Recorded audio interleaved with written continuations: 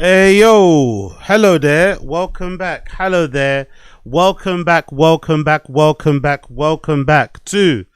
the Agostino Zinga Show with your host, Agostino Zinga, and this is episode number 979.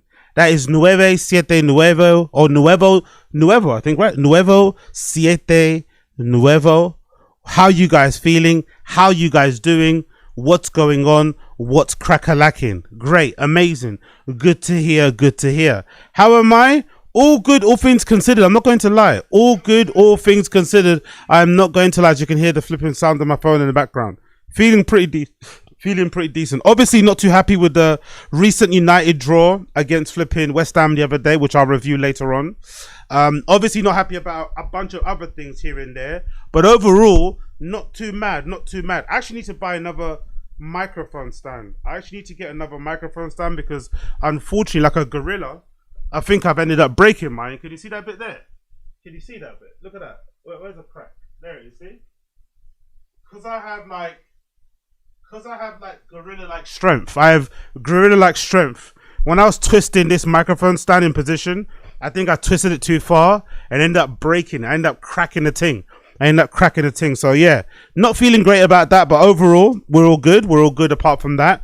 I just had a nice little breakfast. I'm going to record a nice little episode of Tazs today, go out for a run, and then come back later and do a random show. So I've got a jam-packed show today.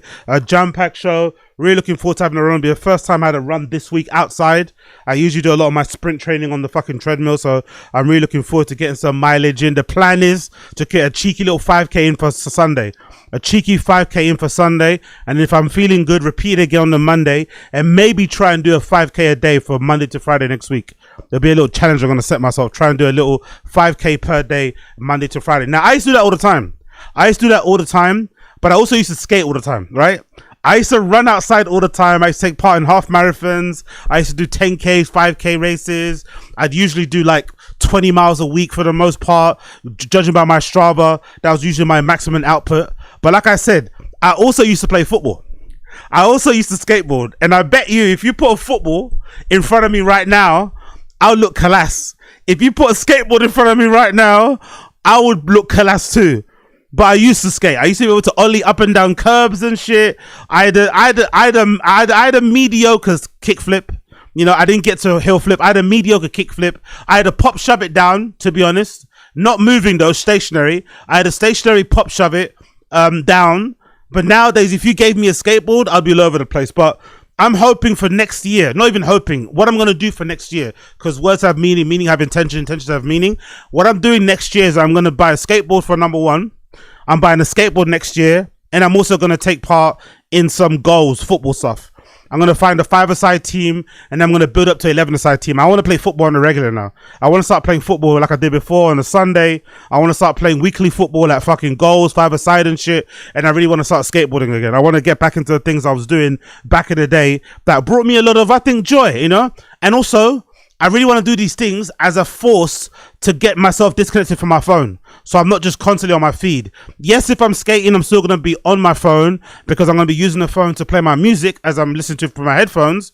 But I don't want to always be on my phone like we all are. We're all consistently on our phone. And at the moment, that's what the books are doing. The books are doing a good job of doing that at the moment. I'm carving out like an hour a day, about an hour a day, sometimes two, to read a book, the ones I mentioned prior. And that's disconnecting me from social media. It's disconnecting me from the internet. I think I'm in a bit of a unique position because I make content as well.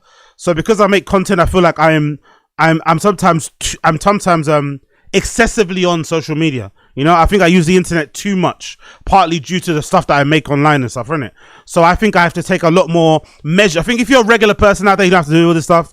You don't have to suddenly start skating or get these hobbies to get you out of the house and go away from your phone. I think you've got enough of a balanced life. But I think because I do this content shit, which is good and fun, and I'm loving every minute of it, it also requires you to kind of be on your phone, checking stuff, finding out what the latest news is. I don't know, just reacting to stuff in real time, informing yourself on certain things, blah, blah, blah, blah, blah, blah, blah.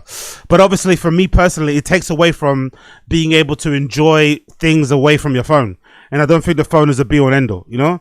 The phone is not the be all and end all. So I'm definitely, for now anyway, going forward, I'm going to get my skateboard. I'm probably going to give myself that for Christmas, I'm not going to lie. I'm probably going to keep myself that for Christmas. I'm thinking of getting a cruiser. Little bit unconventional, but I'm thinking of getting a cruiser. I'm thinking of copying like Mark Gonzalez style. Big up Gonz. If you know, you know. Getting a really fat cruiser, like 9 inches or something, right? Something crazy like that. And then kind of practicing with that. It's going to be a lot harder to do. They're a lot heavier. But I like cruisers because you can literally like, you know, I can skate down my street without worrying that I'm going to fall over, because if I have a regular skateboard, especially around these areas with regular fucking polyurethane wheels, I'm going to be fucking falling over. There's too many rocks, too many fucking little divots and crevices, and you know, anyone that skates knows that London streets, London pavements are fucking a hazard. Are a hazard for skateboarders. London fucking pavements, even London roads, are a fucking hazard. There's always some sort of brick. There's always some sort of like misaligned fucking wonky pavement slab. And if you're not concentrating, or if you're not going fast enough and your wheel hits that shit, you're going flying. But at least with a cruiser, you get those really fat cruiser wheels. They're really chunky. They're really soft and bouncy. And you can kind of go over crevices really easily. But obviously they're bigger. So it makes your skateboard weigh a lot more. So it takes a lot more power, strength, whatever technique to kind of get your board to flip, to pop, regular fucking, you know, whatever. But I just want to cruise around. I want to be able to do a couple fucking slappies on curbs. I want to be able to do a couple little pop shabbits in that. You know what I mean? Nothing too crazy. Jump over a couple benches. Nothing too crazy. But I can't wait to share that next year. Or, you know, towards the end of this year. I can't wait to be sharing that. And obviously, like I mentioned before, I'm also going to be doing a lot more live DJ mixes and stuff and sharing that on my IG. So I'm going to be a lot more IG forward, because most of the stuff I post on IG is in my stories, disappears over 24/7 or 24 hours. But I'm going to be a lot more on my feed, posting the stuff that I do, kind of getting up to all my little, you know what I mean, hobbies and stuff, to kind of get myself away from my phone, because I feel like I'm tethered. I'm tethered to my phone way too much, and I was never that guy. I always had a very good relationship with, like, you know, real life shit and on the phone shit. But over the last few years, you know, I'm gonna blame COVID, right? Every time something's gone wrong in my life, I'm gonna blame COVID. I'm always gonna blame COVID. Let's start blaming COVID. But no, I just think in general, I just got a bit lazy. I got back into some bad habits, so I want to break them. But I also want to give myself an out. You know, you can't just break a bad habit by not having an out. I want to give myself an out by occupying my time with other things. So I'm going to occupy my time with running outside. I'm going to occupy my time with skating again, and occupy my time with football. And I can't wait for all three, because I used to do them all the time. Do you know what I mean? I really can't wait. I really can't wait. Apart from that, we got loads of things to cover. Loads of things to cover. So let's just jump into it. Loads of things to cover. So let's just jump right into it. Number one thing I want to cover. Big up Cenat's friends. Big up Cenat. You definitely got some real friends. So the other day, the streamer award thing happened. You know, streamer awards, it is what it is. I like that they have it, to be fair. If I'm not mistaken, it's ran by Cutie Cinderella, who's a live streamer. She kind of organizes it herself. That's something I've always kind of thought about. I'm not going to lie. I did think when I was doing my blog, I don't do my blog too often now. Big up Default Goon. Check it out. defaultgoon.wordpress.com. But when I used to write my blog and shit, and previous blogs I had before, Stop Begging blog and shit like that, I used to kind of write reports, innit? Like event reviews, or just articles on the scene in general. And over time, because I was, you know, obsessed with reading RA and I love their DJ poll, I used to kind of like following that. And I used to always say the DJ poll and RA is really sick, because, you know, they kind of give acknowledgement to DJs out there who are killing it in the year. And I think at that time, the RA DJ poll was fan led, or was fan voted. And basically, you know, the ones who won were the ones the fans voted for. It wasn't fixed or rigged or whatever. Over time, they ended it, I think, because of drama behind the scenes and shit, disappointing. But recently, I have been thinking I should do some sort of like DJ poll, DJ award thing myself, like rate people in it. But it's a bit difficult, because where am I rating them from? Just from my going out experiences? That's why I think it's better just to involve everybody and create like a bit of an event, you know? Create a bit of like a DJ fucking poll event and kind of get that out there. It's kind of super important as well to recognize people's hard work. So if anything, really, it's kind of missing in the scene, I think, especially an award to kind of cover the majority of the scene. And I think it'll be necessary to come back again to give people knowledge on what they're doing. Like, you know, like best newcomer, best DJ overall, best song, like an actual award ceremony would actually be pretty cool to kind of see. But maybe because of all the politics and stuff involved, it doesn't happen. You already see the politics involved with the fucking streamer awards, right? Before this happened, there was so much drama, so many tears. But anyway, all that to say, As the event is going, one of the presenters rocks up to Cenat and makes a joke about him looking like Diddy, and Tyler, one of his friends, basically steps in and kind of, defends him to some extent, which I thought was really nice. Little throwaway thing. So congratulations to you. Oh, and also, congrats on your new documentary with 50 Cent. That was you, right?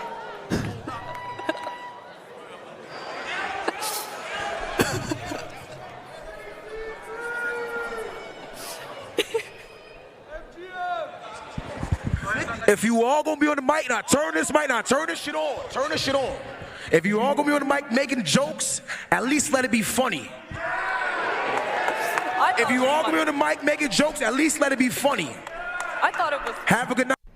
Yeah, big up Tyler. That's fucking sick to see. You don't really see a lot of, especially in the internet world, right? Especially in social media, especially in content creation. There's no real friends, right? Friends are very situational. Friends are very, what have you done for me lately type of thing. So it's good to see him standing up for his boy and doing such a thing. I'm not gonna lie. The joke itself was pretty shit. I'm not gonna lie. Pretty terrible joke. She kind of fumbled over her words. She kind of seemed a little bit shy and worried about saying it in the first place. I think if you're gonna say a joke like that, you kind of got to stand on it. It seemed kind of timid and it didn't really come across that well. And in general, not to be like super pedantic when it comes to a joke, I don't think Cenat looks like Diddy. Like, he really doesn't. If anything, I think the whole Cenat looks like Diddy thing is one of those little weird, sly, racist tropes where you're like, all black people look the same. Because he doesn't look like him. They don't look like each other at all. Maybe you're going to say the facial hair nowadays because, Cenat's growing a little mustache with his little fucking goatee. But they don't look the same at all. Zero. So it's a bit of a tired joke to make anyway. It doesn't really make any sense. So I wasn't really feeling that, but big up Tyler for stepping in and defending his friend. Love to see that. Cenat took it pretty well anyway. He didn't seem to care. Cenat didn't seem to care, but his friend stood up for him, which is fucking great to see. But the most important thing I want to talk about is 2 clips taken from the Streamer Awards with Cenat. Number 1 clip is him talking about his mental health, and the second clip is him talking about maybe trying to get into fashion. Let's play the first one where he speaks about his mental health.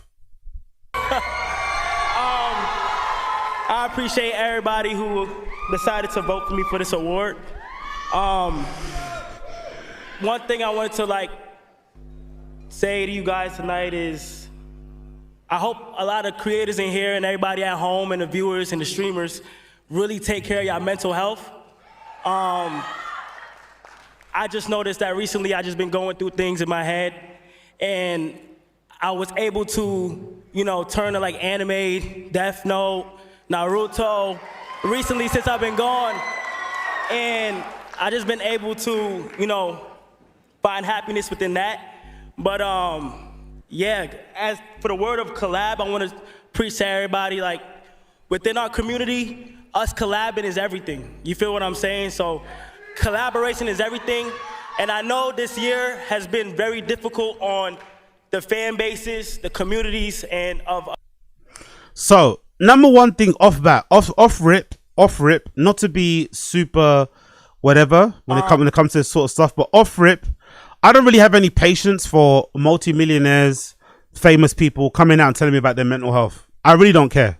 I don't care. I refuse to care. I don't think I'll ever care. Because I personally think that is a price of admission. It's a weird world he lives in, right? It's a very, very weird world where he has this very niche celebrity, but it's incredibly intense. It's incredibly parasocial. People probably come up to him in every way, in every walk of life, wherever he's going. He probably gets bothered all the fucking time. He probably can never really truly enjoy himself unless he's indoors, which kind of goes against, making it that well and trying to enjoy yourself. You can't really do that when you step outside and everyone's kind of harassing you for autographs and selfies and stuff. I understand it must be hard day to day. But when you get into this game, when you try and succeed the way he has succeeded, or when you're on this journey of trying to, achieve your dreams, when you end up achieving your dreams, when you end up going through it the way you're going for it, you have to realize or come to the acceptance that one of the prices of admission is that your privacy is null and void and it's going to fuck with your head.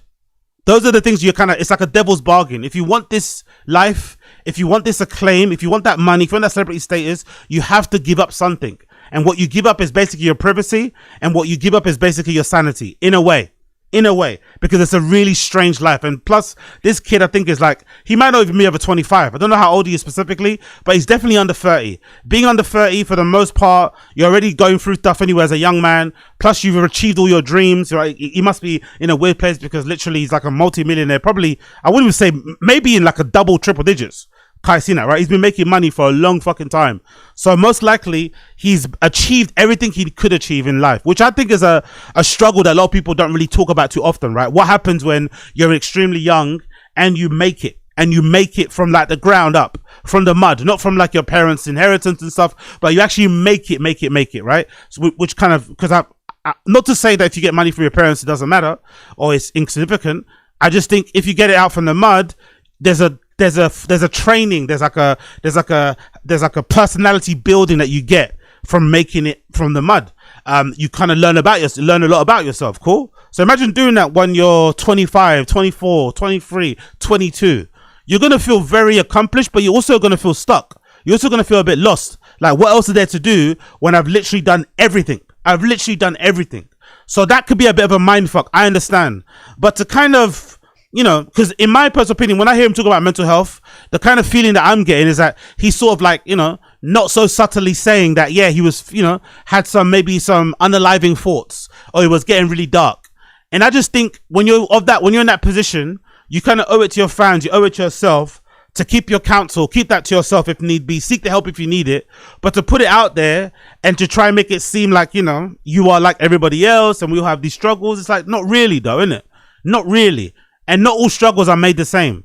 Being a multi-millionaire kid who's maybe achieved everything you can achieve in streaming and doesn't know what else to do next, that's a completely different, you know, struggle than somebody that's legitimately trying to make sure they can keep a roof over their heads. Somebody whose belly is rumbling because they haven't eaten for 3 days and they're fucking in their mid-40s and shit. Somebody who hasn't got anyone to lean on. Those troubles are very different. So when those people, real people, are going through mental health issues, I have all the patience, all the sympathy, all the empathy in the world.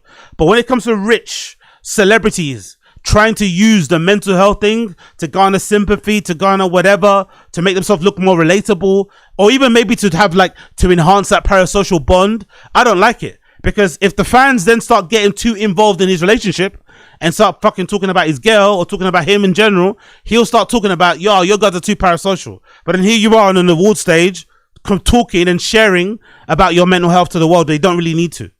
And is it really your mental health issues, or are you just having a crisis of confidence? You're at a career crossroads, which is probably what it is. It's probably more so to do with, again, not to psychoanalyze the guy. His thoughts are his thoughts. How he feels is how he feels. But if I'm just giving my opinion from the outside in, I would say his quote unquote mental health has more to do with the fact that he fucking killed it this year. He's killed it previous years. That subathon he did, he fucking killed it, right? With the celebrities that came through, the clips that came through. The fucking, you know, the universe is like, is in his hands. He can do what the fuck he wants. He's achieved everything. So I can definitely empathize with the idea of like, oh shit, imagine how it must feel if you're a young kid and you've literally completed life. What else it's kind of difficult. Like in a way, you kind of have to be, you and I have to be kind of thankful for our struggle. We kind of have to be thankful for our journey because it kind of gives us something to aim for.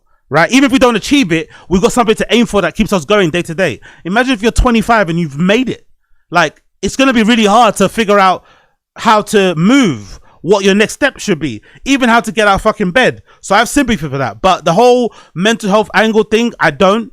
And I think in general, going forward, not going to lie, I'm a little bit tired and bored of this like men's mental health movement anyway. I'm not gonna lie. This is a very toxic point of view of mine. You're not gonna get a lot of these sort of like quasi fresh and fit fucking red pilly type of opinions from me usually. But where I kind of align when it comes to kind of having, you know, stereotypical views and points, I just think as a man, your responsibility as a dude is to grin and bear it. Your role in the family is to grin and bear it. When everyone's falling to pieces, when everyone is understandably crumbling around you, you're the one that should remain stalwart. You're the one that should remain solid. You're right. If anything, my analogy would be when everybody's crying, you should be the one consoling them, wiping away their tears. When everyone's done crying, that's when you get the chance to cry. It's like real leaders eat last. That's when you get a chance to cry, after they finish crying. But this new generation, this new era we live in, where men are now flailing on the floor, screaming, crying, hysterically, snot coming out of their nose, talking about mental health and all that shit. It's too much. Men aren't meant to be that emotional. Men are meant to be that, like, you know what I mean? That fucking, you know, anxious and shit. You should always be stalwart in your decisions and whatever else that you do. And then if you want to have a cry and a sob, you know, console the fucking bosom of your partner and shit and sob into her titties or some shit. But going on social media and crying about all this sort of stuff and trying to garner sympathy and empathy, I'm not with it. I'm not with it in the slack, because it doesn't do anything anyway. It don't do anything. Like, we can't help Cenat. There's nothing that we can do to help him. We can send him messages and be like, thoughts and prayers. I'm sorry you've, like that fucking phrase everyone says, I'm sorry you feel that way. I'm sorry you feel that way. Whatever that fucking means, right? Thoughts and prayers, whatever that fucking means, because nobody's thinking about you and no one's praying over you. So it doesn't actually do anything. So it's a legit waste of time. A legit waste of time. Men shouldn't complain. Men shouldn't bitch. Men shouldn't moan. You should just keep it inside, keep it to yourself, let it fuck up your insides, let it fuck up your mental, and then move from there. I'm just not really with it. Honestly, I'm just not really with it. I'm not really with it. I'm not going to ever be with it, but it is what it is. Let's move on. The next clip I want to talk about regarding Cenat is this clip. Now, now this is interesting to me. This Cenat clip is the most interesting clip for me. Number one, it's interesting because he's wearing a Hedi Slimane designed SLP jacket, right? Saint Laurent Paris jacket. If you know, you know, right? Hedi Slimane at Saint Laurent Paris, like, or Saint Laurent, just in general. Not at that point, it wasn't called SLP. It was called he renamed it to SL. Hedi Slimane at SL, an incredible era. He kind of pissed off a lot of people. And behind the scenes and shit with how he did this stuff. I think that was the first time he actually made no first time, but one of the times where he made them move the head office to LA or wherever he was living. Was it LA? I think it was LA, all right? So all that kind of madness. He didn't allow, what didn't he allow? He didn't allow the pictures of I take that back. I think that was Chanel. Chanel, he didn't allow the pictures on Vogue. But still, he was very hands-on, very controlling by everything. But the output was incredible. My favorite thing to come from that output was definitely the first collection, Autumn Winter, the one that features the Wyatt boots, the one that features the fucking the skinny leather jet trousers with the leather fucking knee pads and the flannel and the jeans with the chains, like incredible shit. Stuff that nowadays is kind of come back into vogue, which I love, by the way. I've got a feeling like skinnies are gonna come back. Because everyone's wearing big jeans with Timberlands, I think the natural reaction is to come back with skinnies. So it's no surprise to see, you know, Cenat on stage wearing I think he's wearing a pair of Dior jeans, Hedi Slimane jacket, true, you know, Chrome Hearts hat and shit, whatever. Anyway, all that to say, in this clip, Cenat announces that he wants to start his own fashion collection or fashion brand, whatever it may be. That you guys want, don't limit yourself to one category. Don't be boxed in to any category. I don't usually do this, but I feel like at this event right now is the right time to say the things on my mind. And that's, for the past year, I've had dreams besides streaming to achieve and to pursue, and they're big, big dreams. I have dreams one day to become a fashion designer and start my own clothing brand. I have thing that you. So big up Cenat announcing that. I don't think anyone saw that coming. I'm not gonna lie. I don't think anyone really saw that coming. He's not really ever been seen as like a clothes guy. I know he dresses in a lot of cool brands and shit. There's always been that meme that he can't dress and he's a stylist and whatever else it may be. But to be fair, I have a lot of sympathy and patience for that, because I just think when you have the budget that he has, it can be hard to dress well. That's why I think A$AP Rocky is an exception and not the rule, right? A$AP Rocky is an exception, not the rule. I think most people that have the kind of money that Cenat have are going to find it very difficult to dress well, especially if you're trying to dress well, because you have access to just too much. You can wear everything, you know what I mean? And I think sometimes fashion, sometimes style comes from you can sometimes have great style because of your lack of options, because of your budget, right? Because of your location, because of your access, whatever. That can sometimes limit the options that you have. So you have to make do with what you got. And then you can kind of develop a good style out of that. Or just necessity, right? Maybe you just don't want to have to worry about thinking about different outfits every day. So you just pick a uniform and then it becomes easy to do it that way. So I have a lot of empathy for him that way. But I like it. I like the dream. I like what he's trying to go for. I wonder if this has anything to do with the marathon streaming. I wonder if that's in part due to also the, you know, feeling a bit depressed because maybe you're feeling like you're not doing what you're meant to be doing. You're not going for everything that you should be going for, and you're instead doing the thing that's the most easiest to kind of grasp at, which is streaming, which is something he's done for the most part of his life that he knows doing well. But deep down he knows now that he's acquired all this success, all this wealth, that he should be using that to kind of pursue the other things that he also wants to in his life. Who knows? But my one hope for this dream that Kait has about, getting into fashion. I don't know if he means get into fashion like with a capital F, if he means get into fashion and design like awful lot of cough syrup stuff and all that kind of shit. I don't know what he means. But if he does mean get into fashion with a capital F, I really hope for the sake of future generations, for the sake of future generation of designers coming up, I hope he documents his journey actually trying to go to fashion school.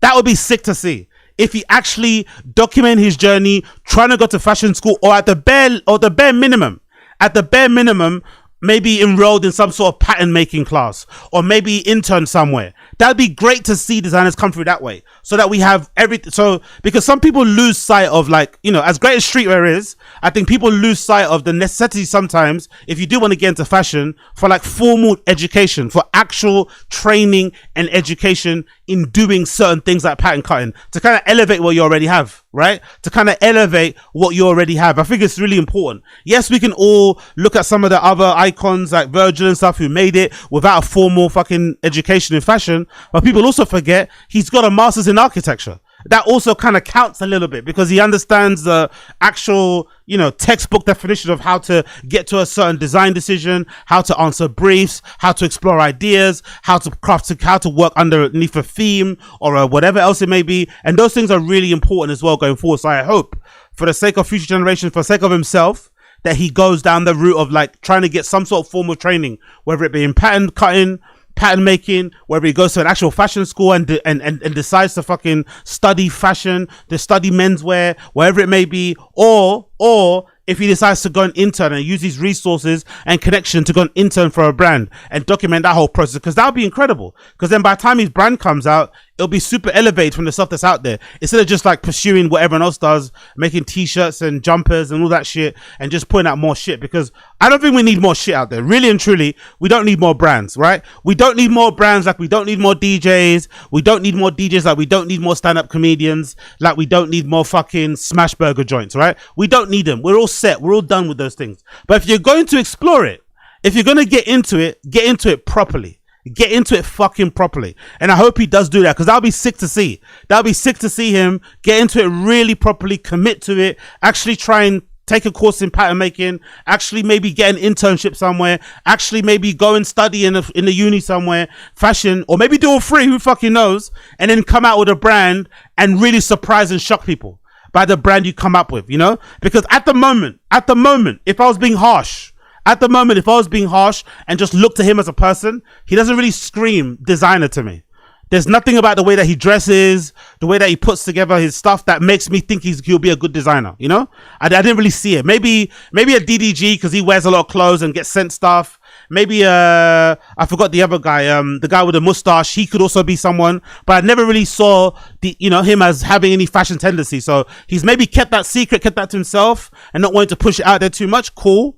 But if that's the case, a bit of formal training to get a real understanding and appreciation for the craft, and then to use that education to kind of inform or to guide how your natural instincts work, I think is important. Yes, sometimes going into it blind and having no training can also help, but I think now, with the level of competition that exists out there, I think a really good way to differentiate yourself and to really stand out, especially with Kait, he's got the resources, he's got the money, he's got whatever, to take time away from streaming and just focus on getting his education and getting sorted that way. And then when you step out, you're going to step out hard, you know what I mean? You're going to step out with a full collection, no fucking playing around. So I really do hope he goes down that direction. Whether or not he does it, who knows?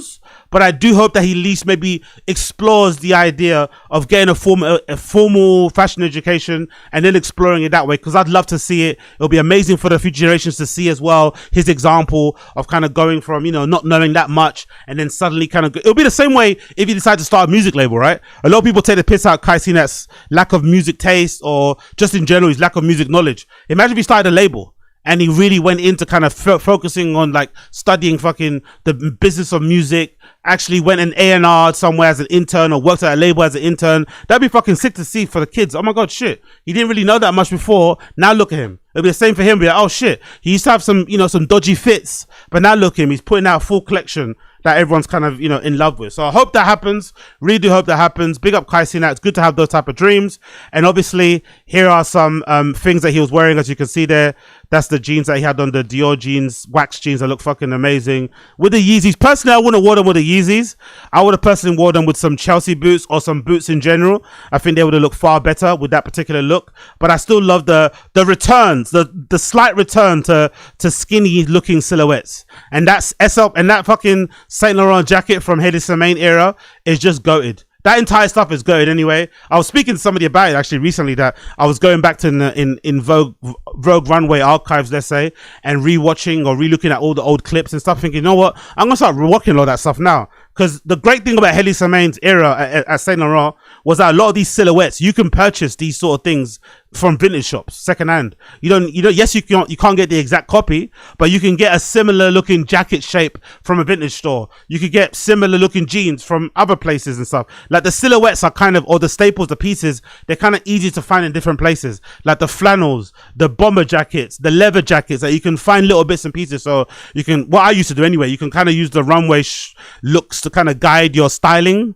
and or to kind of guide what piece that you buy, what kind of combinations go well with each other. Maybe if it's to guide how you choose your colors, how you put them together. But I do like that we're having a resurgence, a comeback of sorts when it relates to fucking skinnies. I really want to see more of this. I really fucking want to see more of this. But big up Kai Cenat. I'd love to hear about the dreams and shit. Just a small one, by the way. Just a small one to kind of move on from this. Just a small one to kind of move on from this, right? Slightly. I wonder if, like, this stuff that Kai Cenat is saying about his mental health, I wonder if the whole mental health angle has a lot to do, maybe somewhat to do, with the fact that he was streaming every fucking single day. What do you guys think? I wonder if streaming every day at that sort of level is not actually healthy for you. The fans love it, right? I'm doing it currently at the moment. I'm currently doing it on my channel, Random Show. Make sure you check out my channel, Random Show AZ. You can find it on the main link of my link tree. It should be on my link tree link, or if you go to my channel right now on YouTube, you'll find my link channel. It's called RS. You see the avatar RS is called Random Show.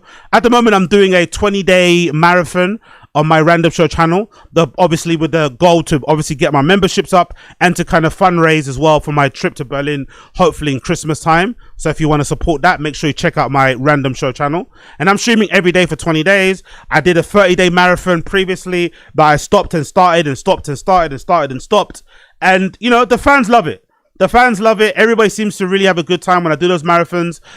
If I miss a day, you know, people be on my ass, DMing me on Instagram, tagging me on my Discord, leaving me comments, you know, sometimes encouraging, sometimes mean-spirited to try and get me back to streaming. So the fans love it. The fans want to see more content, viewers, more content, more content, more content, more content.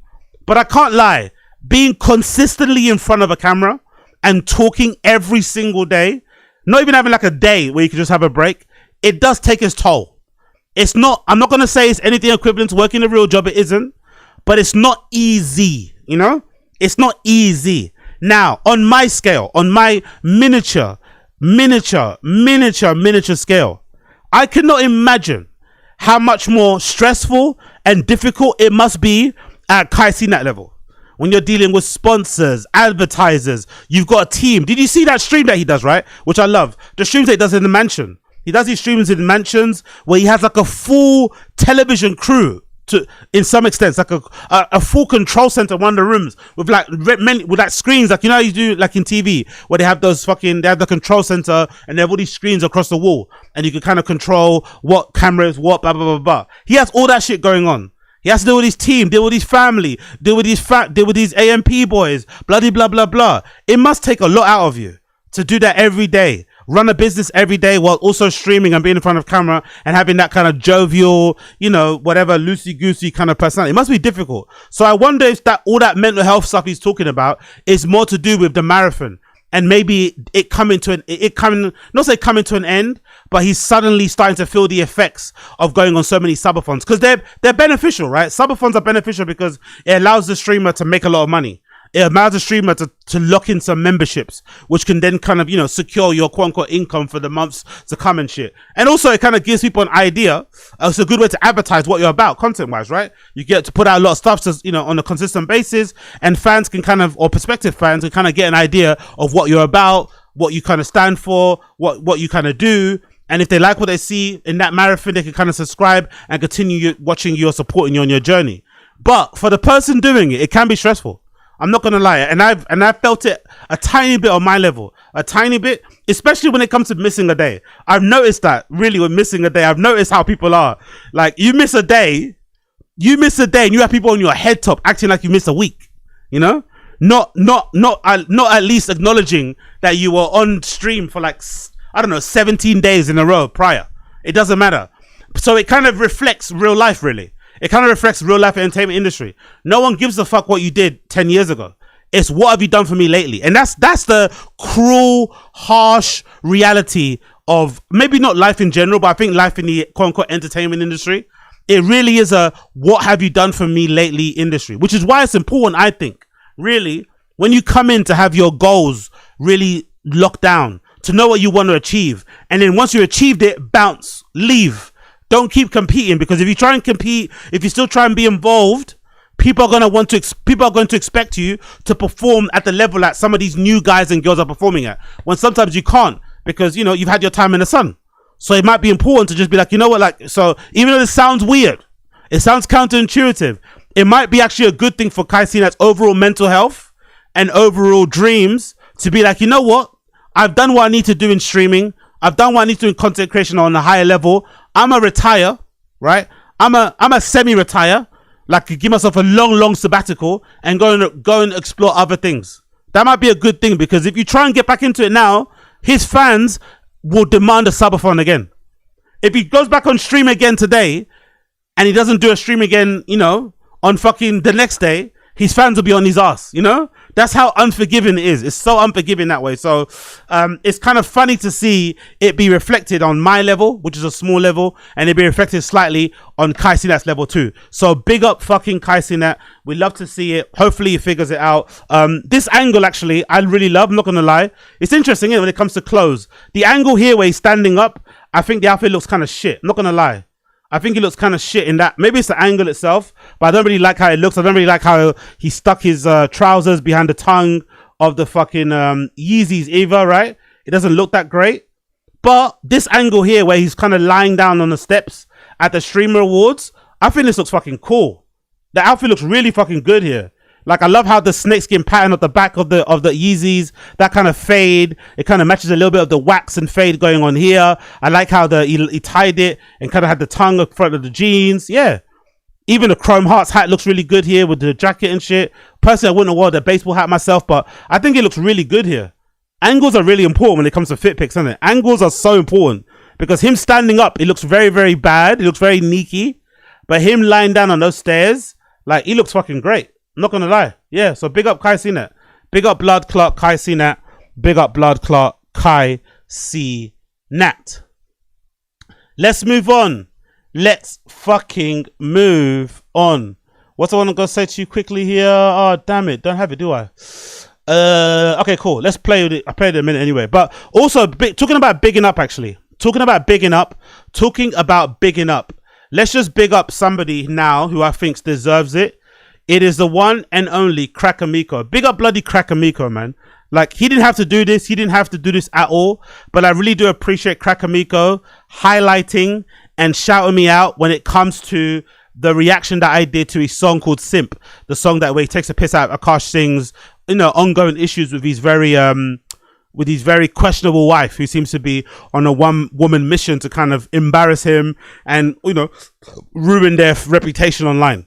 So Crack Amico makes a lot of parody songs. Again, I'm not the biggest fan of parody stuff. You guys know, like, you know, I DJ. I'm also a lover of music. So I love actual music. I don't really play in the whole parody comedy songs thing. It's not my thing at all. I think people that like that sort of stuff don't like real music, which is not a bad thing. Because some people don't like to listen to music, like to listen to parody stuff, like to listen to fucking game music and shit, 8-bit music, whatever. That's your thing. But if you like real music, listen to parody stuff can feel a little bit cringe. It can feel a little bit like, you know what I mean?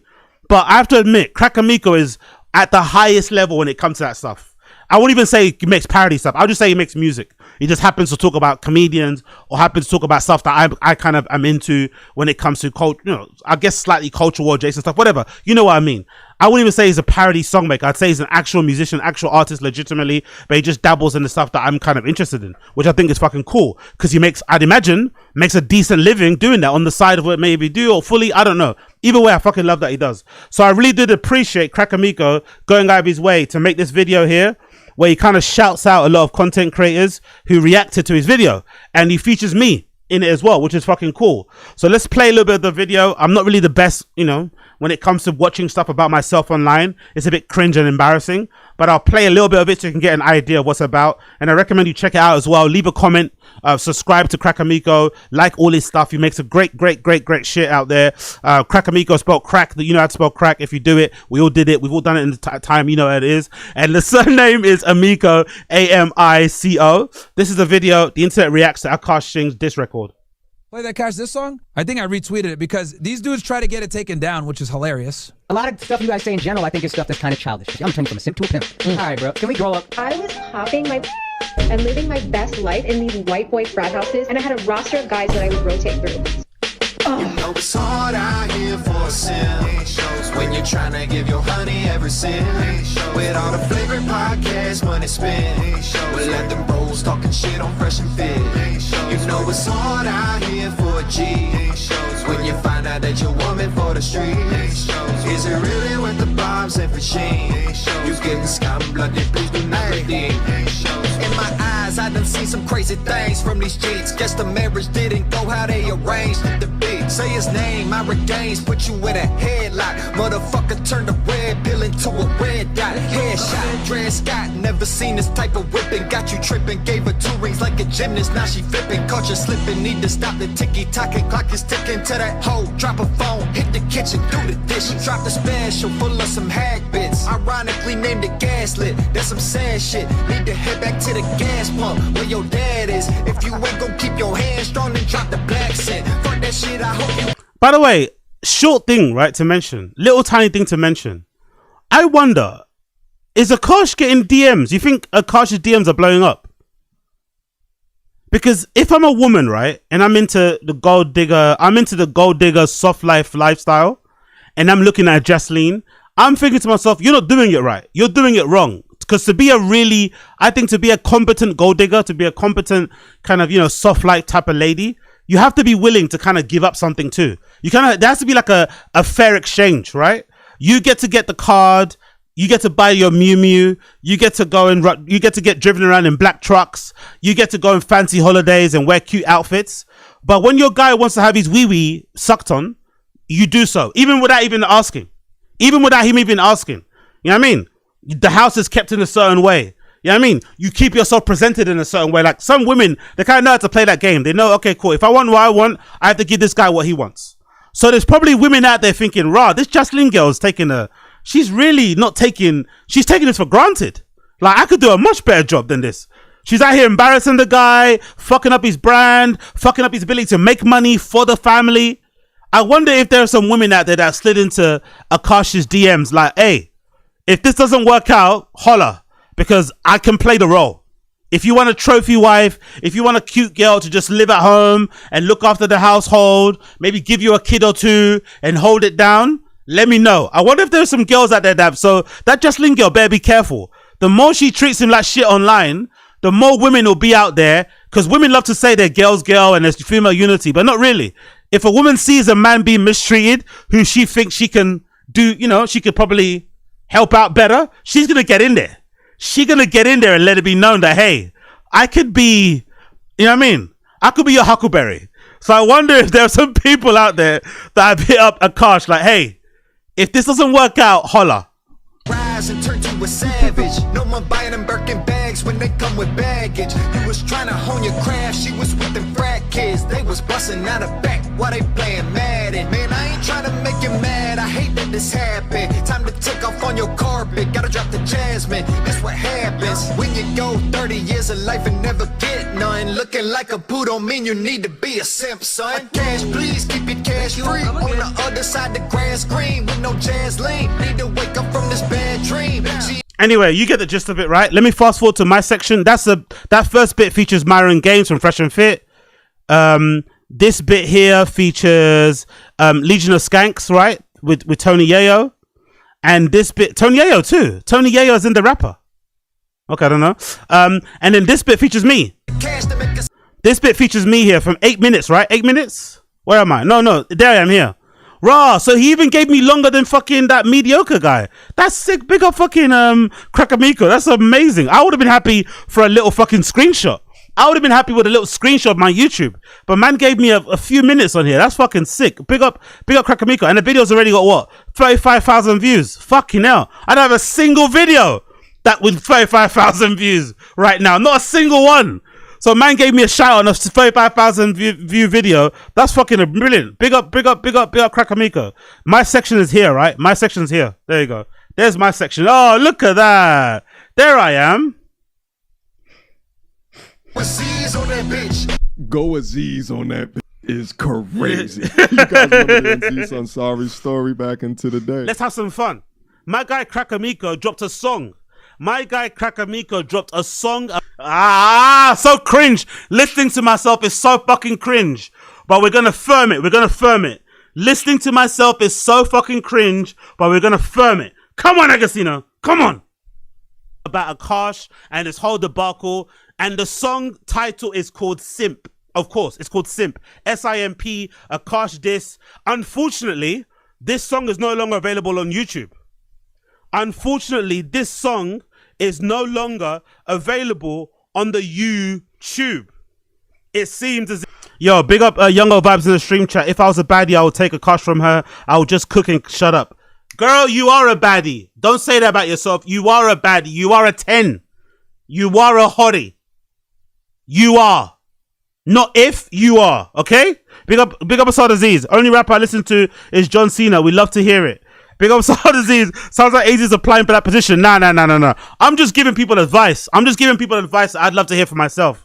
You don't have to take it because advice is, sometimes experience not given. Who knows? But still, that's what I would do. Big up, was going viral in a video with Myron Gaines and Tony Yayo. AZ made it, exactly. If this helps me to propel me out of poverty, if this helps to take me out of poverty, right?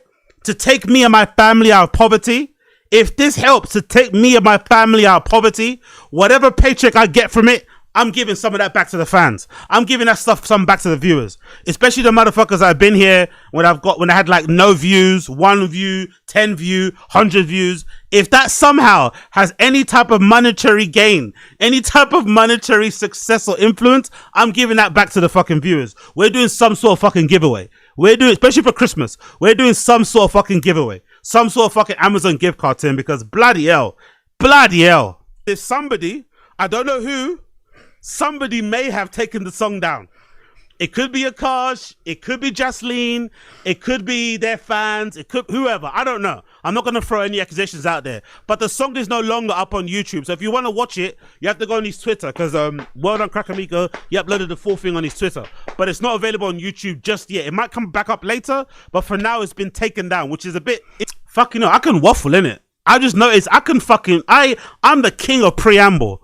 I'm the king and the queen of fucking preamble, innit? And fucking tangents. Jesus Christ. Play the video! Interesting. Anyway, let's play the song. I'm going to react to it live. I haven't listened to it yet. Let's hear what Crack Amico is talking about in relation to this Akash Singh drama. This should be good. This should be good. A lot of stuff you guys say in general, I think is stuff that's kind of childish. I'm turning from a simp to a pimp. All right, bro. Can we grow up? I was popping and living my best life in these white boy frat houses, and I had a roster of guys that I would rotate through. You know it's hard out here for a simp. When you're trying to give your honey every cent. With all the favorite podcasts, money spent. We let them bros talking shit on Fresh and Fit. You know it's hard out here for a G.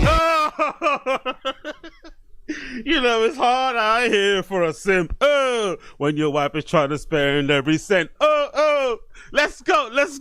Shows when you find out that you're woman for the streets. Is it really with the bombs and machines? You getting scum blooded, please do not redeem. In my eyes, I done seen some crazy things from these cheats. Guess the marriage didn't go how they arranged. Say his name, I regains, put you in a headlock. Motherfucker turn the red pill into a red dot. Headshot. Oh! Whoa. Motherfucker turn the red pill into a red dot. Boom. Alright, cool. Let's leave it there. Too much cringe. By the way, that's a crazy fucking screenshot to leave. That's a crazy pause to leave. Given what I look like, given the, you know what I mean? Crazy place to end it. But let's just leave it right there. Big up fucking Crack Amico. What an absolute legend. Appreciate the shout out. Appreciate the mention. Appreciate the feature. If this takes me out of the depths of fucking poverty, I will be forever in your debt. Forever thankful for it. If it doesn't still, I love you for it. Thank you. Big up. It's all great to see. It's been amazing. This is actually a good summation, crescendo to the whole Akash drama anyway, because it's getting a little bit tired and boring now. But I love it. Big up Blood Clot Crack Amico. Big up Blood Clot Crack Amico. We love to see it. And what you mentioned is comments. What people say in the comments here. Bloody blah blah blah. Zero simp. You ain't Schultz Swigger. MF Cracks be talented. The classic Who's Got It. Simpsons. Crack Amico. Thank you. Come again. Red bar is watching. Holy Macamic. Yeah, all good comments. So far, no one's saying, oh, that black guy at the end is annoying. So far, no one's saying, oh, that black guy in the red shirt, the British one, he's a fucking idiot. So far, so good. Big up the comments. Big up everybody giving me a nice reception. We love to see it. Talking about nice receptions. Let's talk about the second person featured on my thumbnail. Let's talk a little bit about Dilara Findikoglu. Let's talk a little bit about Dilara Findikoglu.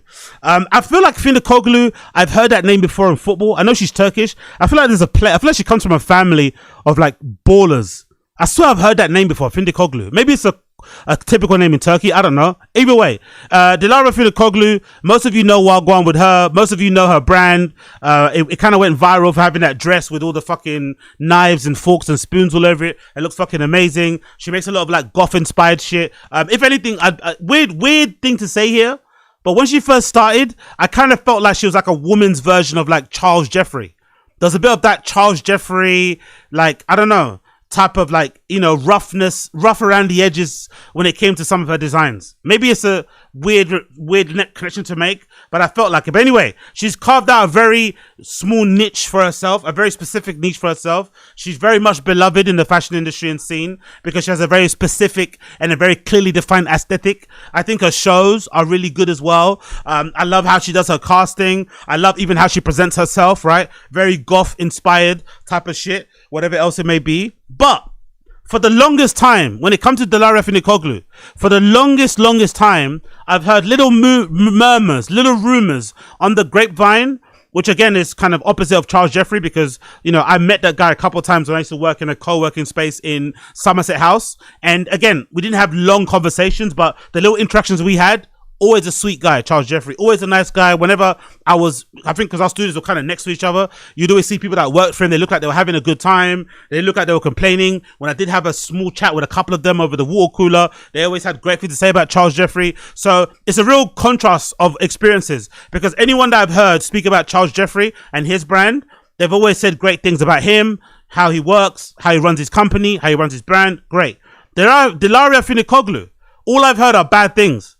But she's the darling of the industry as well. So it's kind of weird because it's a worst kept secret that she's a bit of a bitch behind the scenes and working for her brand is awful. Like it's kind of been, you know, said across fashion Twitter, on IG comments. There's even Glassdoor reviews are very, very bad and negative. But for some reason, it's never really picked up steam. No one's really covered it in a very extensive way. Well, it changes today. Fashionista wrote this article about Dilara Findikoglu and the employees that she has and the treatment that they get in there. And it's a really interesting expose that kind of gives you a bit of behind the scenes look at what it goes on behind a brand. And unfortunately, this is mostly the reality from my experience, right? from my experience in fashion and the little things that I've done, been associated with it, been next to it, bloody blah, blah, blah, it's a lot more painful than it is beautiful and happy. Especially for the brands you look up to. And unfortunately so. Especially the ones that you love the most. You end up, that's why they always say don't meet your heroes. Because you might meet them and they might be pieces of shit. Weirdly enough, the best reactions I've had actually, kind of interactions, have been with like the top G's. So one time I bumped into Ray Kawakubo and her husband, the guy that runs, I forgot his name, he's like an English guy with a bald head, really nice. When I bumped into, obviously, I've spoken to Virgil a couple of times, RIP, prior to him passing, great guy. Who else I can think of? Charles Jeffrey runs his brand, great guy. So there are some people that you meet that are great, but for the most part, especially if you're going in through the intern thing and you're meeting middle management or you're meeting like entry level people, you're going to have a hard experience, a bad experience. And it might, if your love for fashion with a capital F is not very strong, it's not very high, it's not very plentiful, it might actually ruin your experience and it might put you off from getting involved in it at all. I know a ton of people who went down the intern route for a magazine, for a fucking showroom, for a brand, right? And who got completely fell out of love essentially with fashion because of that experience. So this is a all too common story. It's really sad in my personal opinion, because I feel like a lot of people that go into fashion, they don't go into it for the money. There's not a lot of money in fucking fashion. They go into it because they fucking love it. For lack of a better term, they have a real passion for it. No one goes into fashion to become rich and successful. Maybe you might go into it for clout. You might go into it for free clothes. You might go into it for access to shows, but you're not going into it to be fucking rich. You're going into it because you fucking love it. You're obsessed over cuts. You're obsessed over fits. You're obsessed over a special period in time. You're obsessed over all that shit. So when these designers bring in these people, bring in these kids, bring in these people who love them, love their brand, want to take part, want to be all in, and then they take advantage of them, treat them badly, it breaks my heart. Because these motherfuckers are coming in with the best of intentions to help you kind of propel your brand, get you to become more well-known, and then in part kind of get some satisfaction for helping you along that journey. So taking advantage of that, I feel like is really bad mind. But it is what it is. Let's read the article because you're a fashionista. Former Dilara Findikoglu employees open up about their negative experience at the brand. Obviously here she is looking amazing, by the way, at the British Fashion Awards the other day, actually. Fucking, not gonna lie, I wouldn't mind her throwing her moleskin at me. Not gonna lie. To be completely toxic. I would be perfectly okay if she threw a pair of scissors at me, if she threw a moleskin book at me, if she threw a fucking, one of those model things at me. I'd be perfectly okay. I'd forgive her. I'd forgive her if she, if she made me stand on one leg. I'd forgive her, personally. But I'm not these people. Let's continue. Let's continue. So, according to the financial statements, Dilara Findikoglu filed for gov.uk for the year ending January 31st, 2025, its studio just had one employee. On paper, the operation appears to orbit entirely around the founder's creative force and this single staff member. However, multiple sources say the actuality, the studio relies on many more hands, which leads to the uncomfortable conversation or question, how much of the brand's output may be attributed to the work of unpaid interns. This, I think, is inexcusable. Inexcusable. No, let me not say that. It's a different world we live in, right? It's a different world. You kind of saw a little bit with it that happened with the lady, what's her name? From the cutting room floor. Big up the lady from the cutting room floor. Forgive me, your name escapes me right now. But that drama with her having that role that she listed about wanting to have a PA, and then the salary I think was maybe 50 to 60 grand. And people that live in New York or people that are familiar with fashion in general were basically saying that the role that she was advertising and the salary didn't match. She was asking for too much. But then that opened up another conversation around fashion in general, and that just being the what happens, right? In most fashion companies, people are definitely doing more work than what they're being paid for. They're not really compensated accurately. It just is what it is. Unless you're at the really high positions, most positions from entry to mid-level are usually underpaid. You do it mostly for the love, and of course the money is good, but you're doing it mostly really for the love and to be involved in the industry. But I do remember when that conversation around the lady at the cutting room floor and her job advertising coming, it really did make me realize how different and I think how important this new generation of Gen Z kids are in fashion. They're really important because they're forcing us to change how we think about things. Because in my world, when I was coming up, working for a brand and being an unpaid intern wasn't that big of a deal. Because the fact that you worked for the brand was what you wanted. You wanted to say that you worked for Dilara Findikoglu. You wanted to say that you worked for fucking Margaret Howe, that you worked for J.W. Anderson, that you worked for Christopher Kane, that you worked for Matthew Williams, whatever. You said you wanted to say you worked for these brands. So it didn't matter if they didn't pay you. The clout of working for them, the experience working for them was worth more than its weight in gold, was worth more than whatever salary you could get paid, because you knew you would use that time to kind of allow you to do other things, you know? You'd use their name to kind of get into other doors. You'd use that time to build up your portfolio, build up your skills, whatever it may be. But it also opened up an avenue for you to get taken advantage of, which happened also often, because the brands knew why you were accepting that role to be an unpaid intern, or even just to cover your fucking travel. The brand knew you weren't doing it just because you love the brand. You were doing it for your own self-interest. So they will take advantage of that. They'll take advantage of your need to be involved and kind of take the piss out of you a little bit by maybe asking you to do too much, giving you too much workload, making you work too long, and just generally taking advantage of you, maybe not giving you credit on certain things, maybe overlooking you on certain things, blah, blah, blah, blah. The list continues. But you accepted it because the end justified the means. But I do love that this new generation Z, this younger generation of kids are not having it. They're not having it. Passion for fashion isn't enough for them. They're not having it. So if you want them to work for you, they are demanding money. They are demanding a livable wage. They're demanding something. I mean, they're demanding it. And I really do love that they're doing it, because I think they're going to force the industry to kind of change and to become a little bit more, to become better in terms of how they treat people. Hopefully towards the end. Because I don't think this would have happened in years gone by. It's happening now because I'm assuming most of our workforce is Generation Z, or maybe, whatever, younger millennials, I'd assume. Let's continue. Though still an emerging label in London's hectic fashion scene, Dilara Findikoglu has conquered her space in it, dressing A-list stars like Kim Kardashian, Charlie XCX, Margot Robbie, drawing critical acclaim from her buzzy, disruptive London Fashion Week collections, and receiving major industry recognition, including being shortlisted for the LVMH prize, and just this week winning Vanguard Award at 2025 Fashion Awards in London. Now globally recognized as a creative visionary at the forefront of the new wave of British fashion, the quote says, Findikoglu appears to be in the picture of every industry success. But when you scratch past the surface, it's often the case things are more complex. There she is, dressing some great people. Ooh, I forgot about that Charlie XX outfit for Brit Awards. Absolutely fantastic. Jesus Christ. That outfit, I didn't know that was, so I'm assuming it was maybe a mix of Chrome Hearts. I thought this outfit here with Kim at the InStyle Awards, I thought that was Chrome Hearts, not gonna lie. I assumed that was Chrome Hearts, but I guess maybe the jewelry might be Chrome Hearts. But yeah, it looks, two amazing looks there. You immediately get what her aesthetic is about, right? You immediately get her aesthetic. If anything, I think Dilara probably matches Charlie XCX aesthetic more than Kim. But Kim is also going for this kind of goth thing lately. Let's continue. Allegations that point to the brand's toxic workplace have been floating around industry circles for years. They ignited when Louis Pisano, big up Louis Pisano, that's my jigger, the American journalist based in Paris, mapped a pattern of reviews on Glassdoor, a website where current and former employees anonymously review companies. Pisano first fell down the Glassdoor rabbit hole in September 2023 while chatting with his usual fashion circle about internships, a constant obsession among his followers, desperate to break into the industry. When the conversation turned to London, he says someone casually tossed out a half-joking, half-serious line, quote, "Oh well, just don't send them to Dilara." Okay, let's play this.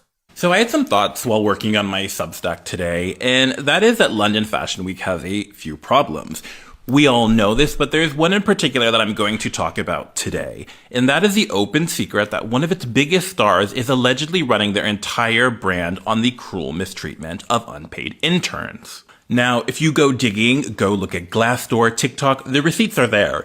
Interns calling her the worst woman you could work for, warning, don't do this. Long hours, missing pay, some were locked in the studio allegedly overnight in winter, constant verbal abuse, throwing work on the floor only to make someone pick it up, stealing ideas, fat shaming. One report even claims that something was thrown at a student. It allegedly got so bad that Central St. Martin's reportedly stopped sending students there to do placements. Jesus Christ. And before you ask, no, this isn't some random kid living off of Tesco sandwiches trying to make it.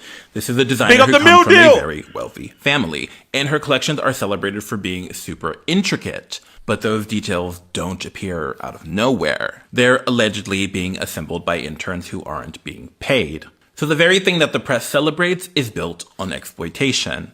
Par for the course in fashion. Now, let's zoom out because I don't think that this is just one bad boss story. I think it is a symptom of London itself. Paris and Milan have LVMH and Kering throwing billions around with a lot more rules and regulations. London, by contrast, runs on independent labels, which often survive by relying on unpaid or underpaid interns. Now, this isn't to say that the same thing doesn't happen in Paris and Milan, but not to the extent or extremes that it happens in London.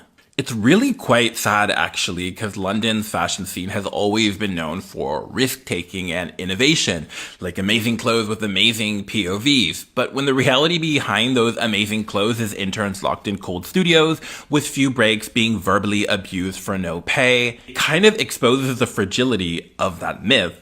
I think if London really wants to matter again outside of having H&M 4 times on their schedule, they have to figure out how to properly support designers without normalizing a system that encourages exploitation. Yeah, a lot of great things said there. Number one thing that I've always felt about, which is something that I'm happy I was never a part of. I'm a regular person. Like, I have my interest in whatever else it may be, but I'm a regular person at heart. Like, I just have regular things that I just will not stand across the board, and that's disrespect. I think there are some people out there that for whatever reason they tend to change what they will accept based on what kind of venue they're at, right? Based on what scenario they're in. So if they're in a particular place, maybe an industry thing, they'll put up with more disrespect, they'll put up with more abuse than they would do in their everyday life. Me personally, I apply the rules across the board. Whether it's somebody bumping into me at a fucking train station, whether it's someone bumping into me at a fucking fashion show, whether it's someone cutting in the queue whilst I'm in the Asda, or it's someone cutting in the queue while I'm standing outside the fucking Berghain, disrespect to disrespect. I'm going to say something. I'm going to let you know that I'm not happy with what you're doing, you know? But unfortunately, that type of attitude can also land you in trouble. It could also make you look a little bit combative. It could also maybe make people think that you're problem, whatever. It's not a good thing to do overall. But I think when you do that, you avoid a lot of problems, because I cannot imagine a scenario where I would just swallow working as an unpaid intern for a very illustrious, well-celebrated and lauded fan in the press. All the while I'm an unpaid intern. I hand in an idea to the designer, like, hey, here's my idea, here's a sample, here's something I'm working on that I think will be good, and then they throw it on the floor as a way to reject it, and then they make me pick it up. Like, I can't imagine a scenario where I would ever put up with that. Like, I'm throwing hands. Obviously, it's a woman, I wouldn't, but do you know what I mean? If I'm a girl, I'm throwing hands. Like, we're going to fight. We're going to have an actual physical altercation. There's no need, because it's so, that sort of level of disrespect is so unnecessary. You're clearly trying to, like, mug me off for no reason.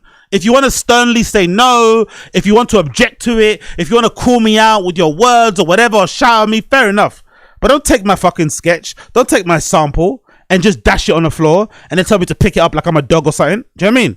That is unfathomable level of disrespect. But you see that happening a lot in fashion. Whether you go to like shows, whether you go to after parties, certain people just have the courage to say things or to act in a certain way that they would never act outside of that industry, because they know that you are on your best behavior too. They know that you're there because you want to have a look. You're trying to get involved. You're trying to, for lack of a better term, shake hands, kiss cheeks and whatever else it may be. You're trying to get involved and network. So they know to take advantage of that, because in the outside world, in the quote unquote real world, for lack of a better term, that wouldn't run.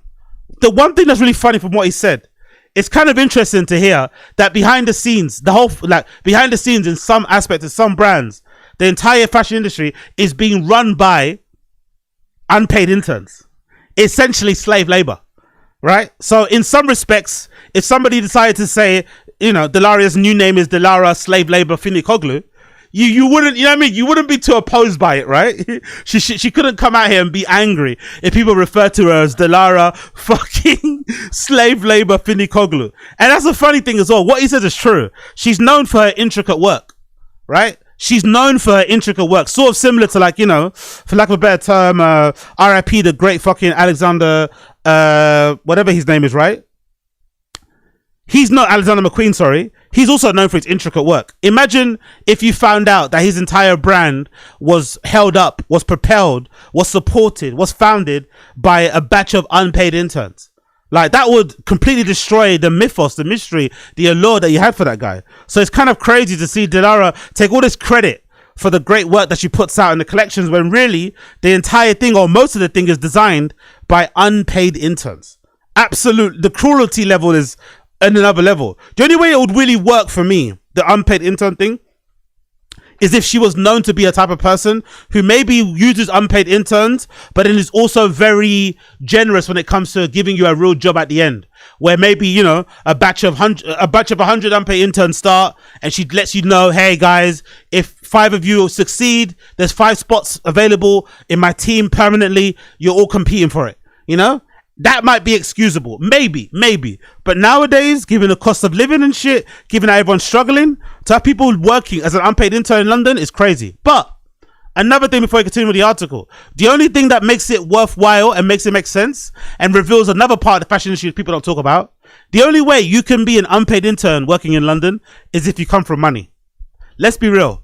The only way you can be an unpaid intern working in London is if either you have a job, and that obviously if you have a job, it's hard to be an intern, or unless you come from money, which as well exposes that most, if not all, of fashion in London is kind of populated by a lot of rich kids, unfortunately, which kind of goes, you know, and bringing up fucking Lee McQueen again, he was probably one of the last great kind of working class fashion designers. They don't really exist anymore, you know?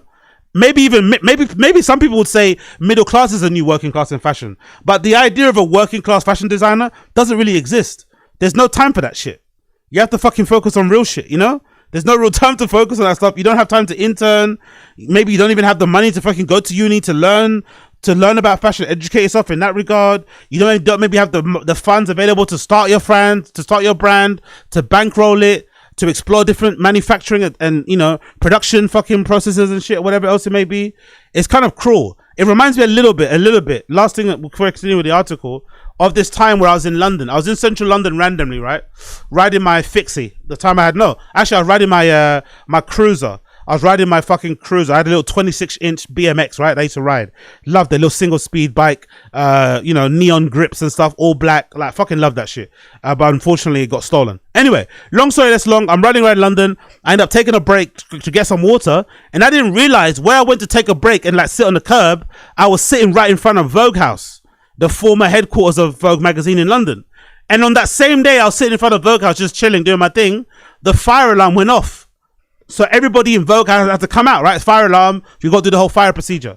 And I was so shocked. That was when I was like, whoa, fashion in London is not very representative of London or diverse. Because I swear on my life, every single person that came out of Vogue House, I worked at Vogue at that particular time, that was a few years ago, was fucking white. And not like a certain type of white. The type of white person who, like, you know, their dad's an MP, you know? The type of white person who their dad runs fucking BT or some sort of petroleum company. Like that type of white girl that was just coming out in their droves. Blonde, brown hair, blonde, brown hair, blonde, brown hair. That kind of softness of skin that looks like she's never had a bunch of struggle. The softness of hands where you never had to touch anything too hot or too cold. Just the same type of girl coming out of Vogue. I was like, shit. Fashion is like really interesting in London because they try to make it seem like it's diverse and it's energetic and it's counterculture and it's, you know, rebellious, but really the people that are running it are like Mundeles, you know? Mundeles are running the whole thing. Just a classic, like, typical Notting Hill fucking white girl that went to whatever, you know, I don't know where she went to, maybe Goldsmith, maybe Central St. Martin's, studied communications, and she could afford to intern at fucking Vogue. It's the type of girls that can afford to intern whilst also getting dressed in nice clothes, you know? Whilst also buying fucking lunch for themselves every day. You're like, hold on. You're interning and you're spending 20 quid on lunch every day. And you're coming dressed up for real. Fucking hell. Anyway, let's continue. The article says, I was like, oh, what's the tea? Pisano tells Fashionista. And they said, girl, look at Glassdoor reviews. Naturally, Pisano, ever the nosy observer, his words not mine, dove right in. There's not so many, but there's enough with the same similar story, and they're all mostly negative, he notes. Indeed, the reviews range from alleged stories of unpaid overtime to accounts of interns reportedly paying for seamstresses to experience of verbal abuse. Upon being contacted to address the allegations including the story, the Dilara Findikoglu studio told Fashionista it prefers not to comment on this. Bro, imagine working as an intern and you are paying for seamstress. You're paying for a seamstress out of pocket to complete your work.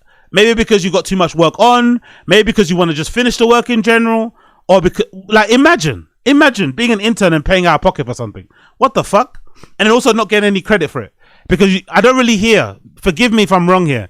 I'm very familiar with Dilara Findikoglu. I'm familiar with her work. I've watched a couple of interviews. I don't really hear her talking about her team too much. I'm not going to lie. You know, there's some designers out there who are very differential and kind of, you know, defer to the team, defer to the support system. I don't usually hear Dilara, you know, saying, oh my God, I couldn't be here without my team. There's a lot of I, you know, there's a lot of I in her. There's not a lot of team. There's a lot of I in her. So doing all of that and then also making your interns pay out of pocket is fucking diabolical. On the point of Glassdoor, a word of caution. I had a bad experience because I made one of my biggest, I think, career work life kind of, you know, mistakes in my employment, where I was working at Depop for a bit, and because I felt like I wasn't progressing, I was just doing like community support stuff, and I wanted to work more in marketing and social and whatever. But at that time, there was a bit of a ceiling. You couldn't really move into that team. And to be completely honest, if I'm completely honest, I forgot that girl's name, but there was this girl that worked at Depop that got hired. She was at the head of marketing for a bit. Who I don't think I kind of not a lot of people got along with her anyway, but I in particular didn't really like her vibe. She was a little bit snotty, a little bit up her own ass. I forgot her name. She used to work for V-Files. She kind of looks a little bit like Lily Allen. She kind of looks a little bit like that girl called Jinzo from the book club. She kind of has that look. She kind of, if you know what I'm talking about, you know what I'm talking about. She kind of has dark hair, cut in a bob. She worked at V-Files. She came to Depop and she took over the head of marketing. And she kind of had her team, and she didn't really seem too open to having other people from other teams join at that time. Anyway, I could be mistaken. I could have not read it right, but in general, I didn't feel like I could move in other department at Depop. So, like an idiot, I hastily started applying for other roles because I was getting a little bit frustrated in my role. But mistake I made, I didn't check the Glassdoor reviews on the companies I was applying for, and the company I ended up going bankrupt in 2 months. So I ended up leaving Depop. That was a solid, proper job. That was no issues. I was well liked in the team. I hit all my KPIs. Everything was fine in general. I left that job to go to another job because I felt like, oh yeah, that job had the title of like head of, you know, social media manager or whatever it may be. And then within 2 months, just before Christmas, that company went under. And to make matters worse, I only got paid once.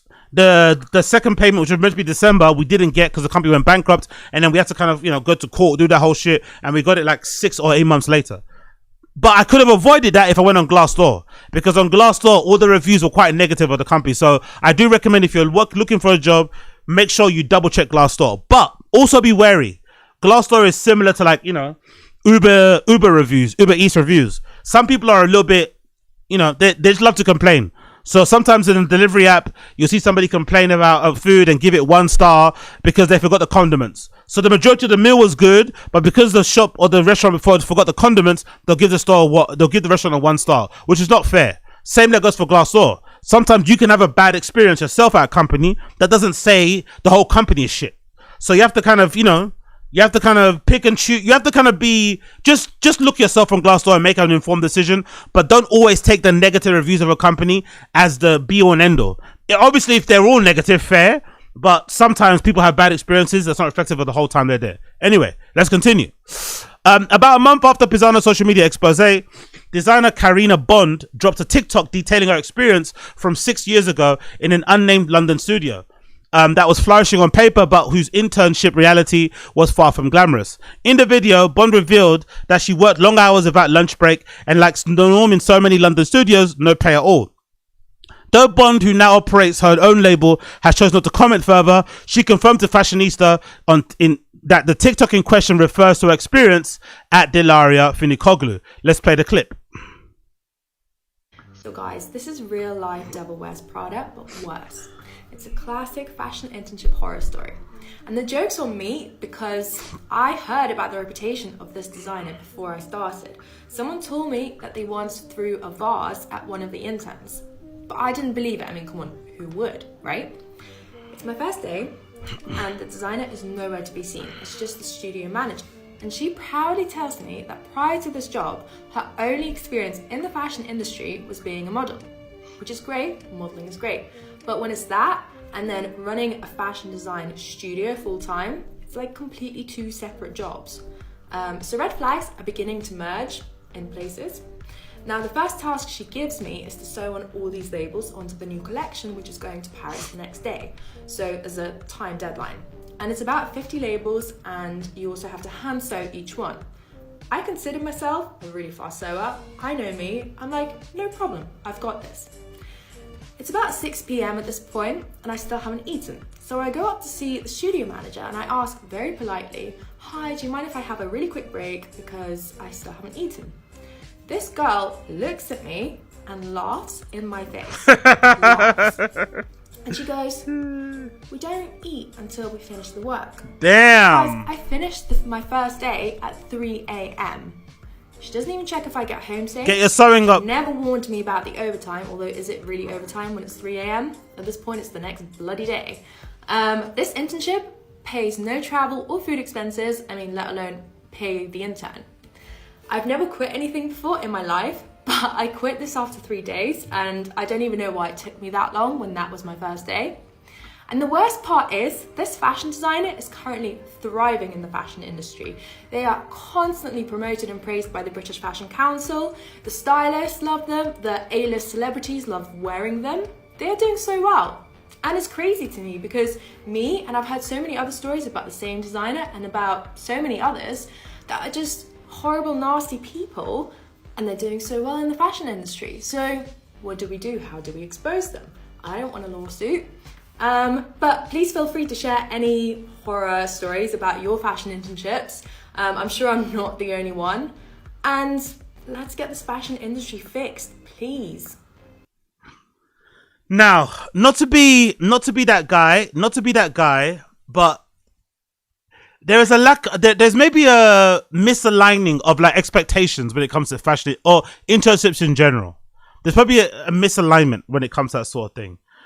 There is maybe a belief when you start an internship that might lead to a job, but usually you should take an internship because you want the experience. You want the real life experience of working in an industry that you want to work in for the majority of your career. When you kind of have that as your main focus, the way you're treated in between won't really matter too much because the experience is worth more than its weight in gold, and the experience of the job is going to outweigh how you're being treated. Obviously, there are some exceptions. But I think generally, kind of having a bit of street smarts about you and being able to look around the room would have kind of solved this girl's issues in what she's trying to say. Because the whole lunch thing, I think I would have clocked straight away while going for the studio. You would have looked around the studio and seen people eating at their desk, seen people quickly grab a bite on the way to the fucking other room or whatever else it may be, or just quickly sneak out, eat their thing and come back. You would have just seen Wagwan. There would have been no need for you to go up to the studio manager and say, can I take up? I mean, you would have just known what the deal was. Maybe you can quickly run out to Tesco's, grab something, come back and work. Is it inhumane? Is it a bit abusive? Is it fucking taking advantage of people? Of course. But that's what you're working with in the environment you're in. So I think that was probably her first mistake in terms of, you know, going over to do that sort of thing. But one of the things that's sad about this sort of situation is that this story isn't new. This story is old. People have said these things from the beginning of time.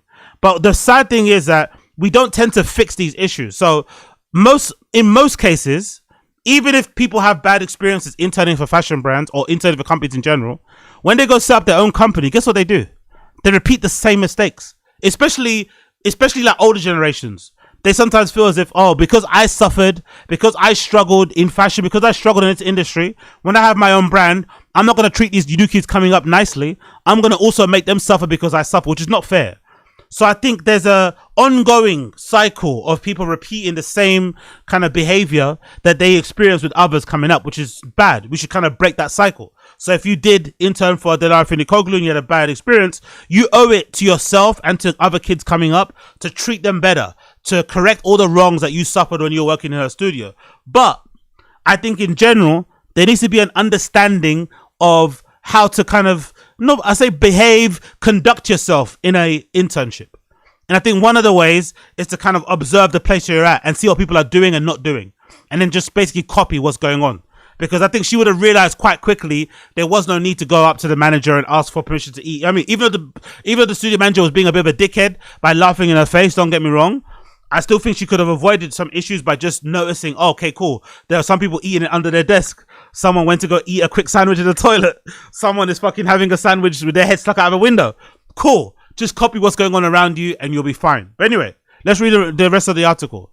Some London insiders have even claimed that Central St. Martin students are no longer allowed to intern for the designer, a claim that CSM PR representative denies, stressing instead that the university listens to student feedback and works collaboratively with employers to ensure positive work cultures. That's an incredible line, by the way.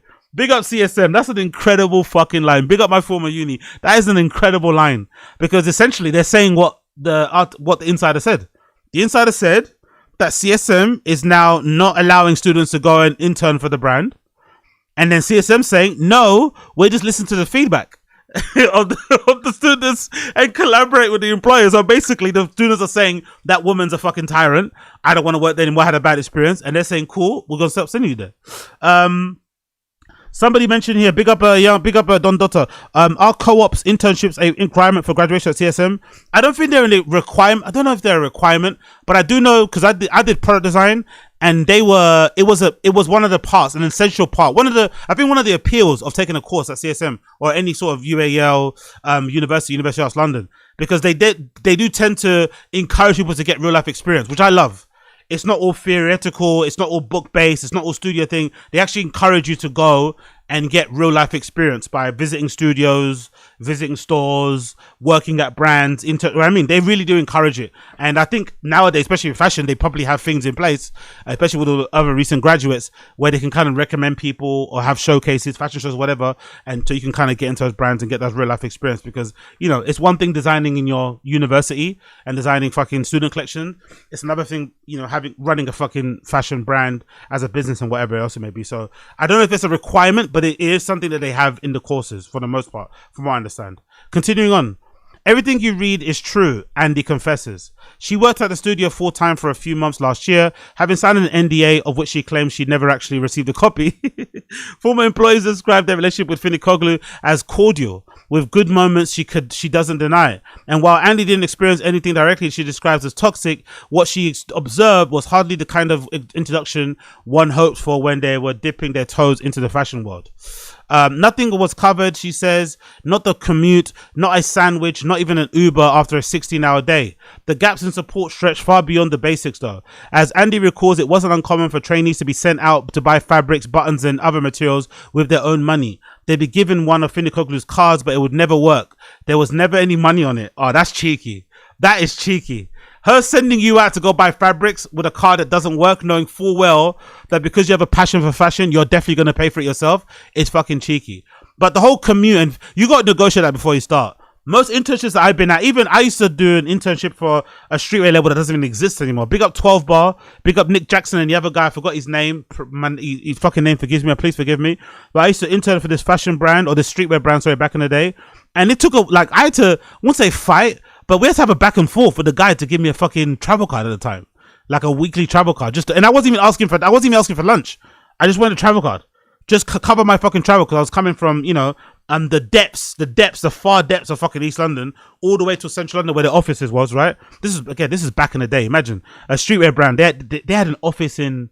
Yeah, those guys were making money on the slide. They had an office on where's that place? They had an office. Yeah, their office, right? 12 Bar office. I don't know if you know London, but it was where the old Brown's men's store was. I don't know what that street is. It's behind Oxford Street, where the Brown's men's store was. It's like a street behind Oxford Circus. They had a fucking studio office in at the top of one of those stores on that little the little street, whatever, with the store. Jesus Christ, insane. So I can't imagine what the rent was like. But anyway, I had to really fight with them to kind of get me a travel card. And yeah, they did give it to me, but it wasn't easy as, oh yeah, cool, just take my card and buy yourself a monthly one. I had to really kind of fight for my justified reason to have one. But I think most internships don't cover shit. That's actually how you get the job. I'm not going to lie. It's toxic as fuck. But part of getting the job of being an intern is that you offer up your services and your willingness to work without no compensation. And then they will choose who they want. So if they have 4 options available or 5 options on the shortlist, they're going to go for the guy or girl or they or them who's willing to work for fucking free. It even extends to DJ world. I've heard in the DJ world, this is a common practice nowadays where certain parties, certain collectives, certain clubs will allow you to play if you just pay for your own travel. You pay for your own travel, you pay for your own accommodation. Yeah, they'll let you play in their party. But then that means you're out of pocket by like 1,000 or something. But obviously the chance to play in a club that's well known, to maybe get the attention of maybe a booking agent, or to maybe get the attention of a manager, that might be worth it. But it's something that applies across the board. Everyone kind of does that, unfortunately. So I think with internships, a lot of this younger generation probably need to have an understanding of what they're walking into. You're not walking into this is not like a regular 9 to 5 where you have a contract. You're essentially working as a 0 hour, what's your thing called? Freelancer in a way, right? You're working you're kind of a freelancer with a 0 hour contract. There are no you don't get holidays. Yeah, I mean, there is no fucking sick pay. If you work, you get paid. If you work, you get recognition. If you don't, you get forgotten about. If you take a sick day, you might lose your spot. Like, you have to kind of be aware of these type of things. But her sending out the interns to buy materials with the card that she knows doesn't have any money on it is fucking cheeky as fuck. Super cheeky. Lily, who navigated the studio's earliest days in both as intern and newly hired staff, recalls the same pattern. We were having to pay for stuff with our own personal cars, she says, noting that she was still a student at the time and had no savings. I would end up in situations where I would be minus 1,000, 2,000 on my car, £2,000 on my car. I couldn't pay my rent. I couldn't eat. When we were asked to get paid, Findikoglu would get mad at us.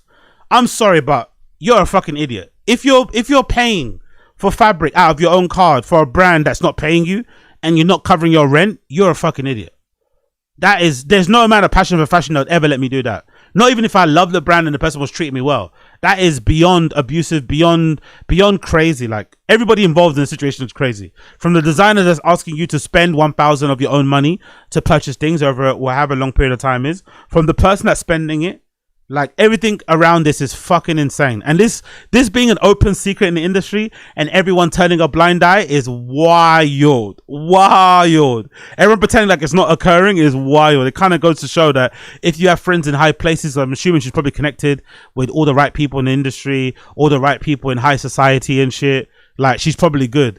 But this is an insane reveal.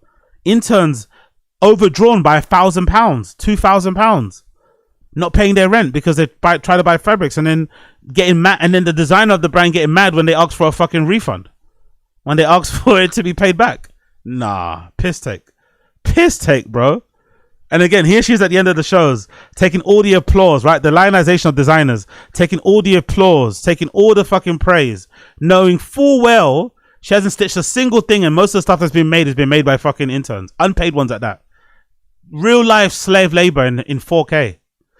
It continues. Years later, Andy tells me the interns and staff settled secretly on a rule. Never use your personal credit card. What followed became a sort of ritual. The company cards would fail. Trainees defeated would return empty-handed. Production was put on hold. Yet somehow she claims when someone was sent to pick up a small indulgence like tea, makeup, roses, or Gucci flip-flops, or a glass of Prosecco, the card magically worked. The studio's work was frequently held up. The usual remedy was to work late into the night. As Andy recalled, evenings would stretch to 8 p.m, midnight, sometimes even 2 in the morning. So essentially, the interns protested, right? They made a stand. They drew a line down the sand and said, no more, we're not spending our own money. But it ended up fucking them over, it sounds like. Because when you don't spend your own money, it puts a pause or it delays production, which then means you'll end up having to work more to catch up. So now I get why some people were spending the money. Because look, we're going to be the ones stitching these labels on here anyway. We're going to be the ones fucking applying these fucking sequins onto the dresses, these spoons, right? We're going to be the ones finishing these hems. Or these linings, we might as well just spend the money out of pocket, because if we don't, it's going to be us that's going to be, getting whipped, for lack of a better term. That is fucking crazy. And this quote here about the card always working when she sent people out to go buy tea, makeup, Gucci flip-flops, or Prosecco is crazy. By the way, drinking Prosecco in the office, I think is a real red flag. The other company, what was it called? The co-working company with the co-working spaces. Wasn't the founder known for doing that? For drinking Prosecco in his office, like in his coffee mug and shit. I think that's usually a sign that your company's not serious, or it's run by an absolute tyrant or by a piece of shit. If they arrive to the office super late, they're trolling up in fucking Gucci flip-flops, they fucking got a bottle of Prosecco on their table, they're doing bumps on the table, they're doing bumps in the bathroom. That's usually when you know you're working for a company that's not serious. It continues. Harry, who interned at Findikoglu studio in 2023 and also signed an NDA, recalls long hours as well. Working usually ended at around 8 p.m, this person says, occasionally stretching to 11 p.m. Jesus Christ. Working unpaid. Anyway, let's continue.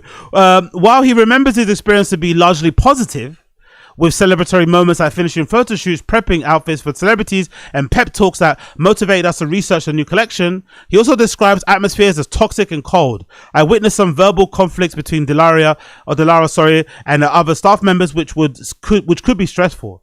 I was not directly targeted though. Findikoglu could be very demanding at times. I don't know. This doesn't sound like a complaint that's worth putting in this article. Sometimes you work late nights. That's part of being an intern, isn't it? You work late nights. Sometimes, you get exploited to a certain extent. It being a very high pressured environment and there being arguments and stuff, again, to be expected. Celebratory moments that you like finishing photo shoots, cool, congratulations. And yeah, and she was demanding of other people around you, kept you motivated, kept you on your toes. I don't think that's a bad thing. This I don't think should be included in the article. This is a bit whatever. It continues. High stakes moments were almost routine for Andy, but there's one in particular that stands out that still makes her wince. When a custom piece was due, the quote says, and someone was coming to collect it, and nothing had been bought on time because there was never any money, interns would have to be sent in a cab, sewing on the way, just to pass the dress off to a person taking it. The pressure to finish on time, the lack of proper equipment, no lighting. How are you meant to complete this in a professional ways? Okay, cool. That should be included. That should be at the top. That is obviously a bad work environment, right? We're being required to finish something in a cab, working in an environment where you got poor working conditions and stuff, where you're not able to do your best work. The lack of lighting is funny. I wonder if the lack of lighting is due to not be able to pay the bills, or just her being cheap and not really willing to pay for more lighting. But I bet you she turned up in a car all the time. I bet you Dilara didn't take public transport to the studio. I bet you she didn't take any public transport. I bet you she turned up dressed to the nines. I bet you she turned up wearing incredible garments, incredible jewelry. I bet you, if allegedly, maybe there may have been some adult vitamins involved there that were always purchased and on deck. Good brand of fucking Prosecco, not the shit stuff. So that's the funny bit about fashion brands, right? No money to pay for adequate lighting. No money to pay for comfortable chairs and decent workstations, but enough money to pay for fucking roses to put around the studio. Okay. It continues. Lily too recalls incidences in which professionalism seemed to be lacking. One time we had a fitting for a pre-collection, she says. We got into the studio at 9:30 in the morning and worked straight through to 6:30 without being allowed to eat or even use the bathroom. I was fainting on the model. I couldn't focus, the quote says. We couldn't focus anymore because we were so hungry, and Findikoglu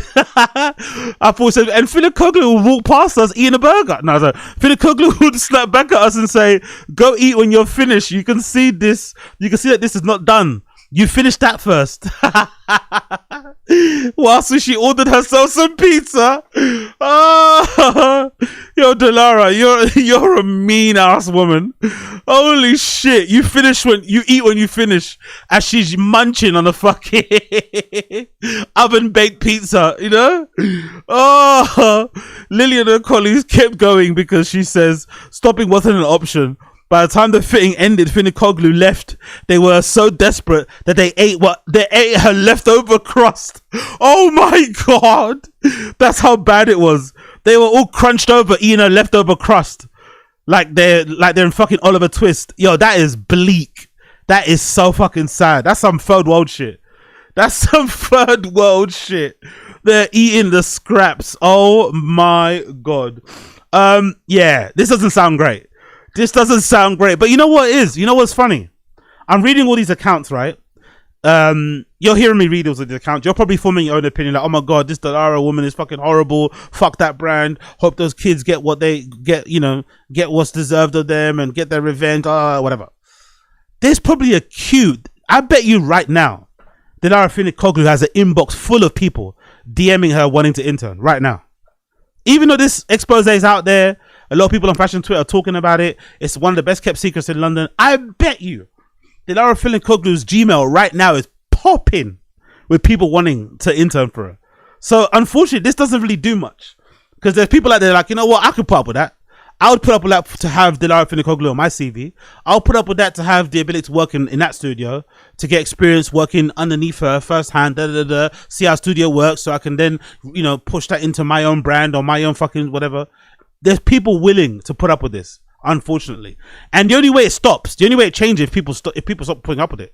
It's sort of similar to the UFC. There's a video going around now of Henry Cejudo, who lost the other day, right? Henry Cejudo, who lost last night, on his knees, essentially begging Dana White for a win bonus.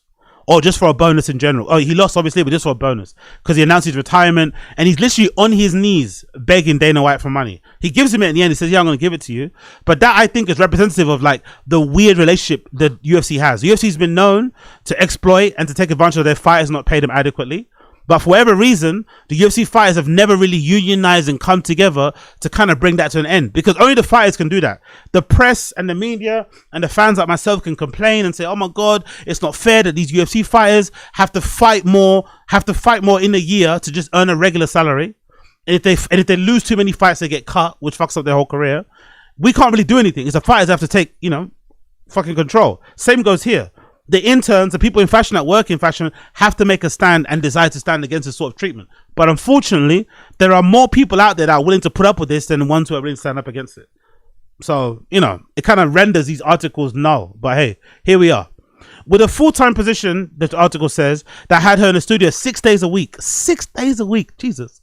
In what Lily describes as a 9 to 9, she found herself loaded with responsibilities. The quote, I was doing pattern cutting, draping, drawing, and everything, the ex-employee shares.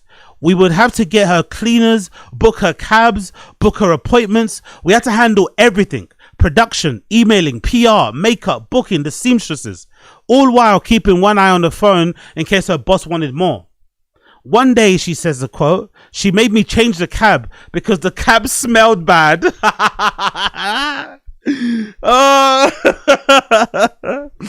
Yo, fashion designers, man, people in fashion in general, man, the way they treat people, it's like, oh my God. The behavior, the attitude, the ego, fucking hell. Lily recalls, still shocked. According to her, the designer hadn't even been banned from Uber for violating community guidelines, leaving interns to manage her transportations entirely. Bear in mind, Lily laughs dryly, this woman takes 25 Ubers a day. What could she be getting banned for Uber for? Probably drinking, I'm assuming, right? What could Dilara Findikoglu be banned from Uber for? I'd imagine probably drinking or doing drugs. Maybe two or the same. Or maybe arguing with the driver. But what would you be getting banned for? You're just going from A to B as a fashion person. Like, what the fuck? But I'm assuming, or maybe just doing what people you're not meant to do. When you order an Uber, she sees the type of person who'd make her interns order an Uber, then she'll change her mind and not take it, and then of course you make the person sit outside for ages.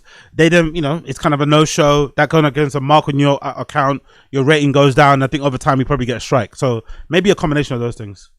After 2 years, Lily quit, utterly drained, and said, I was throwing up every morning. Before going in, she recalls her voice trembling, the memory still haunting me. It was still haunting her. Holy shit, that woman runs a. So not only does Dilara Findikoglu collect, or design very haunting collections, she also provides her interns with a very haunting experience. It's a very harrowing and haunting experience, right? Her clothes look like they come straight out of some horror movie, some sci-fi movie, some sort of nightmare, some dreamscape nightmare. But it seems like working for her is also a dream and a nightmare rolled into one. More so nightmare than dream, but still. So I guess she's true to her raps in a way, right? Because wouldn't you be, let's be honest, right? As much as a bitch she sounds like, as much as a piece of shit she sounds like, as much as a straight up tyrant, right, that she sounds like, Are we really surprised that a woman that designs clothes that look like this is not the most cheery, bubbly, encouraging, hand round the shoulder, empowering, motivating, fair, nice person? Are we really surprised that this lady, like, it's not, I'm not really surprised. I'm not gonna lie. I'm really fucking not surprised that she's such a, you know, like this behind the scenes. It makes complete sense. Look at the clothes. Continuing, over the years, many interns have passed through the studio's walls. Andy, who has worked across multiple fashion studios in London, finds the sheer quantity of Findikoglu's studio astounding. The entire brand is built on interns, the quote said. Without that incredible manpower, there wouldn't be the brand or the exposure she has. But again, who allowed this to happen for so long? Who in the industry allowed this woman to run a brand on the back of slave labor, essentially? Who allowed this to go on for so long without calling it out, without highlighting it? People too want to talk about sustainability and all this nonsense, all these buzzwords, but here is a brand essentially built off the backs of people's trauma, of people's fucking, you know, hurt, pain, abuse, and people are not saying a jack shit about it. Jack shit. But you dare hire a fucking creative director who's black, a creative director who maybe comes from a streetwear background and has no education, the whole industry explodes with debates about, oh, he's not got an education, all this crying and moaning. But here's somebody running an entire brand on fucking slave labor, right? Making people go into debt, abusing people, I don't know, mentally, physically, whatever it may be, taking advantage of people's, you know, dreams and passions and shit. And no one says a word. No one says a word. Maybe because her face fits, right? Maybe because her face fits. Because let's be honest, if that was fucking Grace World Bonner, if that was, you know, if she looked like Martin Rose, I don't think this kind of goes, you know, gets swept under the rug. I don't think this gets swept under the rug. And dare I say it, if it was a fucking black guy, dare I fucking say it. So that's very interesting in itself. But yeah, man, crazy situation all in all. Whether or not this will change anything, I really do doubt it. And maybe partly is due to do the talent level, because her collections are really fucking good, right? So maybe it has to do with the talent level. Maybe certain people will be like, you know what? We're going to turn a blind eye to some of her treatment or mistreatment of her fucking, you know, interns, because the work is just so good. Because we see it a lot with fashion, right? We see it, look at my goat, Hedi Samain. My goat, Hedi Samain, is known to be a bit of a pain in the ass. My other goat, fucking Phoebe Philo, has got many complaints about her, even on Glassdoor, right? Of people complaining about how she works and treats people. So maybe there's an acceptance with some of the mavericks, some of the fucking thought leaders, some of the fucking, you know, top talent out there, that this is par of course when it comes to having an elite designer. You know, they're not maybe not gonna be the nicest person behind the scene. They're maybe gonna run a bit of a sweatshop, a bit of slave labor maybe running there. Who fucking knows? But I just think it's sad, to be honest, that this has been happening this entire time, and no one said a word. No one said a fucking word. Everyone's just acting like it's not been going on. You know, it's kind of sad. I'm not gonna lie. It's not kind of sad. It is really, really sad, because the work is so good. The work is so good. The work is so intricate. The word is so emotional. The work is so emotional. The work says so much, but unfortunately behind, is that that's that DJ, isn't it, right? What's her name? VTSS, I think, right? I didn't know she was modeling for the brand, actually. That's her. I'm pretty sure that's that DJ. But yeah, no surprise though, right? Linking up with DJs, no surprise. Going from one of the most, you know, egotistical professions known to man to working with the brand itself, it makes all the fucking sense in the world. It makes all the fucking sense in the world. But yeah, will this actually affect her in the real world? I personally don't think so. Like I said, I think there's probably a queue of kids out there right now who are more than willing and ready to go work for her. They're probably sending her DMs right this now at this minute, wanting to work with her. And she's probably going to be inundated with applications and shit. It's not going to change jack shit, unfortunately. And the work's really good too. But like I said, I'd let her throw something in my head. I'm not going to lie. I'd let her throw something in my head. Whether or not I spend 1,000 on the brand, I don't think so. But I definitely think I'd let her throw something in my head. I just grabbed the scissors with one hand. But yeah, you get the gist. You get the fucking gist. And the last update regarding this, courtesy of Louis Vuitton, who's been on top of it. He says the Leicester Fashion District, I don't know what power they essentially have. Please forgive me, Leicester Fashion District. The LFD, Leicester Fashion District, has issued an open letter calling for the British Fashion Council to revoke Dilara Findikoglu's Vanguard Award in light of the recent allegations of toxic workplace. So big up Leicester Fashion District for, you know, sticking their neck out there and calling this out. Don't know what this is gonna do because don't know how much power or weight they have in the industry, but still, it's good to see. The open letter reads as follows. Recent reports published by Fashionista along with years of anonymous reviews on Glassdoor reveal deeply troubling and concerns about the working culture at the label of Dilara Findikoglu. These concerns include exploitation, emotional mistreatment, overwork, unfair labor practices and discrimination at multiple levels. Below is a summary of the recurring allegations. Internships were reportedly unpaid. Several reviews mention working up to 90 hours a week with no breaks, no weekends, no paid transport or lunch. Interns described being severely overworked because the studio was understaffed. Some were asked to run personal errands such as buying food or coffee while still expected to complete production tasks. Multiple reviews reference verbal abuse. Workplace has been described as being more than one former intern as toxic. According to publicly reported fashion expose, there are serious allegations beyond exploitation, including claims from former models and staff of shaming and racist treatment. Raw, Ted. So she doesn't like blacks. Damn. I don't stand a chance, unfortunately. Label's internal ratings for equity, diversity, and inclusion on Glassdoor are extremely low at 1.3 to 5. So who is she hiring then? Is she just hiring whites or something? Is that why? She's not hiring any blacks or any guys or stuff. It's also happening. It's interesting, isn't it? You would imagine with how the brand presents itself, right, on the runway, that it was like a bastion of diversity, because the casting is always very diverse, very interesting, in terms of, fucking identification, in terms of sexual orientation, in terms of identity in general, like always very diverse. So it's very interesting to see that their diversity and equity rating is so fucking low. I wonder what that means actually. Does that mean that not enough women working there, not enough minorities, both? I wonder. Very interesting. Let's continue. Is that fucking what's her name? Caroline Palashek. That's not her. Looks a little bit like her. Let's continue with the article. These reports span several years from 2022 to 2025. Despite this documented history of abuse, exploitation, discrimination, and harassment, the British Fashion Council recently awarded Dilara Findikoglu with a significant accolade. It's like Trump getting the Peace Award, isn't it? This is like Trump getting the Peace Award at the fucking FIFA thing.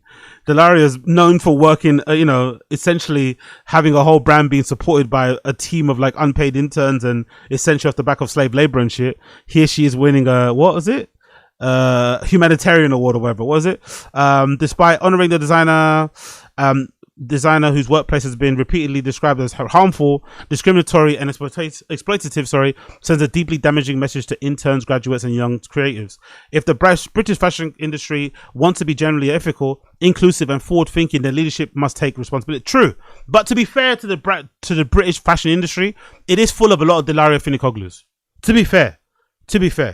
There's a lot of Dilara Findikoglus, whether they're at unis, whether they're at brands, showrooms, stores.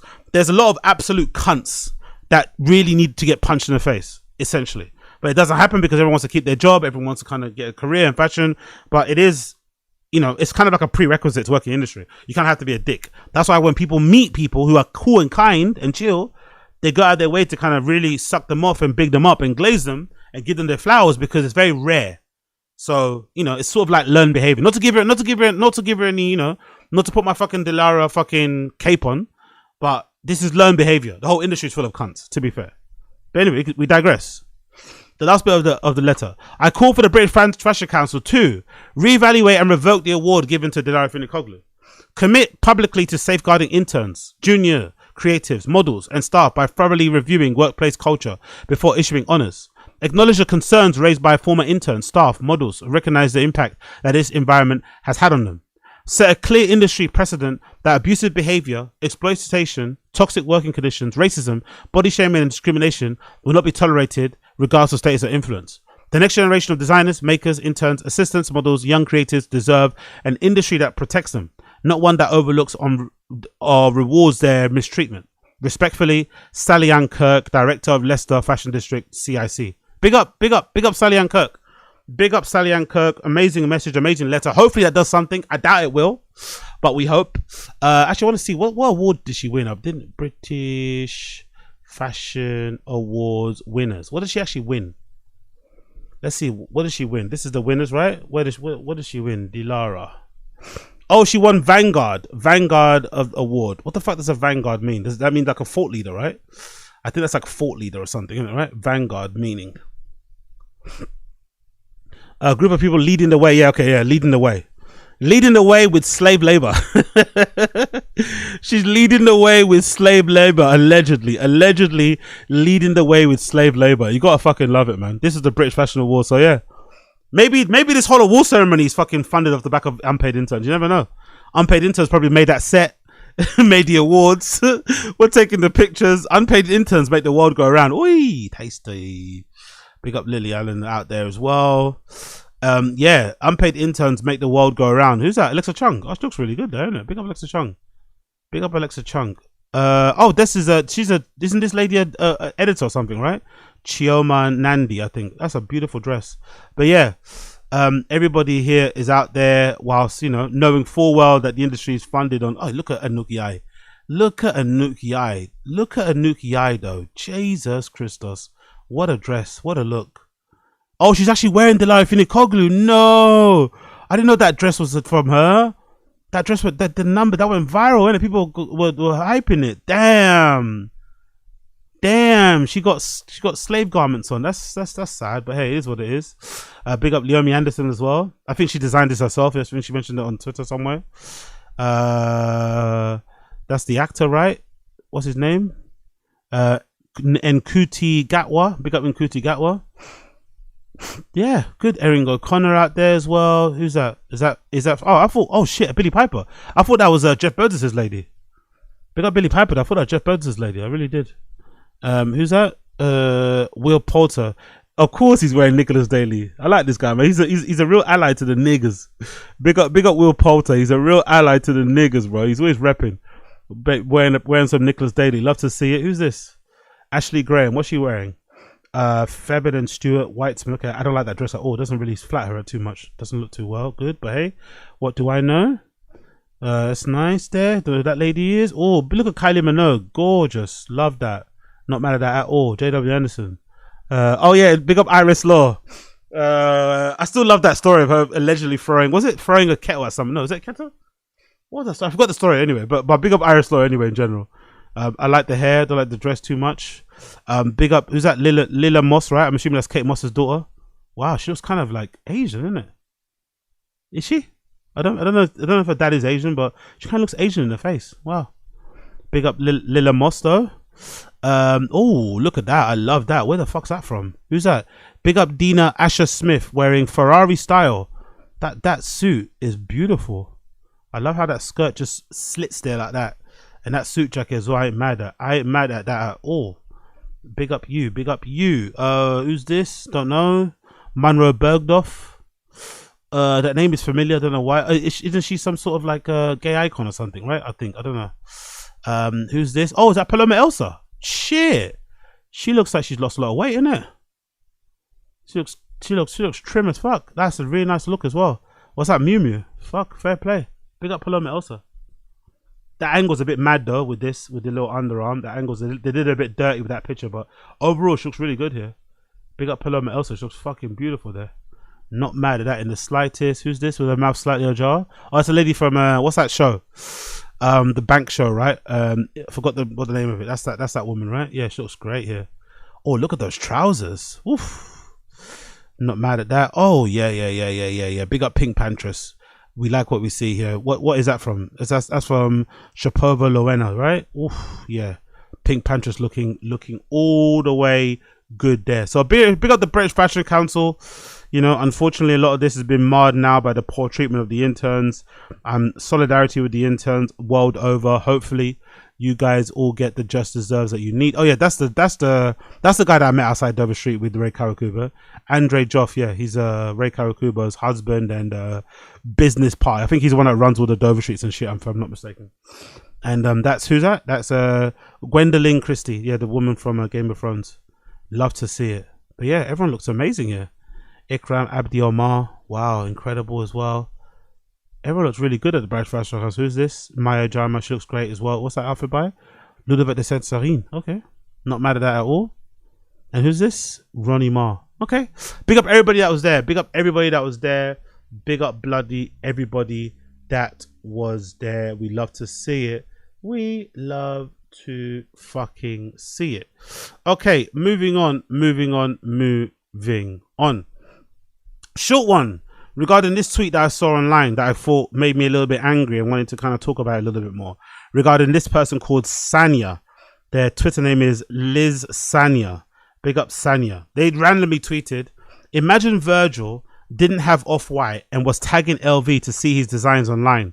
That's how silly some of you look. Start your own thing, please. Now, this person is responding to a slew of new breed AI designers that sometimes will post some of their AI prompted designs onto social media and tag brands that they want to work with. Some of it is serious, some of it is jokey joke, but in general, it's becoming a bit of a trend now. A lot of designers tagging brands and say, here, I designed something, which, you know, is what it is. Me personally, would I ever do that? Probably not.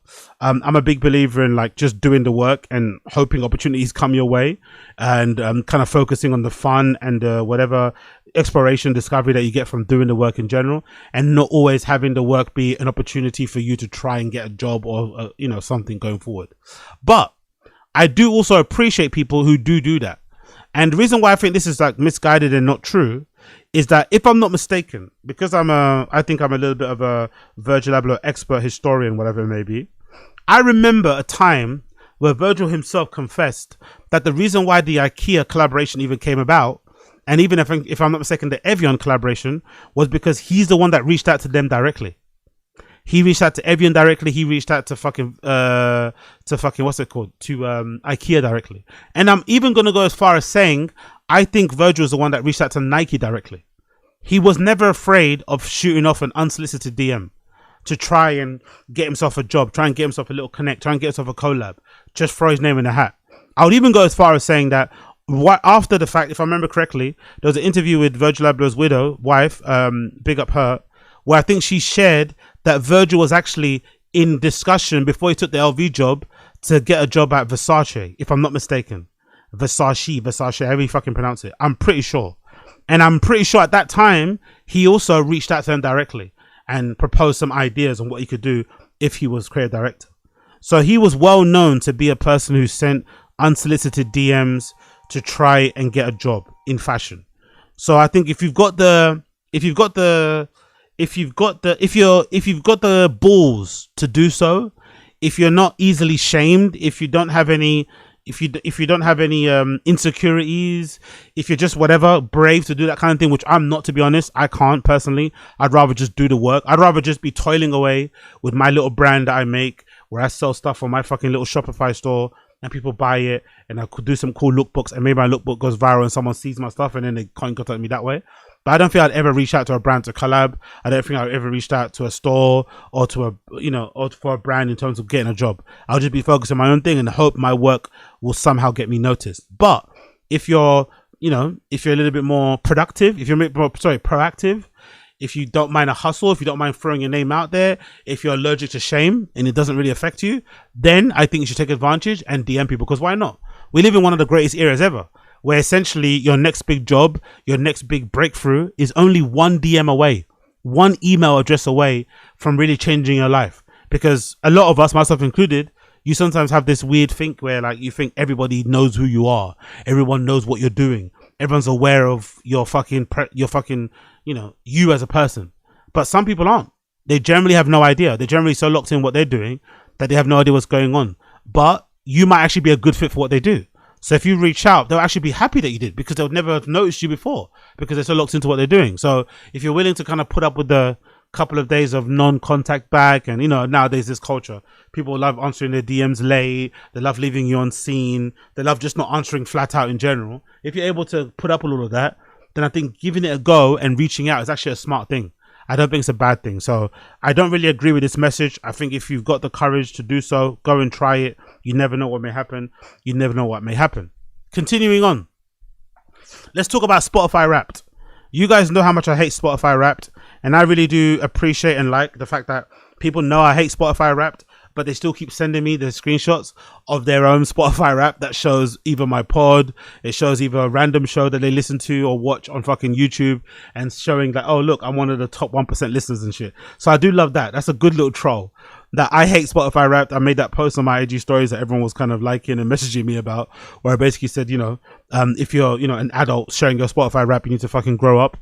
0 aura points. And I kind of got called out for it, right? I kind of got called out for it for a little bit, but I've always been that kind of person. I'm kind of always against it. More so because I think it's just an unapologetic way to kind of show off your supposed eclectic musical taste.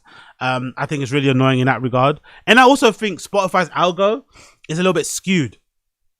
I don't think Spotify algo is correct. I think Spotify algo sometimes tries to... I think they purposely try and make you look like you're more eclectic than you are. Because I know most of you motherfuckers don't have that much interesting music taste.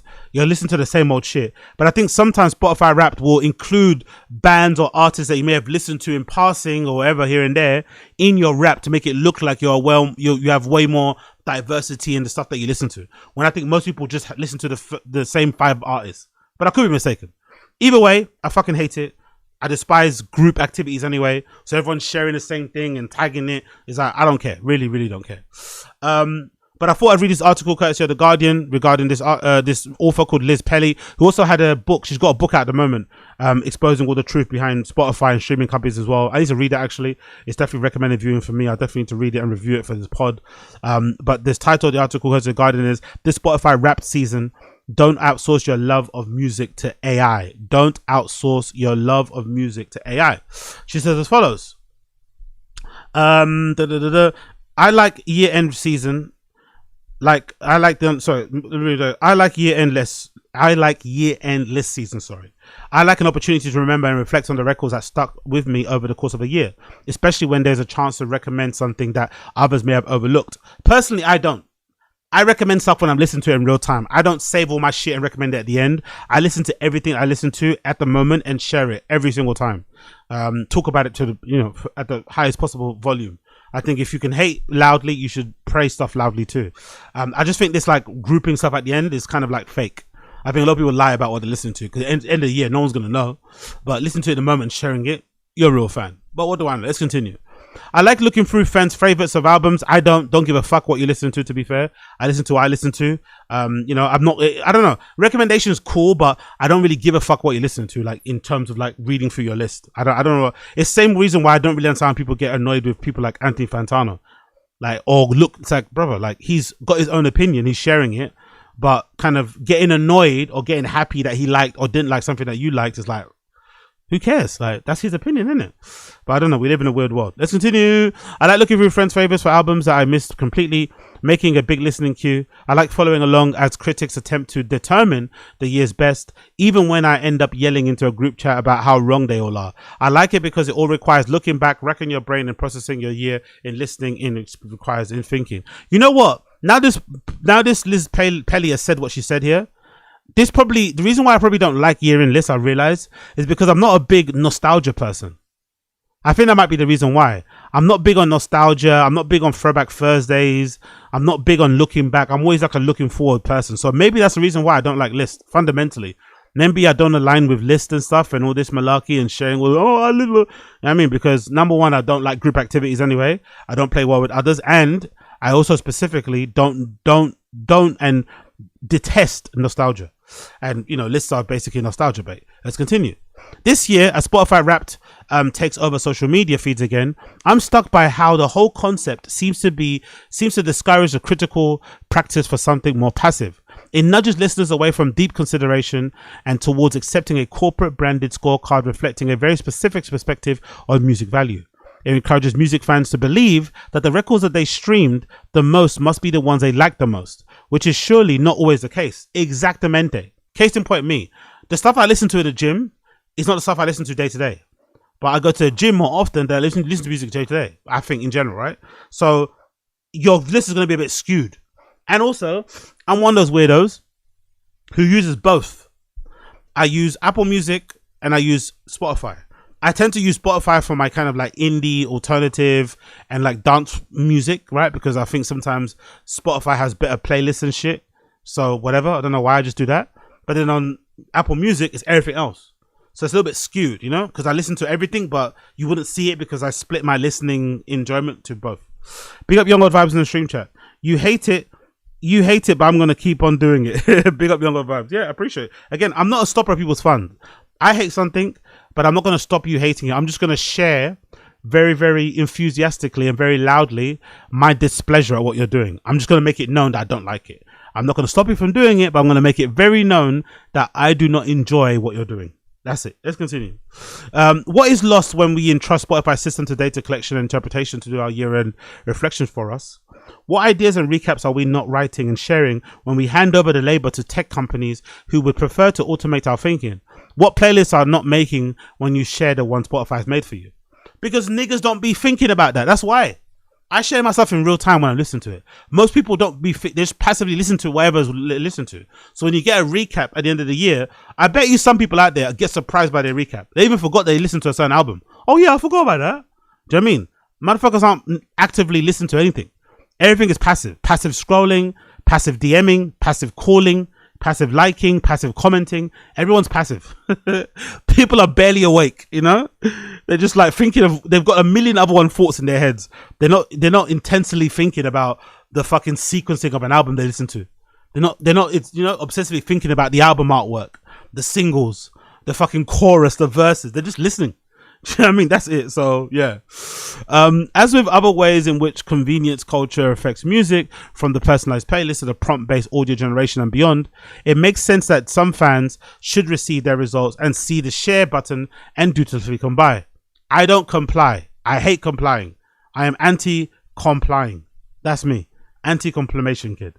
But what's at stake in the sense is our own musical memories and our own personal achieved for our years.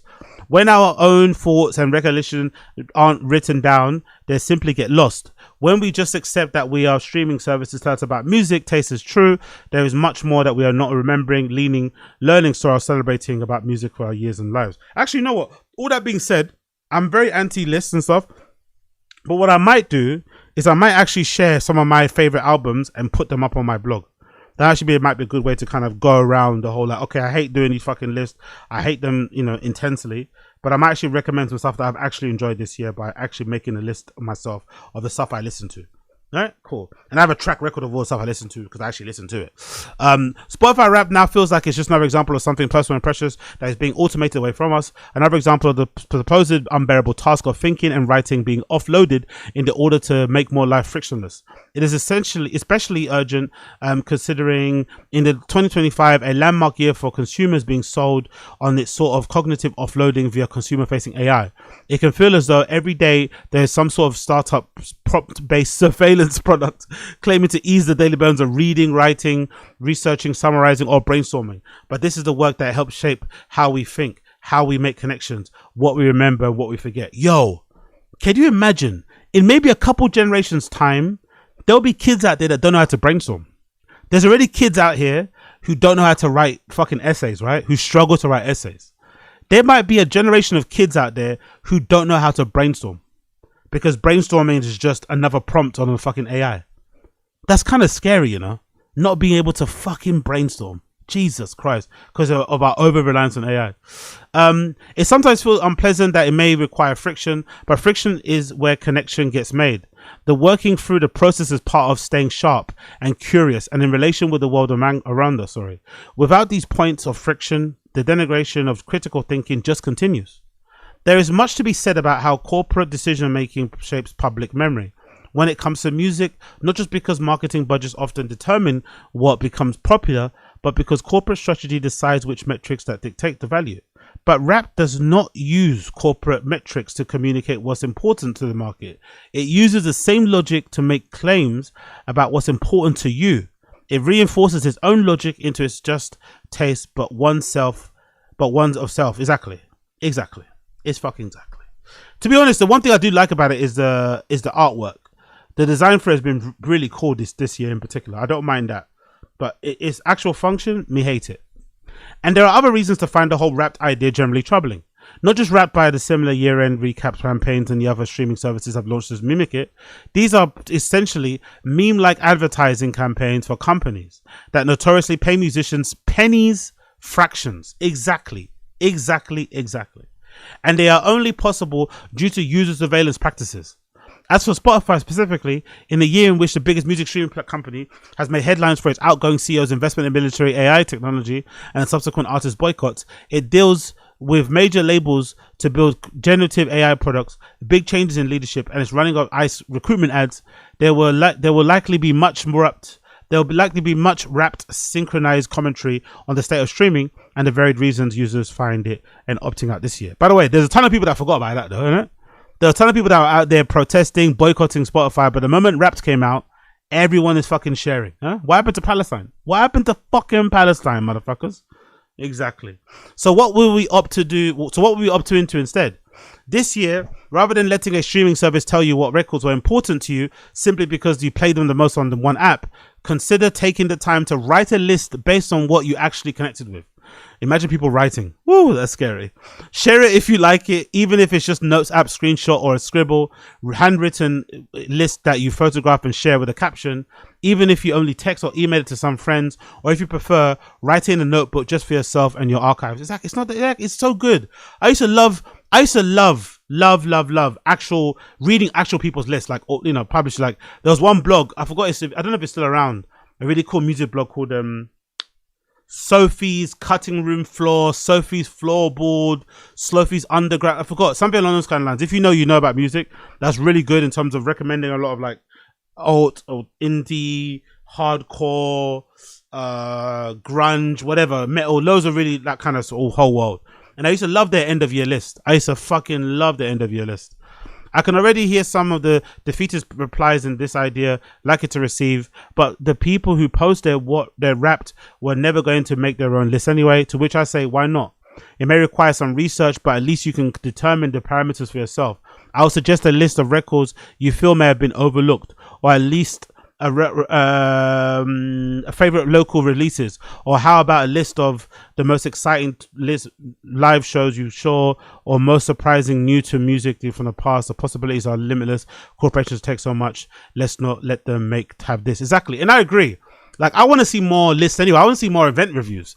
I miss event. Like the other day, I was watching interview with Dixon from Innovision, and he was obviously celebrating the 20th anniversary of Innovision, talking about the 20th anniversary parties they did, which I missed, all fucking gutted. But still, there's no real account. There's no real account of what happened, unless you go in the comments or you go on the fucking Innovision lovers Facebook group. Big up them.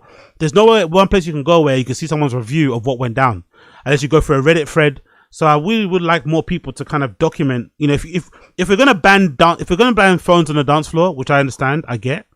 At least people should maybe document and, you know, their experiences and write something. People don't write anymore, but still write something, man. Review it, innit? And then share that experience with everyone else. Because I know when I was coming up in the scene, I used to love that shit. I used to love reading people's reviews of events and stuff. It used to get me motivated, inspire me to maybe go and travel and do my own form of techno tourism. So I really fucking liked it. But the one thing I do like about Spotify Wrapped, to kind of end this segment, is the aesthetics and the design that they went for. I'm not sure who was in charge of it, but I love the textures of the colors they use. I love the font. I love the overall design, you know, of the letters and stuff and everything they're doing here. It's kind of got like a zine feel to it, right? Like a zine, photocopied, kind of handmade, tactile feel to it. So I really do love that. I love how they went with the whole aesthetic behind it as well. So that is the greatest thing about it. But overall, do I care and do I want it? No, of course. But I do appreciate the aesthetic that they went for. You know, I do appreciate the aesthetic. I think it looks really cool how it looks online. But I wouldn't personally want to take part in it because I'm a contrarian. I like to stand out and do my own thing. And I also think if you're over a certain age, sharing your list is like this on fucking social media is R-worded and loser shit. But again, what do I know? I'm probably wrong. What do I know? I'm probably always and forever will be wrong. Cool. Let's move on. I saw this random thread actually on the techno subreddit, and it got me thinking about smart glasses in general and how clubs are combating it or trying to handle it in real time, because this must be an issue. As you guys know, there are these smart glasses that exist. Essentially, smart glasses are, you know, a way for you to kind of, you know, vlog in real time without having a camera. They basically have cameras on the edges of the glasses that record, and you can kind of, you know, stream your day. I've seen it. It's kind of fundamentally changed the whole pickup industry thing. That's kind of got back up and running.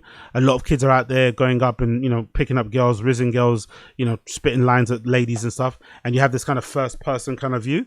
Obviously, it's a little bit abusive because it kind of, you know, you don't require any permission for the person.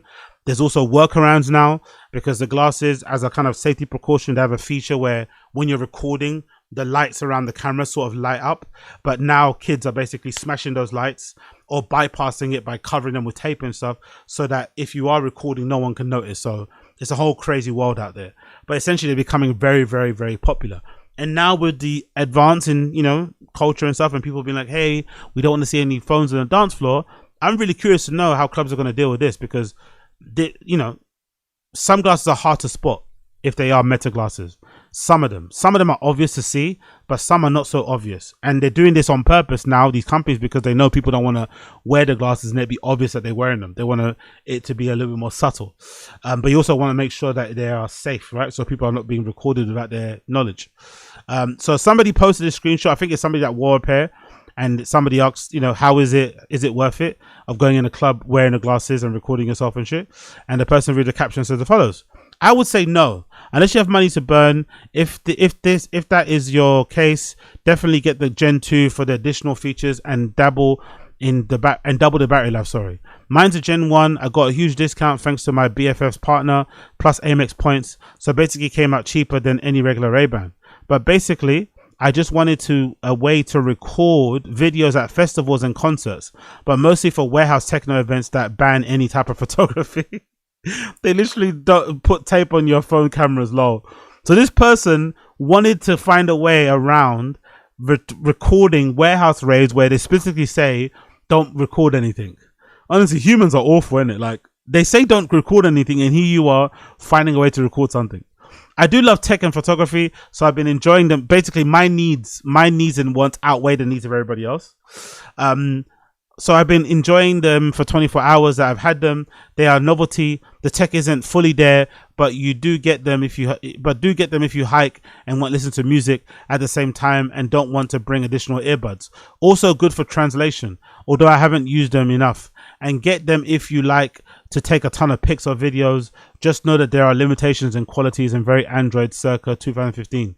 We'll see if my opinion changes after a week of usage. Again, this is kind of crazy, by the way. Going to places where they ban photography and wearing these is kind of insane. I think doing it day to day anyway, in general, that's not so bad. Like, most likely next year when I start doing more IRL content and going to festivals and stuff, I'll probably have some sort of camera thing that I'll use. I think I'd probably prefer to have an obvious one so people know what I'm doing instead of just wearing the glasses, which is kind of a bit more incognito. I think I want people to kind of know, okay, cool, that guy's streaming, that guy's got a camera on, stay out of his way, or if you want to be involved, jump in front of the camera.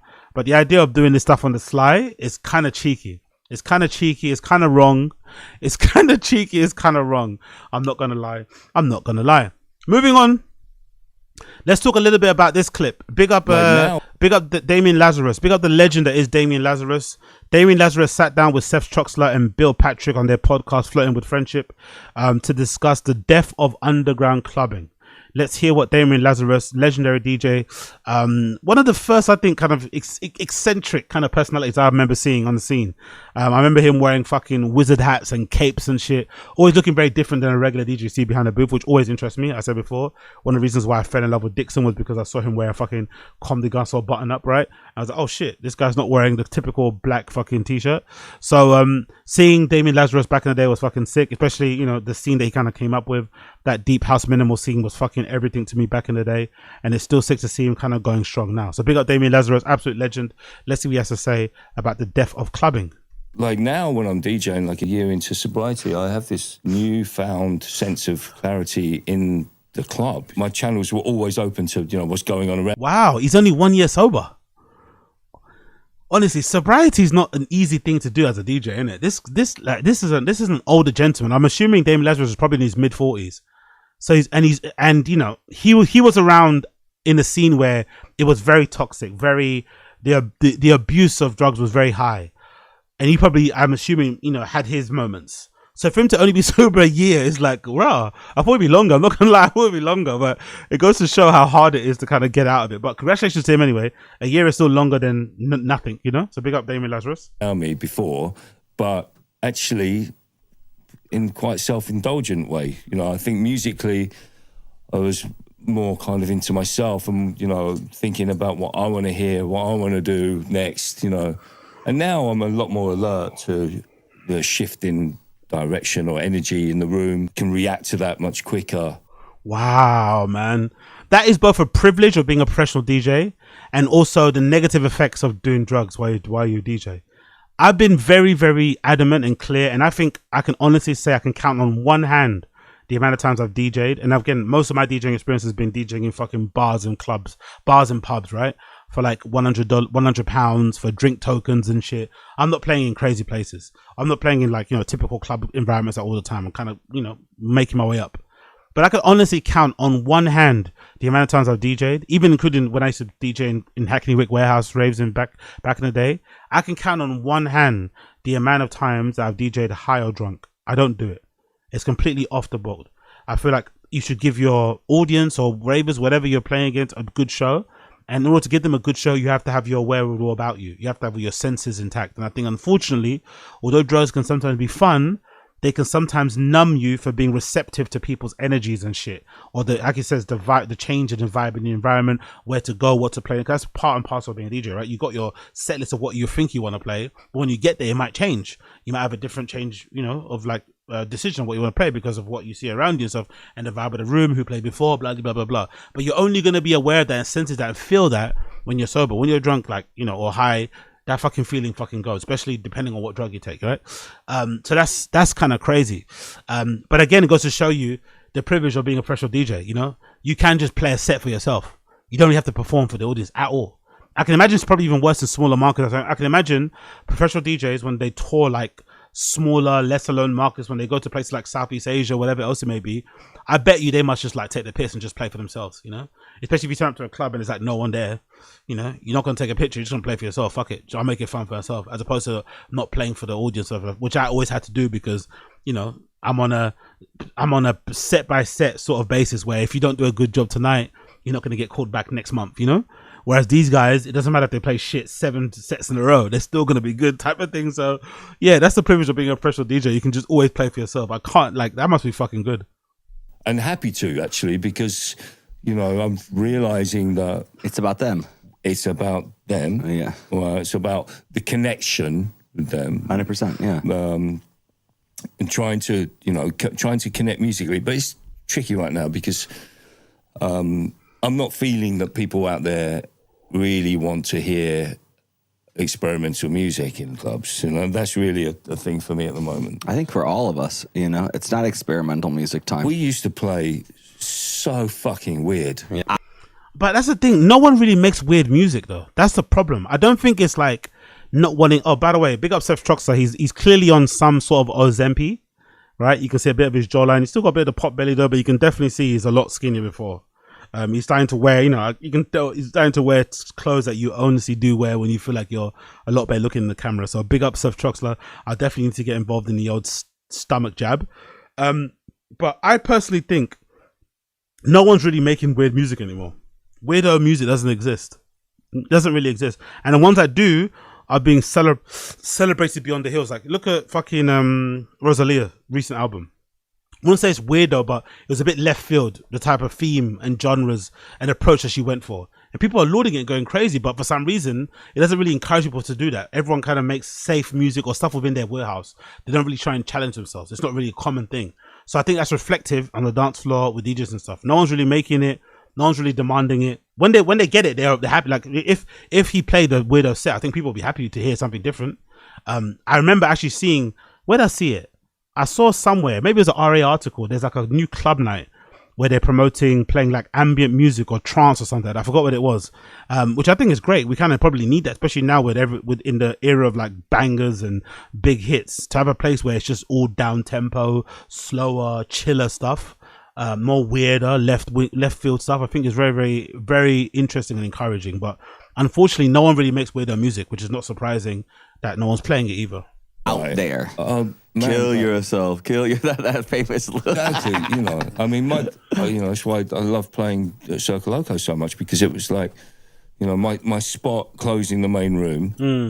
Yeah, we were always opposites, right? Forever. Yeah, it's one of the toughest spots because I'm always up against you next door.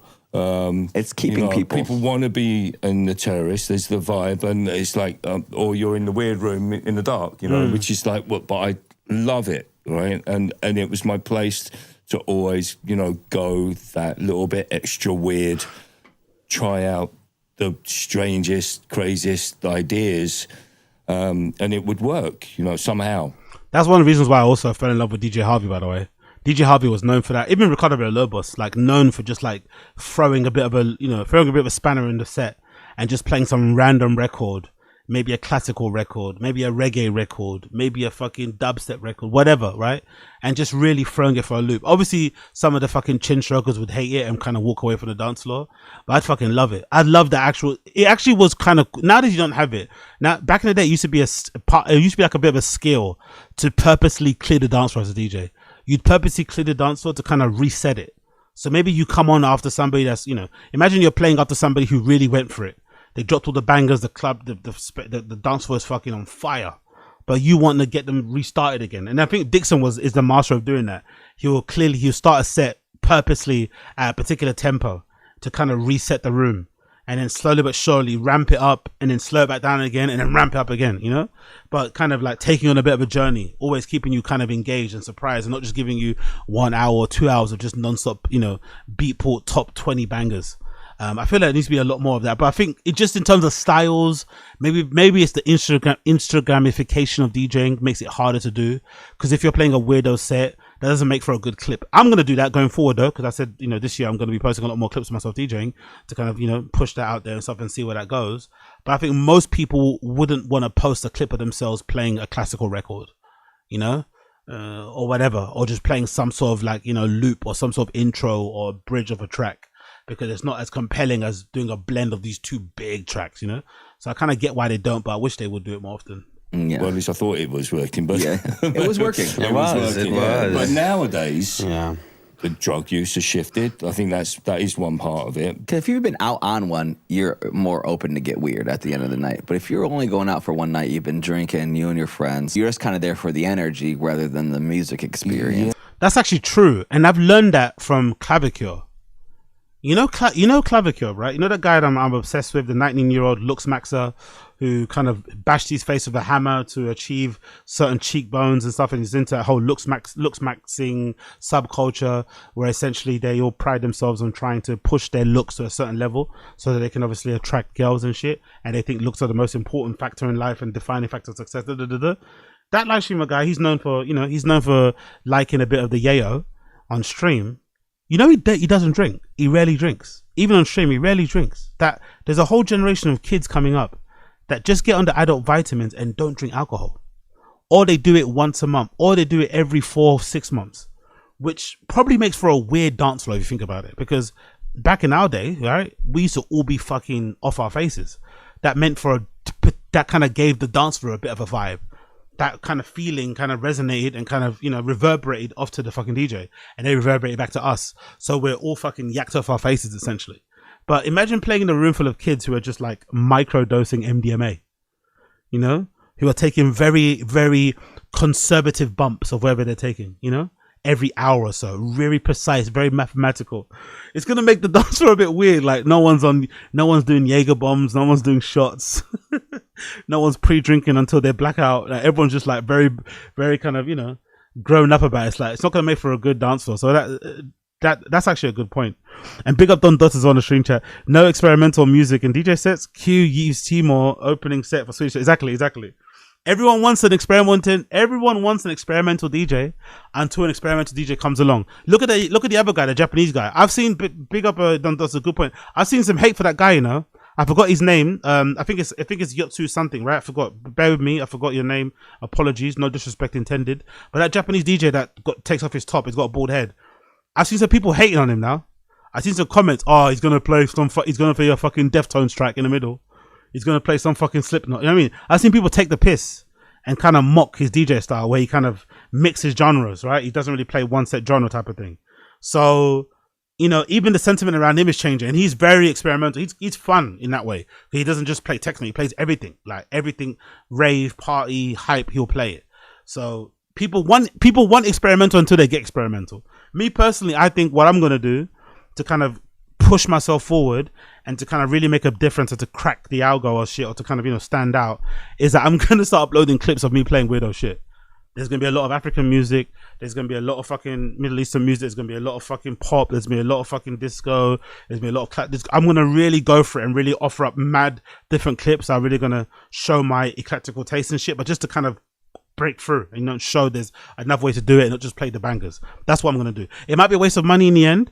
It's gonna be fun. It's gonna be fun. And it's gonna add to the storyline. It's gonna be great for the bit. In some way, I mean, that's the weirdest thing to hear, right? Because anyone watching... Oh, that's his name. Yusuke Yokimatsu. Yeah, that's his name. Yeah, exactly. Big up Don Dot, exactly. They just want another boiler room set. Exactly. You know, watching... Oh, really? He got a lot of hate here in NY. Rah, you see? Look at this. Look at him. He done nothing wrong. That guy's fucking sick, bro. The way he's able to blend a lot of those records. It's one thing playing them. The way he blends them is fucking great. Like, and he seems to have a real appreciation for the music as well. But yeah, absolutely crazy. This thing, hearing that you know that most people are going out to the club not for the music. Yeah, you know, it's kind of a weird thing to say, right? It's a weird thing to say. Yeah.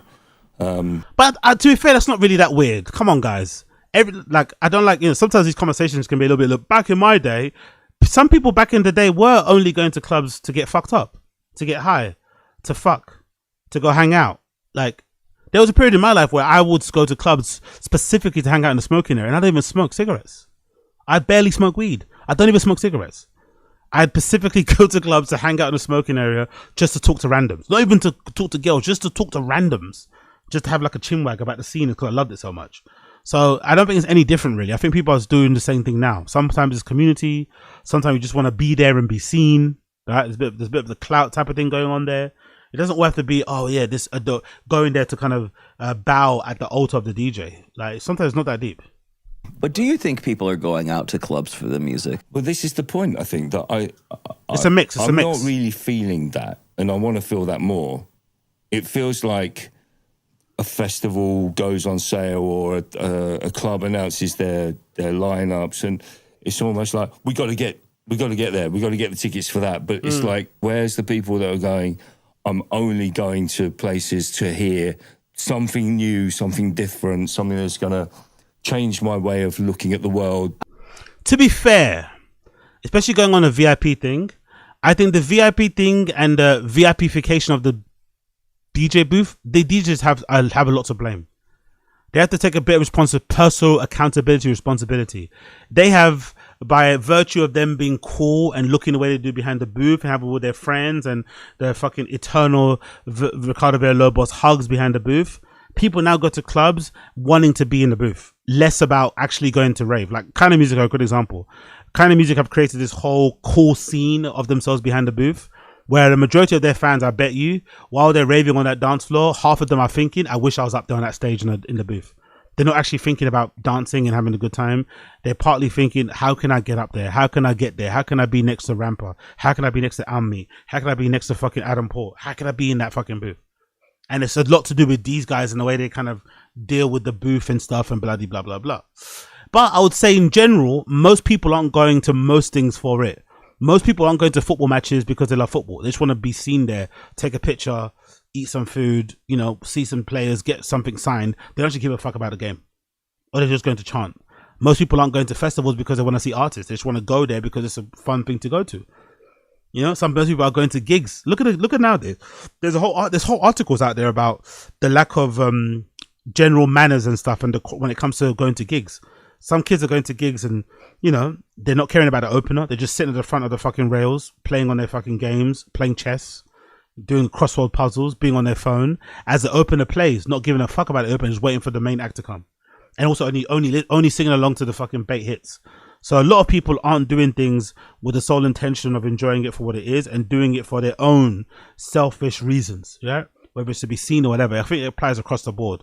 And I think, unfortunately, nowadays, clubs have become part of that kind of experience culture thing. People are going for the experience, less so for the actual thing itself, which I think is just, you know, what's happening in the world nowadays. I mean, those parties still do exist in our culture. You know what I'm saying? Like Robert Johnson's Panorama Bars. You know, there's a lot of under different scenes going on. 100%. Slap punk things. You know, there's like it's like the famous Prince kind of quote: "You get the crowd that you deserve." Right? That Prince said that once. And I found different points in my career, up and down, where I'm like, you know, you do get some parties and you're like, why the fuck am I here? You get the crowd you deserve. I don't know about that. I don't know. Like, for instance, Maron's a good example, right? Maron from Este Commune, big up Maron, always gets a lot of complaints whenever he plays at Berghain because of the crowd that it attracts.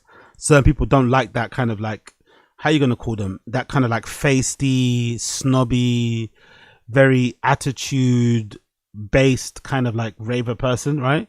I don't know how you describe him, wherever the scene is, but they don't like that crowd. Now, I've listened to a lot of Maron interviews. I've read a lot of things about Maron, and I've heard a lot of people talk about him in person. And allegedly, Maron's a lovely guy, like a really nice dude. I've heard of people that DM'd him and he responds back and shit. Like, there's some DJ out there that just leave you on sent. You know what I mean? They won't even open your messages. So I've heard this guy's really nice, IRL.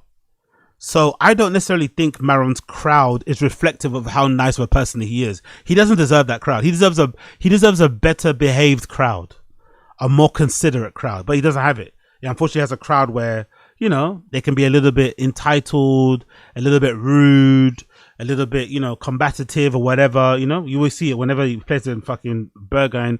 You go in the Berghain fucking thread about that night, and you see people complaining all the time about Maron's crowd. I don't think that's true across the board. It might be true with some people, but I think there are some DJs who sometimes you just get so popular, you attract a certain crowd and you can't shake them. And I guess you have to maybe go crazy and do something to kind of, you know, get them to not be your fans anymore, which is also kind of hard. But I think that's just part and parcel of what it is. I could imagine now a very conventionally attractive female DJ could get really popular overnight, and she could suddenly discover that she's now got a fan base of like really toxic dudes, really misogynistic dudes, very shallow, very whatever. She didn't attract them. They just happen to like what she looks like, and now they're fans of her. That's not her fault. You know what I mean? You can try and shake it, but those people, I mean, so I don't necessarily think that's always the case across the board. You get the fans you deserve. But I also think, you know, the changing nature of the clubbing space is what it is. You have to kind of adapt to what's available out there. I do think so. Nowadays, though, because of the appetite people have for going out, if you really want to play weirdo music, you can. You just have to be brave enough to do it. So these complaints that they have about, oh, no one's playing weirdo stuff. If you really want to play it, if you really want to push the envelope, if you want to challenge people, take them on a journey, you should do it. Because I think once you do it, people will be receptive to it. Would they say they're not going to request it from you? But if you do it and you do it in a good way, you do it in a way that makes sense, they're going to be receptive to it. I think people are gagging for something fresh and new to listen to. I think so personally. You just have to present it in a way that they're going to like, you know? But then that requires courage, that a lot of people don't have. But I think the appetite is out there for that sort of thing. But I could be wrong, Moving on, talking about appetites. Let's talk about the appetite for Berghain. Berghain have just released, actually. They've just released their January 2026 lineup and program, which I want to go through with you today and see Wagwan. Obviously, we know Wagwan for New Year's Day. Unlike other years, it's not going to be a New Year's Eve celebration. Usually it is, if I'm not mistaken. Oh, no, it's not. Actually, it's not. I take it back. It always is a New Year's Day. They tend to celebrate that way. There are some clubs like RSO and Ost that are doing stuff on New Year's Eve, like normal, and going all the way until, you know, whatever, the 2nd or something, mad like that. But this one is going to start on the 1st of January 2026, this Club Sylvester, which is their New Year's Day. And then obviously for the rest of the few, I'd imagine it's going to close on the Friday. Or maybe Saturday morning, I'm not too sure. But either way, we know what that lineup is. I've spoken to it already, but we'll just go over it one more time. So the Sylvester January lineup for the January the 1st New Year's Day celebration will be as follows. It's kind of a locally type of one, to be fair. Not a lot of big names, but still really good, I think, lineup wise. So Sylvester Club Night, which is Sylvester Night Club Night, Features the following on the 1st of January. You got Bessie Harrow, Berghain Main Room, Jelena, Jury Heidemann. You got someone called Quartz, who I think is from the label as what's his fucking name? I forgot his name. Freddie whatever. I think so. LOL Snake is there. OPH, Farah, Philippa Pasho, Red Rooms, and Timudu. Big up Timudu. In Panel Bar, you got Andre Galuzzi, Bennett, Fabian Garrido, John Talbot, who I'm a big fan of, Leia Oche, Ogazon, Tom Peters, Vera, and Yen Sung. And in my favorite room, XXX Floor room, which is the best room in Berghain. If you've ever got a chance to go there, I recommend trying to go when this room is open. It's fucking incredible. It kind of looks like something out of a 90s rave movie, early 2000s rave movie. The DJ booth is like suspended up in the air. It's kind of like you have to walk some stairs and it's kind of like on a balcony type. Anyway, it's fucking crazy. It's just up in the air. Just know that the bar is fucking amazing. Again, reminds you of something you've seen in the early 2000s movie or something. There's massive plinth boxes that you can stand on and rave on and dance on. It's fucking incredible. One of my favorite rooms. So I recommend you go there. So in that room, you're gonna have Bell Towers. You got Broccoli, Budino, big up Budino, Curses, who I love, DJ Saburu, Kid Cat, Sound Metaphors DJ, great little record store over there in Berlin, and The Hacker, which is Miss Kitten and the other guy, I forgot his name, please forgive me. That's them together, if I'm not mistaken. So that's going to be happening there for the Club Sylvester. So again, really good lineup. No big standout names, but a really solid list of people to kind of go and chill out and listen to. But I think in general, I think everyone's got a pretty good lineup, innit? Let me see. I think Club Ost, right? What's Club Ost got? I think everyone's got fairly sick lineups for New Year's Day going over there, but I'm not too sure. I'm pretty sure everyone's got sick lineups. Let me double check here. Which one do they have? Xmas, Sound of Hell. What's is that one? End of Era, December the 5th. Nope. Cool. Let me see. Yeah, there you go. New Year's Day. Ost New Year's Day on the 31st. New Year's Eve, sorry. That got, oh shit, it goes all the way to the first only. Okay, so I've not opened that late. New Year's, they've got who? They've got here Backyard, Caviar, Charlene Herzeg, DJ Kalin, and Eshka. They've got DJ Swede, someone called Frederick here, John 10, back to back with Ponky, Koboyo, Cuss, Part-Time Killer, Future Tracks, Suska, and TMS. And then I think, what's the other one I went to check? It's Oxy, right? Oxy. Oxy, you've got a pretty sick lineup as well, to be fair. Last time I checked, if I'm not mistaken. There we go. There's a list right there. Okay, there's two actually. Monthly on December. Okay, cool. Wow. New Year's Eve is 3 days, bro. So I wonder if Berghain don't do the same thing, because their one starts on Thursday. So on the 1st. I wonder if they're going to go until Friday, because Oxy are going from the 31st all the way till Friday. So they're going Wednesday to Friday. It's fucking crazy, isn't it? Don't know how these motherfuckers do it over there, man. I don't know if they have jobs or they just, you know, just claim for the benefits and stuff from the government. If they just have a better endurance level than we do over here. But I can't imagine partying for 38 hours. 38 hours. Surely you're going to have a break, I'm assuming, right? You're not going to be on it the whole entire time. You're going to probably go to bed for a bit and then come back, I'd assume, right? But 38 hours is fucking wild. Big up everybody that goes there, though. Oxy, again, is a great club out there. Oxy's night, they have the following for the New Year's Eve. They have Alda, Amosat, Nikki Estrella, Athena, Courtesy, Cybersex, D-Drum. Who else they got? Multi, someone called Michael Lane, Razor, Cool Super, Haiti, Jazz, who are like Sem, who are like Lucas Sick, someone called Meg 10, Ola, River Moon, big up River Moon, Soraya, Shaq. Oh, Shake is playing. Big up Shake. Big up my guy Shake. Shake is playing there as well on the thing. That's sick. Social Vlad, Club Sahara, Tokoro, Yazzus, DJ Tool. So this is a pretty good lineup, I'm not gonna lie. This is a pretty fucking good lineup, bro. Pretty fucking good lineup. So big up Oxy. What's Oxy been on actually? Let's look at their location thing. What they've been on lately? Oxy's out here doing their thing. Yeah, big up Blood Cloud. Okay, cool. Season closing at Oxy. Who's this guy? Big up Sigatunes. Big up Sigatunes. What are you saying here? Hey everybody, Sigatunes here. Just wanted to invite you to Small Grid House tonight at Oxy Berlin. And yeah, tonight it's going to be the last one for 25. So I assume it's going to be a really dope one. And of course with you guys. Ew, don't say dope. Ew. It's going to be even greater. So yeah, hopefully see you on the floor. And yeah, expect some dope house music. Ah, come on. Another dope. Allow it. Big up Sigatunes, but allow the overuse of dope. We're from Europe, man. We don't say that. Big up Sigatune though. But yeah, nice to see you.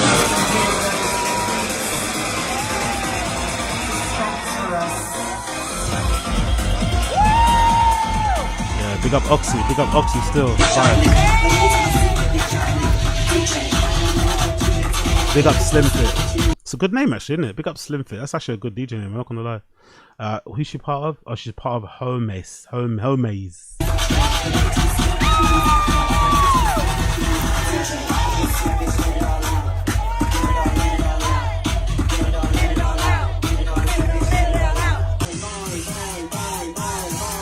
My name is on DJ's list.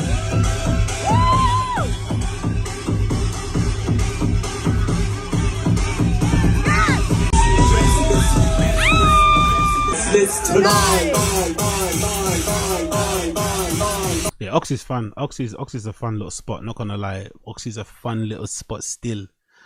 Cool. We've seen that. Let's go back. Bish bash bosh. Bish bash bosh. Cool.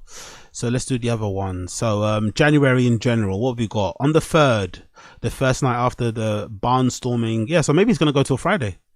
Only Friday only. So anyway, the Saturday after, or the following Saturday, who we have here? Regular club night, which is, oh, we have a Saturday where only the Panorama Bar's open. Interesting, isn't it? You don't usually see that. So there's a Saturday here, the 3rd of January. Only the Panorama Bar is open. It features Alexander Shanky, Bella Boo, D Jules, Henriku, someone called Katia Corey, Rumen Flugel, who I know, and Seth Asti, who I know. Lovely on the 3rd. That's a nice little lineup there. First club night back in the new year will be the 10th, featuring UFO 95, Absolute, Andy Martin, Fadi Moham, Casper Marot, Mary Lake, Reka Zalan, and Rodhad. Panel bar, you got Bashka, Bysams, Doreen, Fantastic Man, Lucas Dipta, Tijana T, who I like as well, Violetta, and someone called Yuzu Iwata. And you got a key night happening here, or key on the Thursday. Diana Summer, Berlin Bunny, Diego Montel, Eyes Dice, Nanzen Yang, Shankti, cool. Or you can buy tickets beforehand as well on here, which is nice. The Friday 16th for the 1st, you got Karin, Night Moves, Shakolin, someone called Shiva, I think there. On the 17th, this is a pretty good night actually, one of my favorites here. I like the 17th. The 17th in the Berghain Memory, we got Shantae, Amotek, Eftemin, Introvision, Luke Slater, Marcel, Face Fatale, and Polygenia. Great lineup, by the way. Didn't she recently play a set for I saw Polygenia recently, right? What did I see her? I saw her on YouTube, I'm pretty sure. I saw Polygenia play on YouTube. What set was it? Who did she play for again? Let me see. It was like in Blitz Club. That's it. Polygenia Blitz Club. Look at this club in Munich. Like, oh yeah, that's it for the Mud Show. It's from 5 days ago.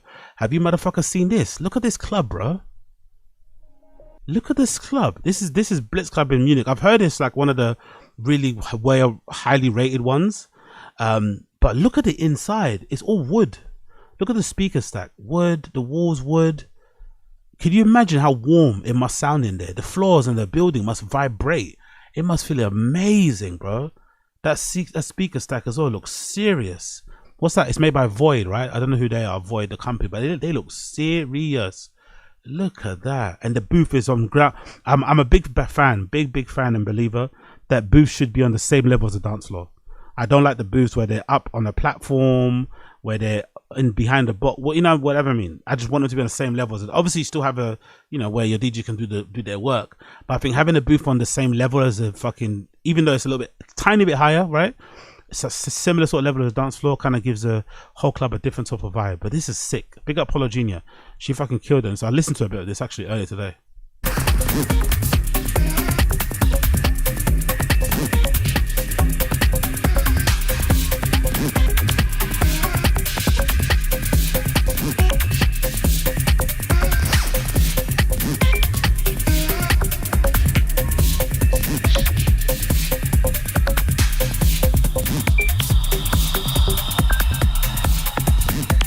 I'm not gonna lie, I would like to see this more often. Probably clubs won't do this because I don't know, maybe it takes away from what they're doing. But I'd love to see more live stream DJ sets played in empty clubs.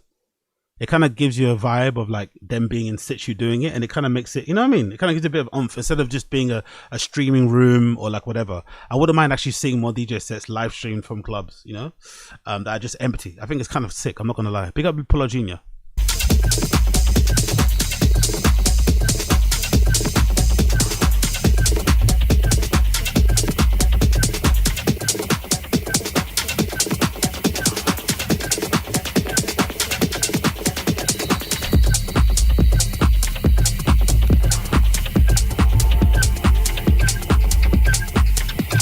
So small in it. Just look at how big the mixer looks against her. I swear the mixer looks like it's taller than her. I fucking love that vibe. She's fucking sick. Big up Paula Jr. Yo, big up Lucas sharing. Big up Chris Mackers on the stream chat. Big up Lucas sharing. What are you saying there, brother? Saw Philippa Pasha play. Oh no, at Corsica last night. I have started to give up on clubbing in London. Crowd was awful. Lots of pushing, talking stupidly loud over the music. Raw. So that's becoming a thing. I was saying the other day that I don't think that's a thing anymore, but I guess I must be the only one that doesn't notice it. There's been this whole big thing anti-talking on the dance floor. I think I saw the thread on the Unfold subreddit actually. People saying there's too much yapping on the dance floor, and I was like, no, there isn't. If there is too much yapping, just move away. But in Corsica, it's kind of hard to do. Corsica's very small, very tight, you know. That's kind of part of its appeal. But if there's a bunch of people talking around you, it's going to be kind of hard to get away from them because there's not a lot of room to go. You're kind of stuck where you're at. But that's a shame, man. They're about to close as well, so it's a shame the last few club nights are kind of terrible and not ending that well. I'm surprised Philippa Pasha would attract a kind of that type of crowd. Maybe it's to do with Corsica more so. I'm surprised. I feel Philippa Pasha was more for the heads. I didn't know it was like a argy bargy kind of, you know, loud kind of crew, you know? I would expect that with like a Dax J. If you told me that happened with Dax J playing, I'd get it. But I don't think Philippa Pasha, I would expect a crowd like that. I'm not gonna lie. Surprised as to hear that, but sucks, man.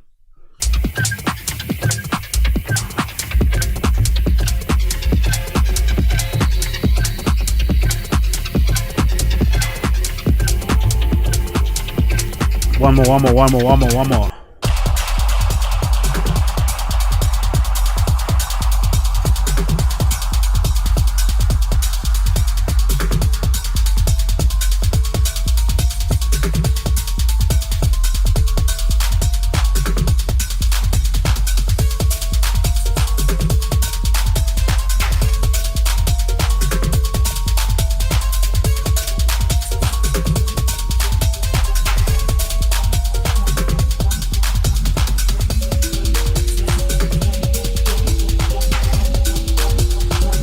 Yo, Polo Jr. is fucking sick. Don't care what anyone says.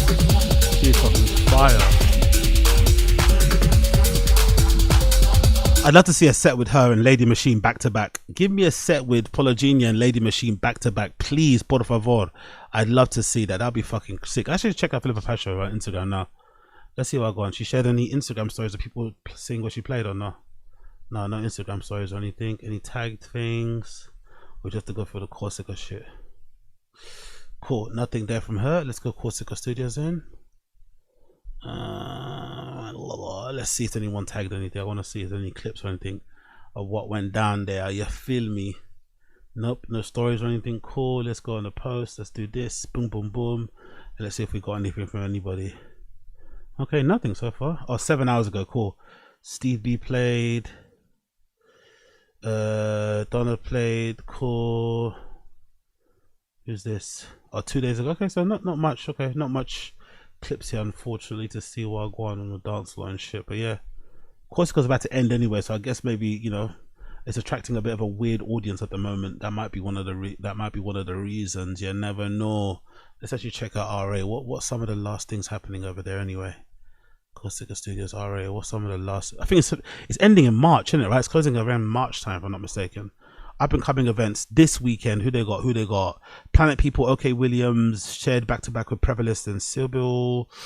Not really for me. I'm not really into that one. Vampire Records presents Return of the Daywalkers.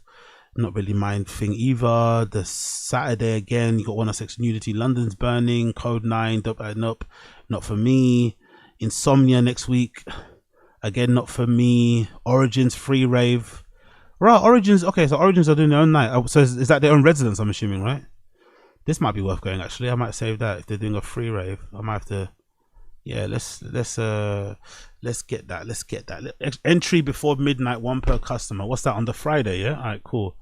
Let's get that. Let's get that still. Let's get that still. Just in case it ends up being something decent. What's that on the 19th? Let's get that still us. All right, cool. Man's got that. All right, cool. Let's get the screen back on. That's the 19th. Where's all the good ones happening? So 19th is that. Utopia Night is nope, not again. And Rhythm Section. I've never been a biggest fan of Rhythm Section, to be fair. Cool. Not that many. Oh, so Rhythm Section are doing New Year's Eve, really? Okay, not too great. January, who they've got here? Day 1, nope. There's a Tesla late night happening. That might be decent on the 10th of January. Code 9 playing all night on the 16th. So he's playing twice already before they close. There's a Palm Tracks night happening. That will be good. So it starts to get really good in Jan. Next year, the lineup starts to really improve. Cabin Fever, Ola, more Elan, yep. I like that more. Dem, Perks, Shackleton and shit, yep, much better. February, you've got Lone playing all night. That would be fucking sick. Oh yeah, I've got the Rene Wise one already saved. I'll probably buy that ticket actually soon. How much is that now? Where is it at? 25 quid anytime entry. That's pretty decent. Or 1950 before midnight. Rene Wise, Gloria Rose, and says, okay, cool, I don't mind that. 4-hour Rene Wise set. Yeah, that's decent. I'm good with that one. But yeah, the lineups aren't that great. I'm not gonna lie. Aren't all that. If I'm being honest, they aren't all that. February, you got Trouble Vision, Mr. Scruff, back to back with Alex Nut Chunky, Small Talk Night, Bleep for Free, yeah, Wig Flicks Night, that might be good actually. And when's the last dance? The last Dresden at Corsica. That might be good as well. Ivan Schmeggy and Manfred's, that might be actually pretty decent. And then the last rave is when? Is that March one? When's the last? The last official date is 25th of March. They got listed here. They got Ware and Soso playing. Okay. Not the greatest, to be honest, end of year lineup. Not gonna lie. I imagine they probably can't book a lot of people last minute, innit? Probably might be why. But the Rene ones would be good, yeah. I'm definitely gonna check out the Rene Wise one though. And I think in between I'll probably do this little free one to go see Wagwan with the space itself. But anyway, back to Berghain. So yeah, on that night, this is my favorite night. As like I said, I think the 17th is my favorite standout one so far. You've got in Panorama Bar, you got Alinica playing, Cynthia, who are, you know, I'm a big Cynthia believer. DVDE, Espotiso, Gabriel Quarteng, Meet. Oh, I feel like Gabriel Quarteng was not playing there for a while. She come back now. Mike Servito and M. Bowmaker, one of the greatest, best legends, best residents in fucking Berghain. Big up M. Bowmaker. Orchestral sessions. Shit, there's gonna be an orchestral session happening there, right? On the Wednesday. What the fuck is orchestral sessions? Who's Avi Caspi? Is this actual people playing in the orchestra, or is it just like a DJ name?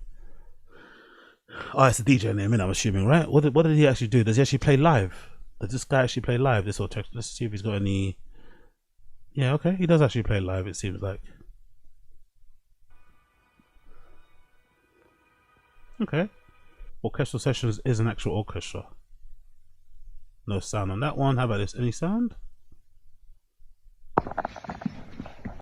Not that much. Don't have any much of the orchestra here, do we? Cool. Wonder who these people are. Who's this one? Gregory Simon. Who's this? Do they play any instruments? Can we see this, please? Pick up them. Let's go in there. But look at that. That's why you got to love Berghain, isn't it? Someone with 919 followers is playing there. I think that's fucking sick. Some clubs wouldn't book people like this. I mean, I love how it's no matter the scale and how big it is, they still kind of prioritize the music. Because other clubs would never have somebody with 919 followers playing. I've got more followers than this guy. He's playing at fucking Berghain because guess what? He's talented. I love to see that. I love to hear that. Let's see his pin post.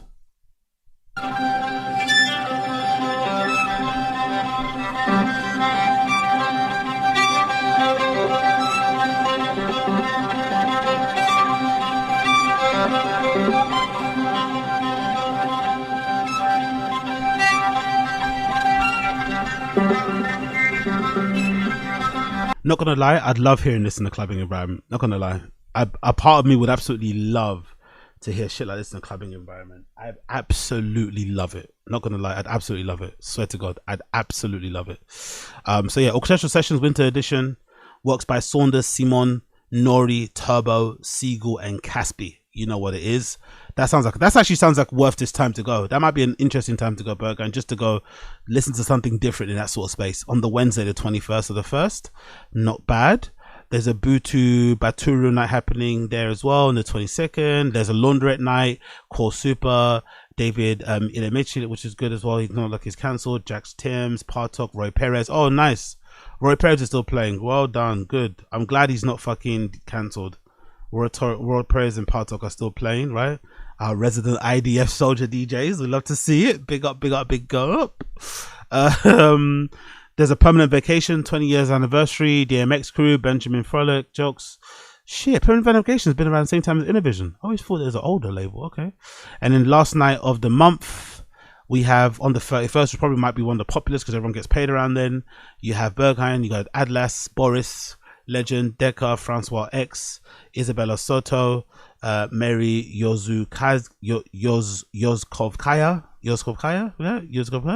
Rosine, Francisca Burns, Huerta, Julie Margoliano, Massimiliano Palagaria, Monkey Timers. Who's this? If they're white, I'm gonna be pissed. Let's see who's Monkey. Of course. Big up Monkey Timers. Big up Monkey Timers. Do they have an idea? It's a duo formed in 2008 by Takiwa Kawa and Hishashi. Okay, let's see what Monkey Timers about. What's their vibe? What type of stuff do they play? What do Monkey Timers play? I'm assuming is it house stuff?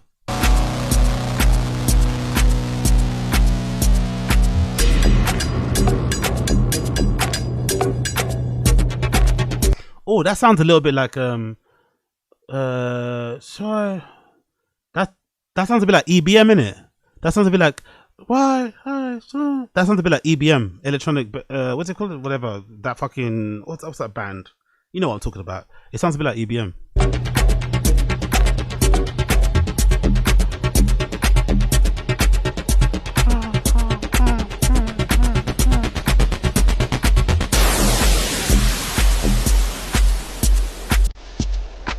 Yeah, I don't mind that. They sound good.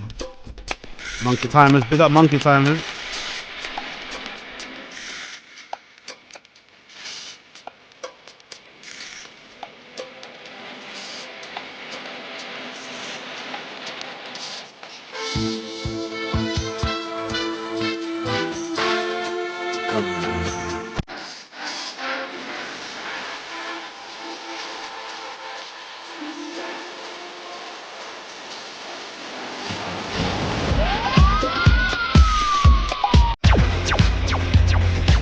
Yeah, sound good. Let's see. Is there any clips of them actually DJing or playing? Oh, they did Public Possessions, like, so that makes complete sense. They linked up with Public Possessions. This feels like a very Japanese Public Possessions, you know? Let's see any clips of them actually playing. Yeah, it's them playing.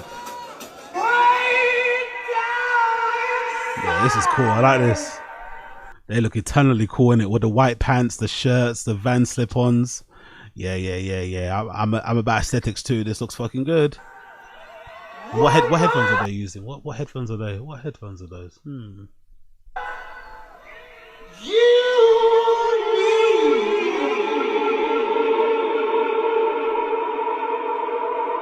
Weirdo music. That's what we need more of.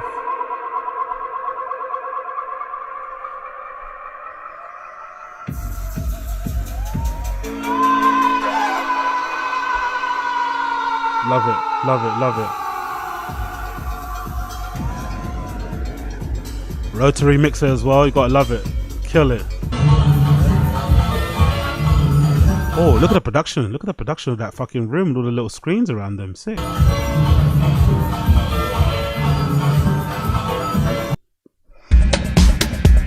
Yeah, I ain't mad at Monkey Timers. Big up Monkey Timers, man. I was hating for before because, you know, I thought anyone called a monkey had to be black, but you guys look sick.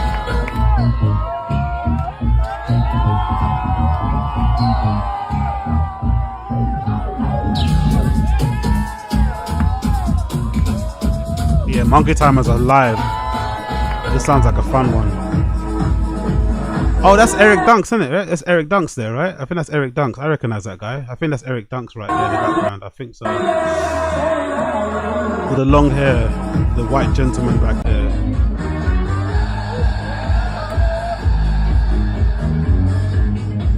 Whoo! Yeah. Big up Monkey Timers. They look like a vibe. Yeah, big up Monkey Timers. That 7, I think, what I say, 21st and 31st might be the best ones. And last to end it, you got Yamarachi and someone called Yamor. So yeah, big up. I think the 31st and the 21st, or the 17th, sorry. 31st and the 17th are definitely the standout ones when it comes to January. 17th of Jan and the 31st. But if you want something different and to throw a little spanner in the work, why not go on the 21st to experience some classical music? You know, that might be a vibe too. That might be a vibe too. You never fucking know. Talking about reviews, actually, someone did put a review together for the Live from Earth night that happened recently. The Live from Earth night that happened recently in fucking Panorama Bar Berghain. Live from Earth. I was really interested in this, and I would have gone if possible, because not only was, you know, Skrillex playing there, Moshak was also playing there, right? Moshak, who I'm a big fan of, who I wouldn't necessarily think would get booked by Berghain or Panorama Bar, because there's a lot more, I wouldn't say commercial, but you know, whatever, big roomy type of stuff, whatever it may be, different type of aesthetic, appeal, genre. Although I think he would do well to play there. I think the only way he could have is if he played, you know, via a label night and they kind of brought him in. I don't think Berghain would select him in general. I would like to see people like that playing them up. Even a Mal P. I think a Mal P in Panama would be pretty sick, to be fair, but I don't think they stand a chance because, you know, maybe not of the same sort of vibe or whatever, who knows. Either way, I would have loved to have seen Moshak play and Skrillex play, because I think these are two people they don't necessarily would see every day in the Berghain. So I think that's a good type of night to go for. But a lot of people don't like these type of nights because, as you know, Luke sharing, as people have mentioned in the stream chat, they attract a weird crowd, right? They attract a crowd that's maybe a little bit more loud, a little bit more leery. So sometimes people tend to avoid these ones, but I think they can be fun at times. But anyway, this person, who is this person? This is a website, get my words out here, called clubnat.blog. Obviously you know how to spell Clubnat, is CLUBNACHT.blog, and the title is Live from Earth at Berghain. This needed a review. Skrillex at Berghain, hyped, hated, but worthy an honest review about a controversial party. Let's see what I have to say. I'm really curious to see.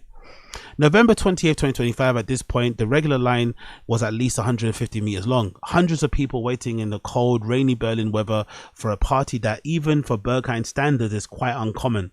But more of that later. My friends and I passed this monstrosity only to be greeted by a similarly long guest list queue.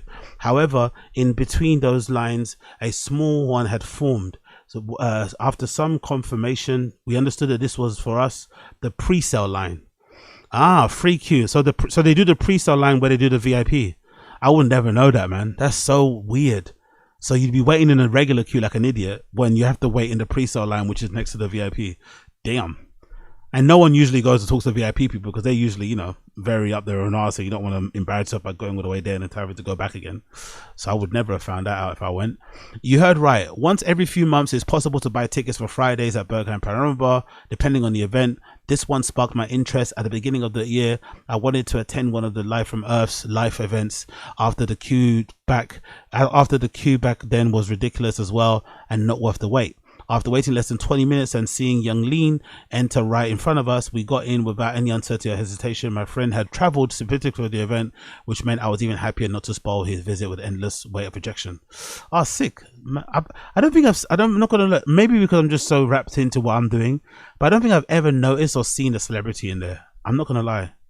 I don't think I've ever have. I've seen other DJs, of course, that I've said hi to, but I don't think I've seen a non-DJ celebrity in Berghain. I've just been too wrapped up in my own thing, which is a good thing, isn't it? I don't think you should go there to celeb spot anyway. But hey, let's continue. What comes after is intro is something that barely deserves the name review. We were happy to see each other again, to socialize, to drink, and to explore the space.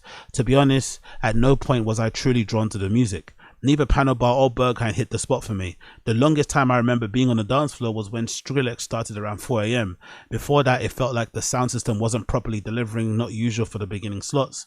It wasn't much in Panel Bar mood, and even though the house sound was similar to what I expected from regular club night, which I usually enjoy. But even this Skrillex set didn't keep up me on the dance floor for long. It felt too pop coated for me. I jokingly said it was good. It was like glazing Charlie XCX sound the whole 30-40 minutes I was there. However, it's important to note that I probably distracted and generally more used to the classic industrial techno usually played at the main room. I heard from many people throughout the night that they were impressed by the sets and really liked the music. I fully believe them. So I'm writing this review. Live from Earth. People were complaining that the Life LFEQ is exploiting their connection to Berghain to draw in international artists with the goal of expanding their own visibility. What? Really? That's not true. Well, why would they exploiting? What the fuck does that even mean? How are you going to exploit a club like what? That's a little bit too conspiratorial for me. On that evening, I saw multiple very influential pop culture stars, even though I am usually I'm usually completely oblivious to celebrities. So I guess there was far more who I didn't recognize. Because Skrillex is one of the most popular DJs in the world, he's going to attract a crowd regardless, right? Like, come on. It makes me understand the criticism. However, what people seem to miss is that Berghain has been supporting this for decades. Exactly. Back then, it was for the drum code nights for sure. Also played a role in connecting the residents and international artists. And it's just good to have that mix. It's good to have a mix of having people in there that only have 901 followers. Or 919 followers, sorry, and then also having people that are world recognized, and attracting different crowds. I think it's important to keep the club fresh. Like just having it for the heads, that club would have been bankrupt or went out of business a long time ago. The fact that they mix, different labels, different clubs, I think helps them. But anyway, I could be wrong. This is a quote someone took I guess they took from the Reddit that said they saw Young Lee get rejected. Maybe lately focus has shifted more towards the pop culture, peak being Drake's visit. Come on, connecting this to Drake's visit is fucking. Honestly, some people that go to Berghain, they're very conspiratorial and they take this way too seriously. Drake's visit has now made Berghain more bait or it's like, bro, it's the most famous club in the world. It gets written about in fucking newspaper articles every fucking month, every year.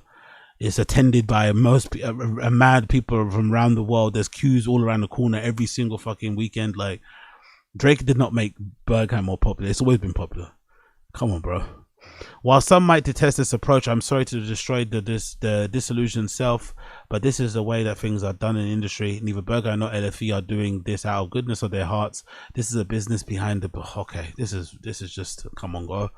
Another person on the Reddit says, DJ Gogola and crew inviting mainstream DJs and popular DJs to Berghain so that they can get themselves invited back to big mainstream events, social gatherings.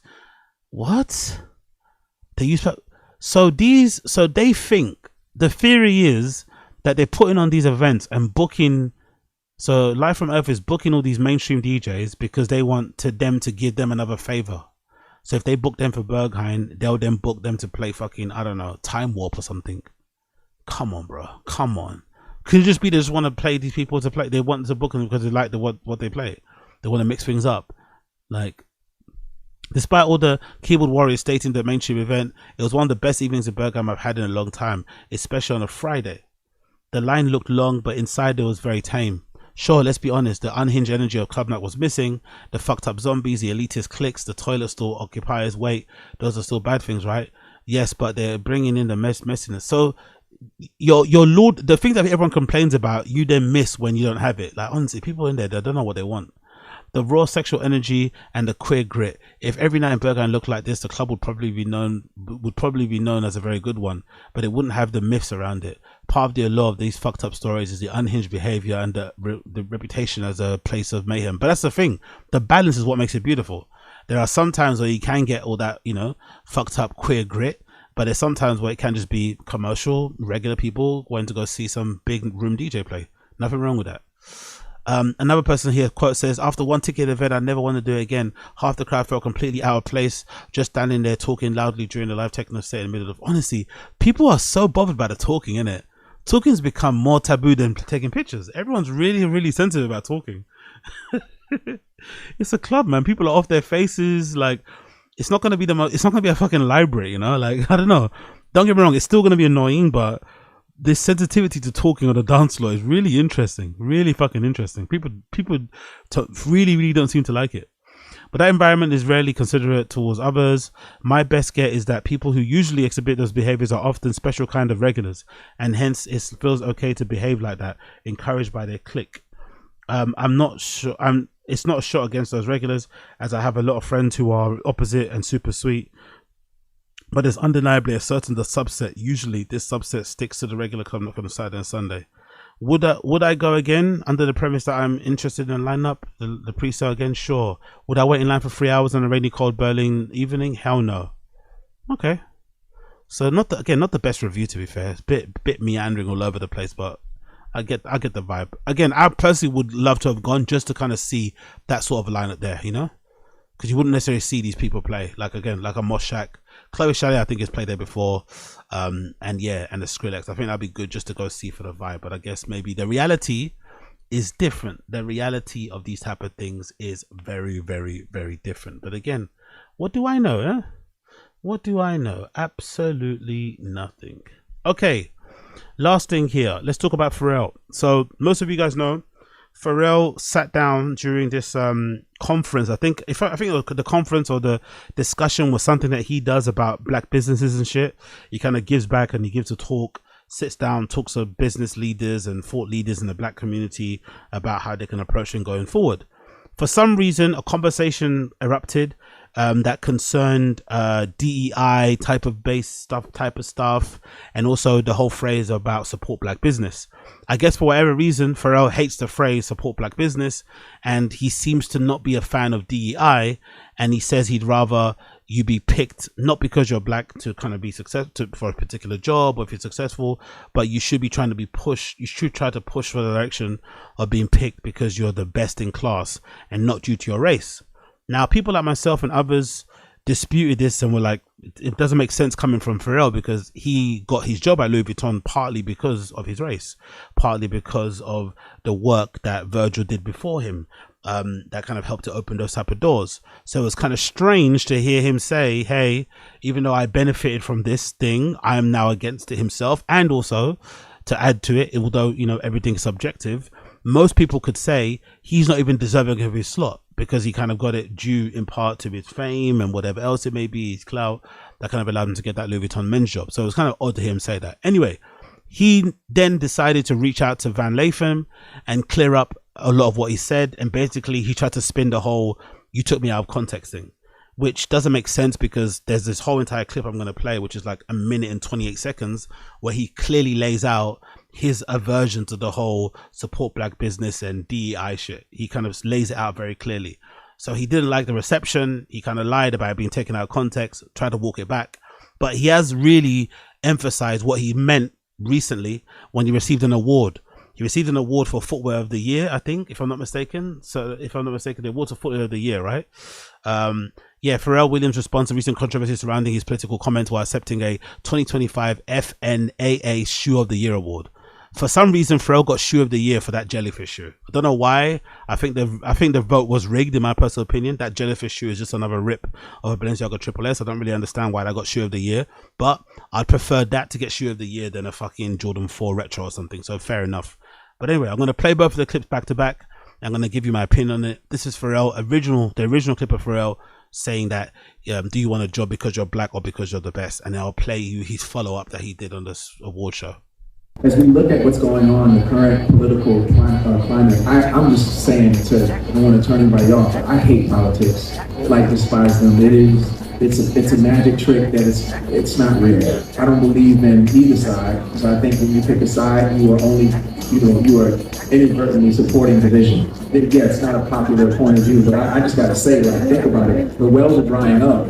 Also, just to quickly pause, the whole not picking a side thing comes from a point of privilege. Regular people like you and I have to pick a side because politics affects us in our day-to-day life more than it affects him. He can kind of you can kind of seclude yourself from politics. We saw it during COVID. If you had money, you could essentially carry on living life as normal. If you didn't have money, you had to kind of, sit by the TV and wait for the government to tell you when you could go outside, when you could hug your fucking family members again. So politics is unfortunately an integral part of our lives because it affects regular day-to-day people. Rich people like him can say, oh, I don't like, it's just like a cop out really, but hey, Let's continue. And then, okay, now the diversity's off the table, now equity's off the table, now inclusion's off the table. So that makes me ask myself, okay, so how do we survive? Well, are there black people here tonight? Yeah. And in your heart, do you think for what it is that you do and who you are, do you think you're the best?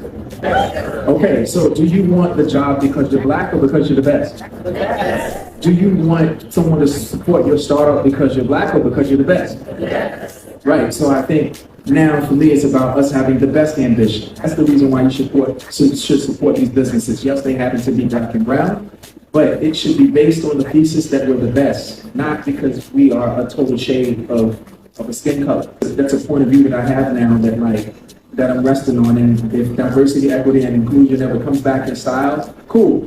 But in the meantime, I'm going to focus on being the best because I can bank on that. Because that's what's going to get you the position. Where, I don't want you to give me anything. I want you to panic and not let me out the room because I'm the best.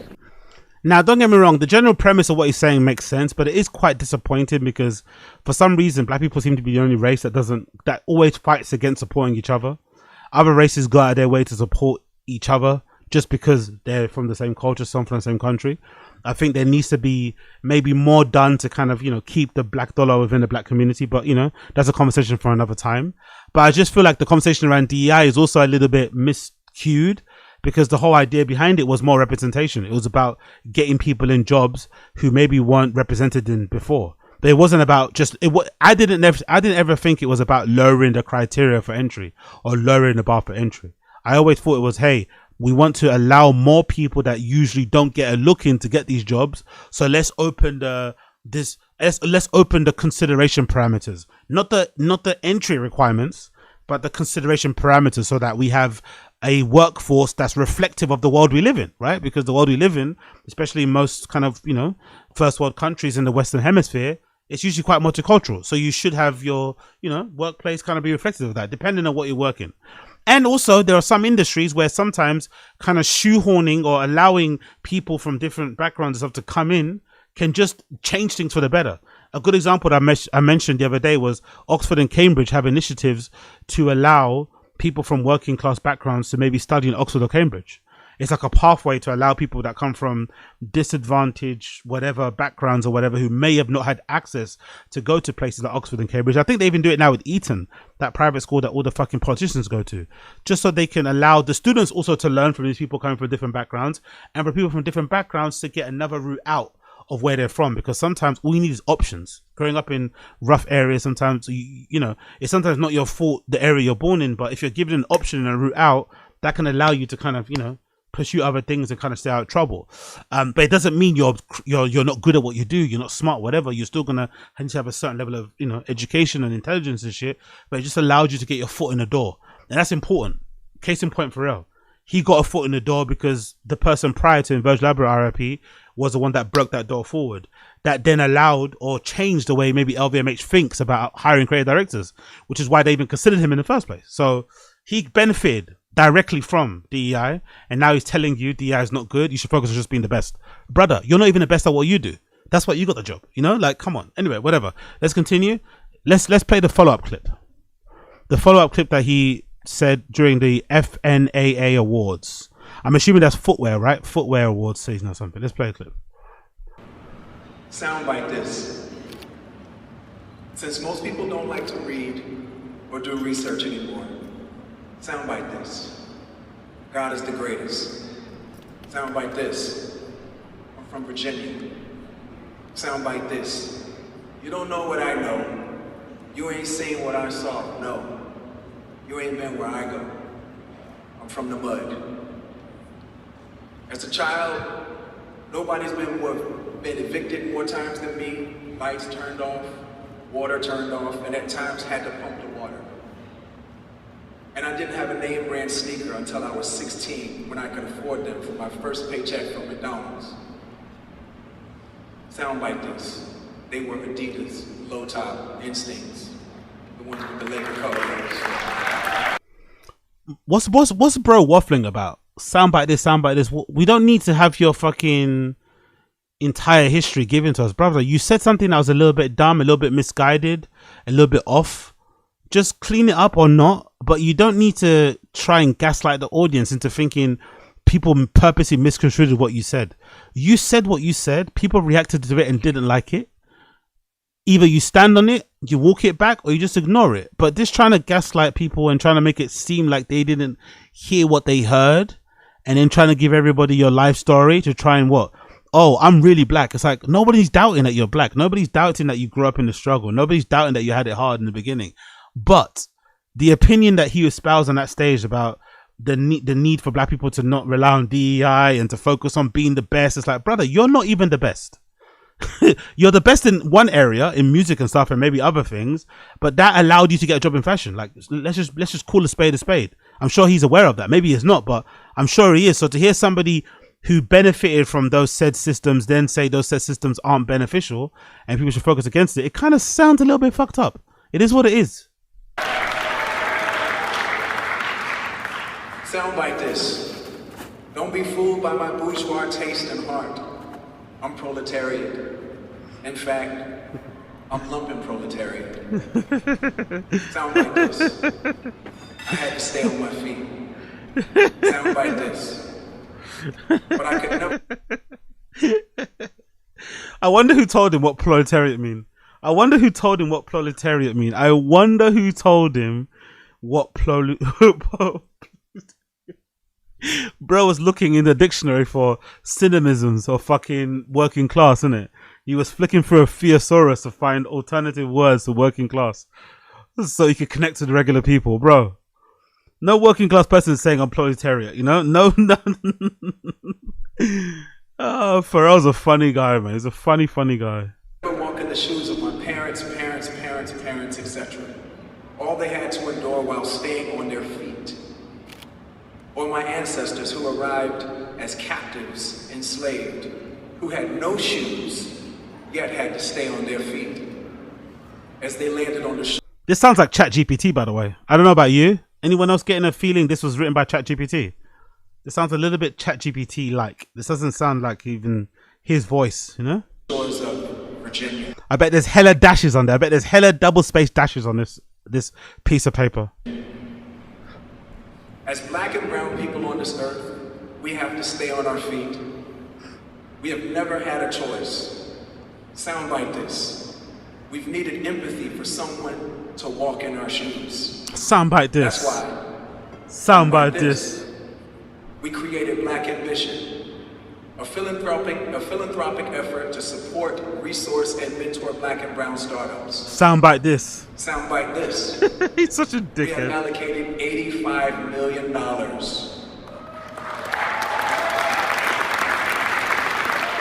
black and brown startups.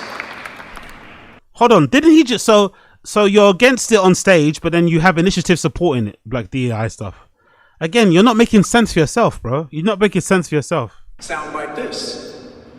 That's where the soundbite of me saying I hate politics, which was in response to the DEI support and donations drying up because of new policies. So yes, I got frustrated, and the soundbiters, they caught me lacking.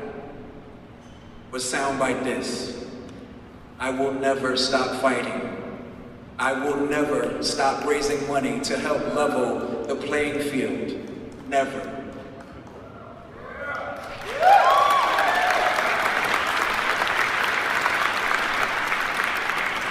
And soundbite this. Don't be a slave to the algorithm. Be the master of your reality. Be the master of the algorithm. You think it only sends you ads when you start thinking and talking about a subject or something specific? No, guys. It's informing your opinion as well. So soundbite this. At least a couple times a day, put down your phone and think on your own. He's a bit of a gaslighter, isn't it? A very manipulative person, to be fair, because at the end of the day, he said something stupid, people pointed it out. It really isn't much deeper than that. But now he's trying to make it seem as if like everyone else has it wrong but him. Everyone else has it wrong. We all got it completely wrong.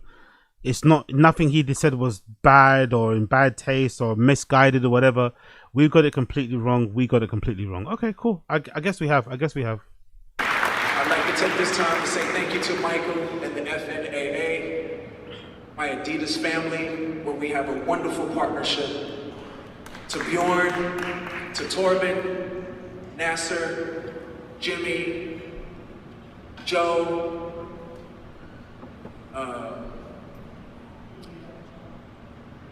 the design team. It's been an incredible year. I thank you so much for your time, spent time and space. My brother Curtis as well. And I hope you guys are having a good time tonight. I feel incredibly grateful. I'm a little black boy from Virginia. Thank you guys so much. So it's just somebody again, like he didn't really address anyone's concerns or pushback. Basically gaslit everybody, trying to make it seem like he didn't say anything wrong, or whatever everyone's concerns were not valid. Gave us a history lesson on his ancestry and stuff, which we didn't need really. Gave us a history lesson on his struggle, which we didn't need really. And again, you just said a misguided, dumb thing on stage. Either you clean it up, or you don't care, or you just doubled down. But this, let me try and convince you what you heard is what wasn't what you heard, isn't going to cut it. But in this world, if your actions, are better than what you say, then it is what it is. It's better. Like if he is actually, supporting, disadvantaged people and minorities and shit with initiatives and whatnot and charities and shit, and putting on for people and allowing people to achieve their dreams and maybe follow in his footsteps, and that's all well and good. We see a lot of the stuff that he does in the community and whatever. So maybe his track record is fairly obvious to see, black and white. Cool. But if you say a dumb thing and people call it out, it's a dumb thing and people need to call it out. It's not an indictment on you. It's just you said a dumb thing in that moment. There are some people out there that think, it's all bad. I don't necessarily think that. I just think he said a dumb thing in the moment. People called it out, such as myself and others. And that's basically it. He didn't address any of the points though. Any of the kickback at all. Didn't acknowledge the, the advantage or the privileges or the benefits he got from, what he benefited from DEI that he's telling other people not to benefit from. Unfortunately, they can't because, woke is out and shit. But still, you didn't address any of the points. But it is what it is. Big up Pharrell Williams, I guess. I think the Shoe of the Year award was very undeserving, though. I think the Shoe of the Year award was very, very undeserving. And the pandemonium around it, too, was really odd. People were, police were out in force in New York for this release. Look at that kid.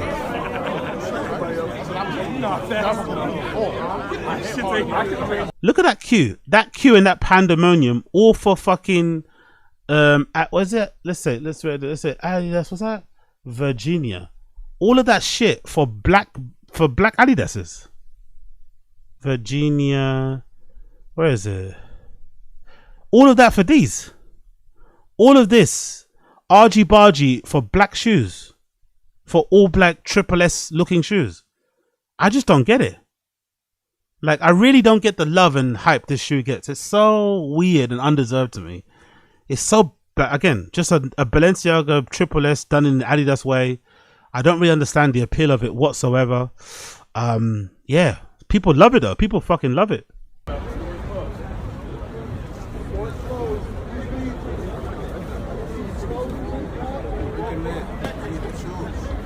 Police standing outside the fucking, what's it called? Out of the Billionaire Boys Club fucking store, right? In New York. Police, look at the crowds, absolutely mobbing. Look at the police outside the store. Crazy, man. Absolutely crazy.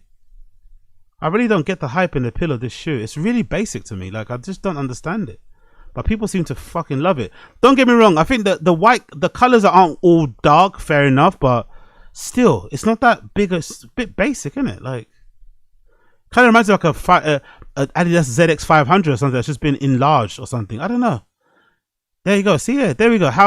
Let's find out actually for WWD magazine. Maybe they'll let me know Wagwan for the Wagwan, because I'm confused by this shoe's success. I'm fucking confused by this shoe's success. I swear to God, I am very, very, very much confused. Before we continue, let's actually continue and do a little bit. One more Stay Grounded, and I'm gonna duck out. Let's see. There we go. Let's talk a little bit about Denim Tears. Big up Denim Tears, man. Denim Tears have announced, or Tremaine's announced, they're going to be making their own denim from scratch, which is incredible considering the Denim Tears moniker. If I'm not mistaken, Denim Tears moniker, didn't it come from Virgil? I think Virgil was the one that gave Tremaine the nickname Denim Tears. I think so, if I'm not mistaken. And again, I think that kind of took from the fact that he used to wear jeans in a particular way, a very ripped up, distressed level. I think, if I'm not mistaken, if that's where the story goes.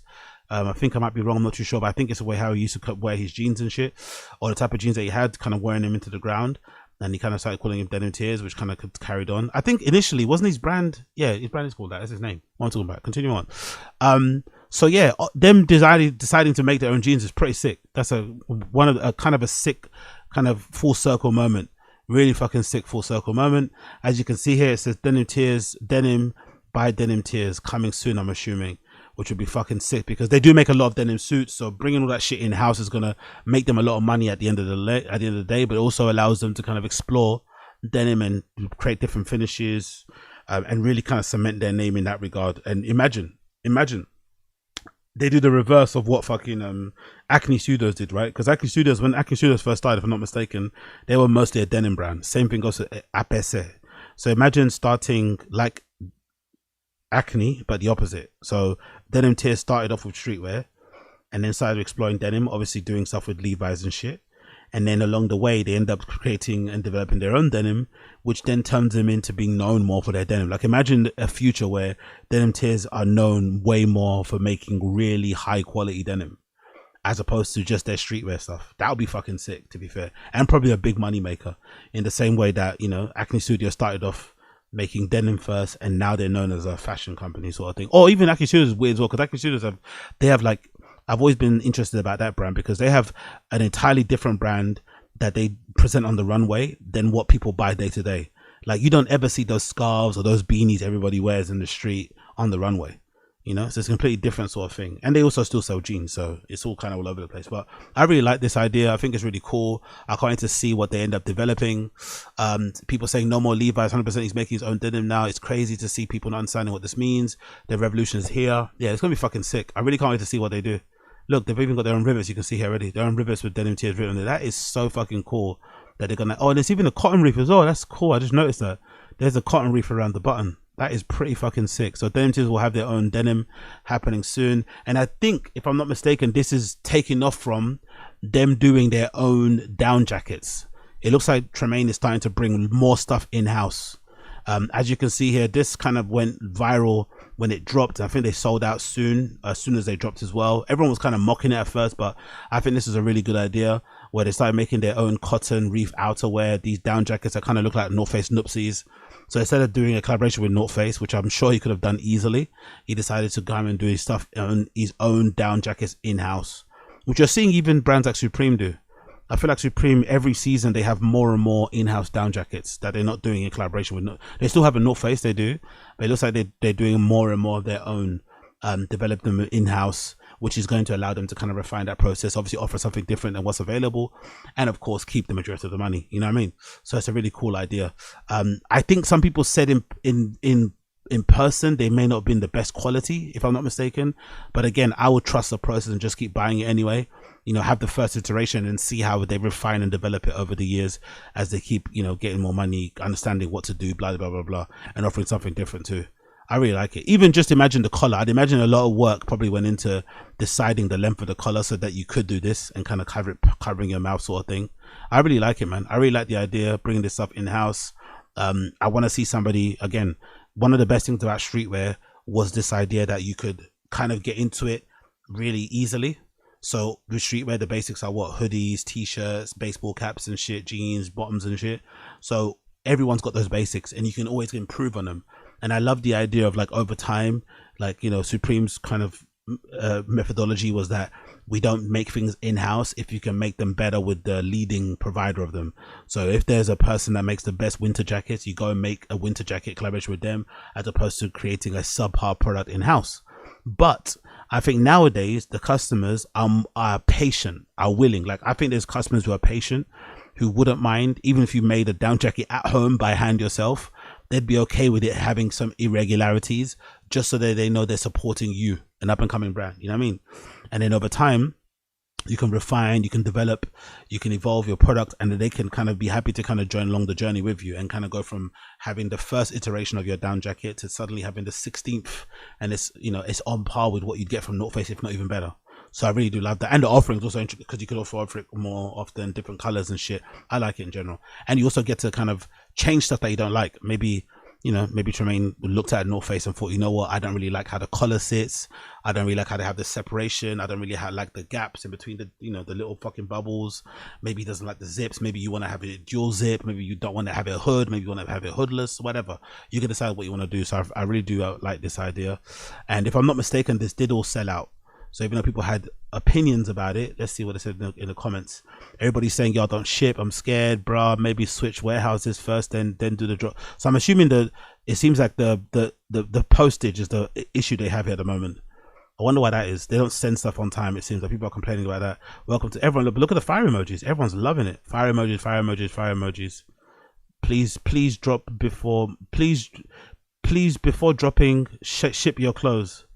Y'all gotta do better. That this looks of those shells. Okay, cool. So I guess they don't ship a lot of stuff on time, but still, people are ready to stick by them. And here's some more colors of them: black, pink, and camo. Yeah, I like it, man. I like what they're doing here. Black sold out in a minute. Yeah, exactly. I think they all sold out. I'm pretty sure they all sold out in record time. Let's double check the site though. Shop. Let's do outerwear. I'm pretty sure they all sold out in record time. Yeah, they did, didn't they? There's the black one. How much was it? $350. Not bad, you know. How much? Oh, they're still available. Oh shit, really? Shit, you can still buy them. How much is a North Face Nupsi? Is it North Face Nupsi? How much is that? It's $250, right, or something? Yeah, shit. Not bad, you know. Only 100 quid more than a North Face Nupsi. So if you want something different than what everyone else is wearing out there, you know, $250 for a North Face. I mean, $250 for North Face. Let's say $250 to $300. Let's say, right, depending on which one you get, or you can buy a fucking Denim Tears one. I'm not mad at that as well. I'm not mad at that in the slightest. I'm not gonna lie, man, ain't mad at that in the slightest. So pick up them. Yeah, pick up Denim Tears. Only $350. Cotton reef jacket, shell, recycled polyester, 90% down, 10% feathers, nylon lining. Cotton reef styles are not eligible for exchange. Oh really? You can't exchange cotton reef stuff? Wonder why they do that. Huh. Really nice though. The black as well. Is it dual zip? It's not dual zip, it's one zip. Yeah, not too bad. Not too shaky about that. Maybe the pocket zips I'm not liking because it might, this is kind of GAY to say, but maybe the pocket zip style needs to change because they might hurt your hands when you're putting your hands in the pockets. Those zip kind of rubbing up against your skin. That's the only slight edit I'd probably do if I was offering some just suggestions. But overall, I like it. You got the Velcro straps here on the sleeves to tighten it. You got this really nice long collar to kind of cover your face when you're walking down the street and it's windy and shit. Yeah, I like it. Me, I like it too bad. I'm not gonna lie. So big up the cotton reef shit. And just in general, man, I feel like they've done some good stuff lately. This is one of the guys from the Supreme team, right? Modeling. You got Lewis Hamilton wearing some stuff from Denim Tears. I feel like lately the stuff has been really good, but I wonder if it's been because Tremaine's not really talking too much nowadays. No offense to the guy, but I think, you know, some of the interviews he done unfortunately ruffled a few feathers and made people a bit pissed off. But I think lately, oh sick, look at this, it's really cool. Drifting and wearing head to toe Denim Tears in North Carolina. So this is sick, this is sick. Culture, this is sick. I love this. And it's all girls as well. I ain't mad at this at all. I love it. Yeah, and I wonder if that's helped the brand. No more talking from Tremaine, just letting the products talk for themselves, just shipping a bunch of shit. It's selling out, people going crazy for it. That might be the way to go, man. Just shut up and drop clothes. Unfortunately, you know, when you talk too much, people would sometimes get, you know, because a lot of these brands, you gotta be a bit likable as well. Do you know what I mean? If you're having interviews where people are picking apart if you're saying and not really liking what you're saying, then maybe it might cause an issue. So just shutting up and putting out the bits is might be the way to go.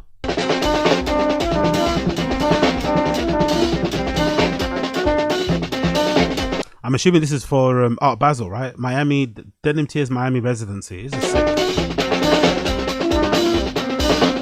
Bloody hell, look at everyone complaining about shipping, bro. Look at everyone. Okay, I wonder they need to get this sorted out as well. This would be actually a good area to work in if you went to work for a streetwear brand. Forget being designer or being the face of it. Actually be in charge of like shipping and logistics and shit, because there's a lot of opportunity here. Look, everyone complaining about the shipping. After 2 months and 10 days, finally, longest shipping wait, but worth it. Another person, where's my hoodie? Another person, so is your warehouse or shipping issues resolved? Seems like you got more time doing this kind of crap rather than fixing your problem. Yeah, you gotta censor people. Maybe it's part of the problem of the Amazonification of stores. Everyone expects if you buy something, they want it now. They're not gonna wait. They're not gonna want to wait, you know. So, some issues there. What are people saying here about the shipping? Still waiting, somebody says. 3 days later. Jesus Christ. And nobody addressing it too. They need to have somebody also doing customer service. That again, that's if kids are out there listening to this and they want to listen to everything I have to say. If you want to get involved in the scene, don't be DMing Tremaine about designing or modeling and shit. I don't know. Offer your services to do customer service, you know, and work on that, because a lot of these people aren't being replied to, especially customers that may be here waiting for stuff, and that's going to look bad on prospective customers, because people like me, I look at stuff like this and I'll maybe reconsider about ordering or wait, you know what I mean? Because I'm nervous I'm not going to get my stuff in time because I want to wear it for a particular occasion. So all that stuff is important. And this is some new stuff, right? This is fall winter 2025. Oof. Again, man, I think they're making great shit. Look at that cardigan, gorgeous. And those jeans as well. I ain't mad at it. They're making some, but this guy as well always makes Denim Tears look good. This model that they got, he makes the stuff look lit. So I don't know if it's like him wearing it well or look at this tracksuit. Damn, this black and white tracksuit. Oh my god, look at the paneling. That is beautiful. That is gorgeous. Are those Denim Tears shades too? Don't tell me he's making shades as well. Man's working crazy hard. There's a ring as well there, watch ring. Oh, look at that tracksuit. I look at that I don't know what this is. This is like this mid belt thing looks really cool. I kind of like that styling little node there with the boots too, with the tracksuit. I ain't mad at it in the slightest. And that print on the side there. Wow, wow, wow, wow, wow, wow, wow. Is that embroidered too? Yeah, I ain't mad at this, man. Yo, he's killing it, honestly. The moment he stopped giving interviews and just like designing clothes, oh my god, look at the comments though. Damn, comments got me wanting to cancel my order. I'm waiting for my order. I hope you ship my order before Christmas. Fucking hell. Then so making great shit, but it looks like the shipping turnaround is horrendous. Do they say on the website you have to wait a certain time anyway? Do they say that? Let's see in the no. Please allow 2 weeks for your order to ship. I don't like this one. This is anything I don't like with new brands. Like, just have the stuff available in the warehouse. Make the stuff, and it's all made to order, I guess, right? Kind of drop shippy-ish in a way. Damn. So I know mine's is not priority, but at least let me get what I ordered in time. Timely fashion. Had no problems with other people purchase. Can I get my order? Don't want my order from you again. Jesus, everyone, man, come on to DC, Mo. I ain't sure that DC love. Cool. Are you gonna get my order before Christmas? And no replies, by the way, by customer service. No replies, 0. This is not good, man. You gotta reply to the customers. People in all caps here. I've been having an issue for about a month now. I've never received my package, and I've been sending numerous emails to your company and not really getting a helpful response. I have DM'd you as well, but still have not received. Yeah, you got to reply to people, man. You got to. This is definitely a needed a job. They need to get somebody in to do this ASAP. This is not good at all. This is absolutely not. Are they even fucking hiring? Let's see. They should definitely think about hiring somebody to do that. No hiring notice is there, but they definitely need to hire somebody to sort out the DMs or the comments. This is not good. There needs to be an official reply for somebody saying, hey, I need to get my shit. I just want my refund. Wow. My order from the 5th of November still hasn't shipped. I was very hesitant to order because of delivery issues that I was reading. I ordered for the first time on Halloween and received my order 12 days, so I trusted and ordered more. Now I have no update on my orders. I really need my order before Christmas. What date is it now? The 7th. Oh, that's peak, isn't it?